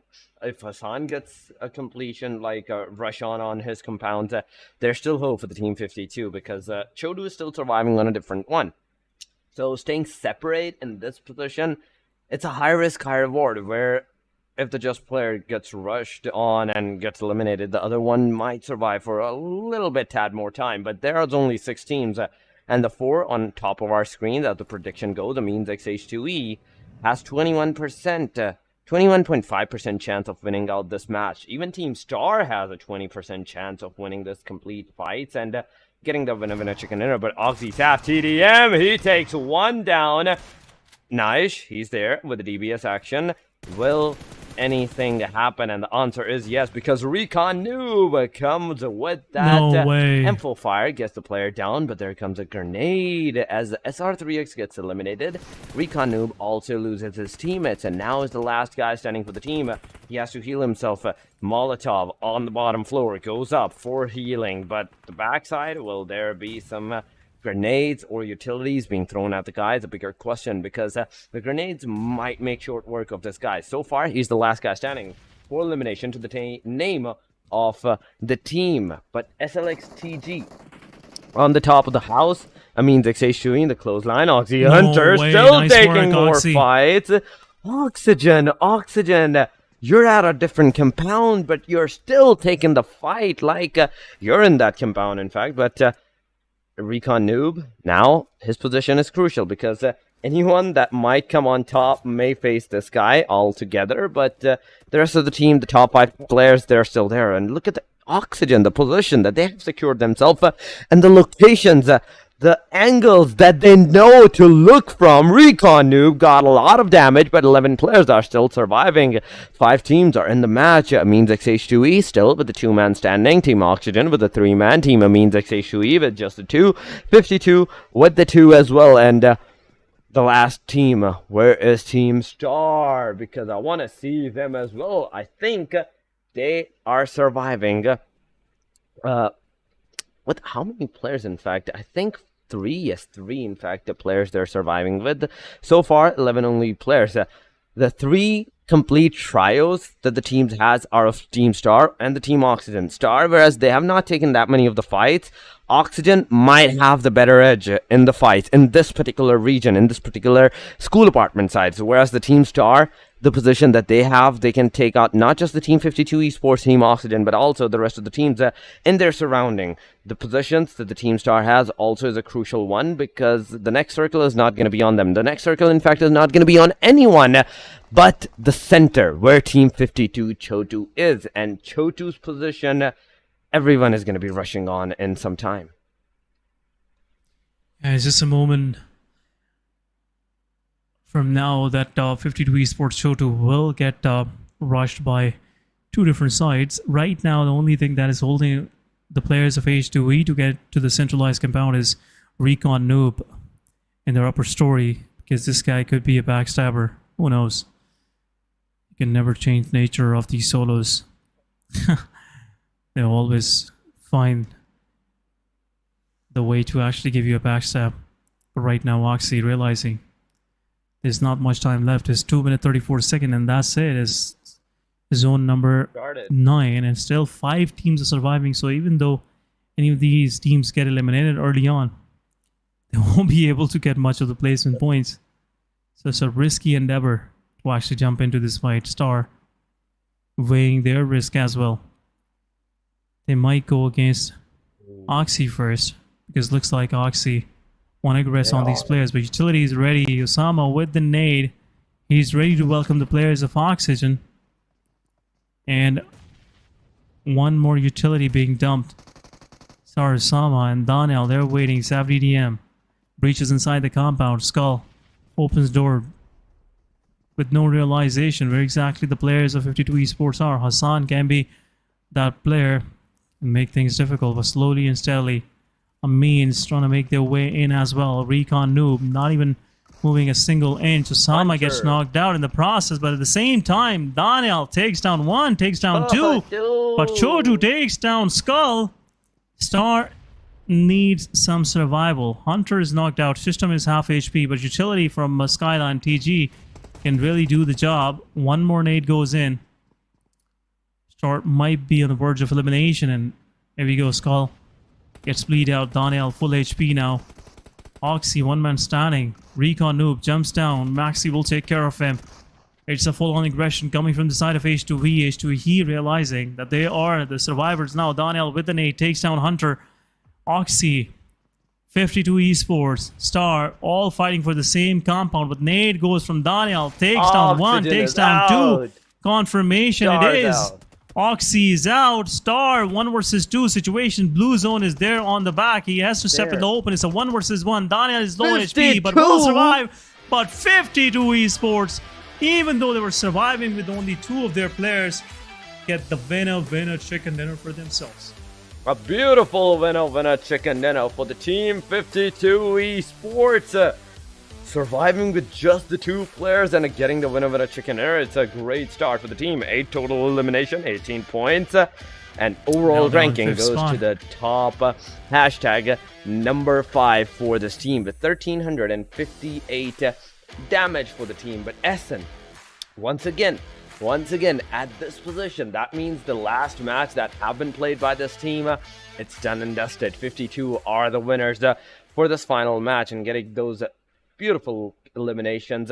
They're gonna survive, they're gonna thrive on the hashtag number 5 in the first day. That means the next 2 days are going to be crucial for this team and the other ones, because a single match, once again I'm talking about, is going to be crucial, and it can completely waver the whole scenario of the tides of the team's positions. Yeah, right now some of these unexpected chicken dinners, you know, I'm using this word unexpected for a reason, because most of these teams who got the chicken dinners were least expected to get those. So it will really rattle most of these teams that were planning to actually get somewhere in the top 8 spots on the first day. So looks like that's not going to be the case, and 52 Esports, you know, seizing the opportunity for themselves. But now looking at the MVP stats, we have Daniel with an outstanding performance. And I would say a valiant performance with 5 elimination to his name, 743 damage, 28 minutes of survival. Then we have H2E's Rex with 5 eliminations. So H2E survived for quite some time. They went to school and they just left for the apartments. That's pretty much it. There was not a long journey for them.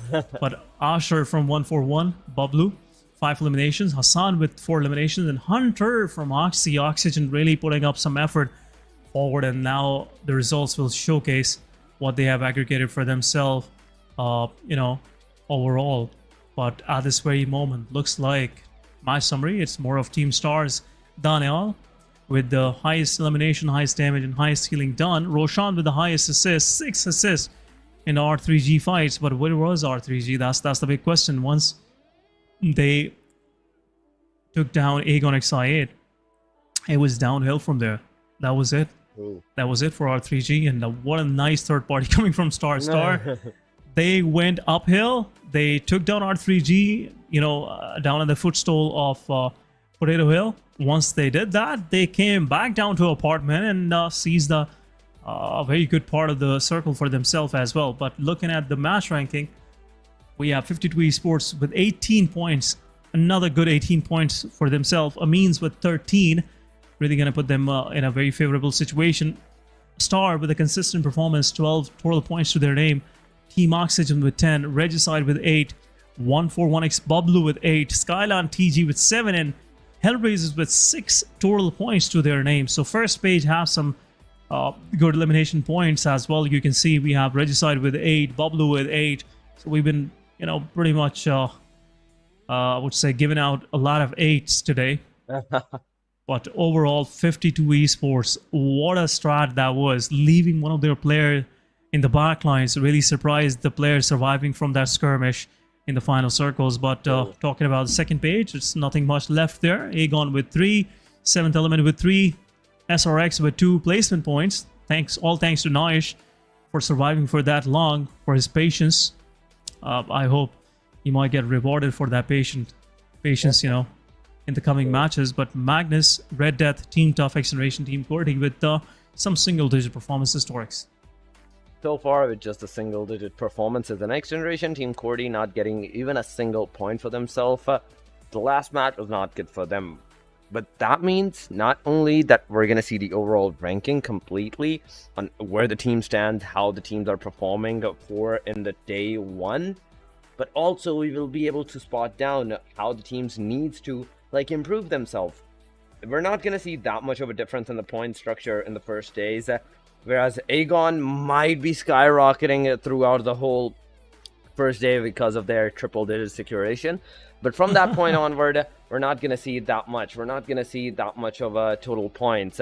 Because even in the third match, and I think we already saw, fourth match in fact, my bad, we already saw Aegon securing 118 points for themselves. In this fight, in this match, even here, they secured some points. But still, those points, how they're going to perform in the total ranking, those are the bigger question. Those are the bigger numbers. And where the teams are going to stand on the first days is the bigger question, because from that point onward, they have to like redevise their strategy, whether they're going to go for an aggressive stance or a safer approach for the teams. But nonetheless, guys, we are here with the overall ranking. Aegon on top, 133 points for themselves. 7th Element, 109.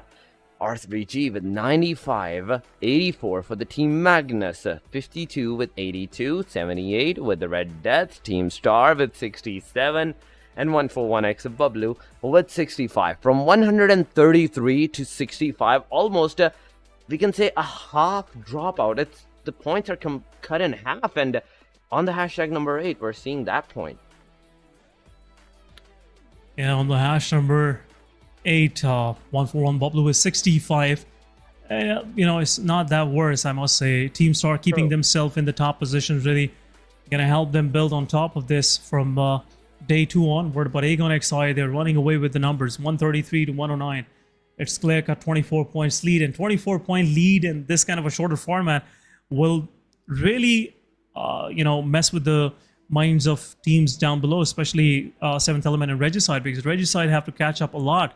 They first have to catch up with 7th Element, and then forward they have to put their anchors on Aegon XI. Otherwise it's just done and dusted for them. But looking at the second page, SRX3X and HellRaisers standing side by side, 64, 63 and 62 it is. Team Oxy as well fighting for that top 8 position. Amines with 53, so that was kind of a recovery match for them, the final one. XGeneration with 52 total points. Team Tough with least recovery, I must say, only total of pretty much 19 total points in 6 matches. Not a good performance, in my opinion. 46 points for Skyline, so it's kind of a similar story. 23 total points for Skyline as well. Team QWERTY with again a total of 21 points in 6 matches. The average is pretty messed up. I don't want to do the math as well. It will, I don't want to embarrass anyone any further, but looks like competition is pretty close in top 11 teams. And I would even count in Amines, H2E, and XGeneration as well, or I can say Team Tough. So top 14 teams are really striving for that top 8 positions, but Skyline and Team QWERTY, they are slightly lagging behind Torx. Definitely, those 14 positions are what's gonna go in the next, I believe, the 2 days more action up and down, where we might see a slide up and a slide down from these second to onward 14 teams.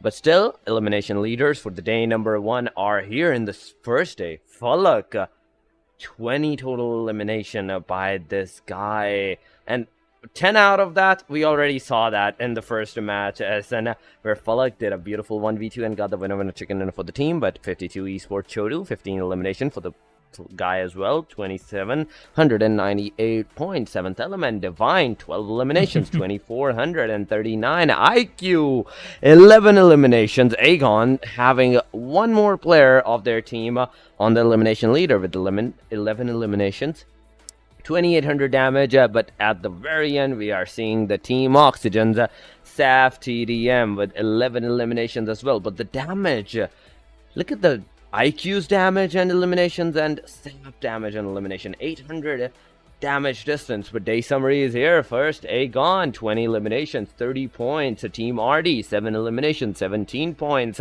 Erangel, once again, Team Oxygen with 10 elimination, 20 points. Miramar, 9 elimination for the Team RD, and once again 19 points. But Sanhok for 7th Element with 13 eliminations and 23 points. And last but not the least, this one, 52, with just the duo surviving, 8 eliminations and 18 points to the name.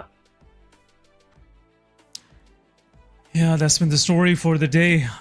Last match goes to 52 Esports, but what a consecutive spree coming from RD. I'm pretty amazed, you know, the way they did it, the whole thing today, and I'm really hopeful that RD will perform likewise tomorrow as well. But that was it, guys. That was it for the day. We are pretty much done and dusted with the matches, and it's 1 a.m.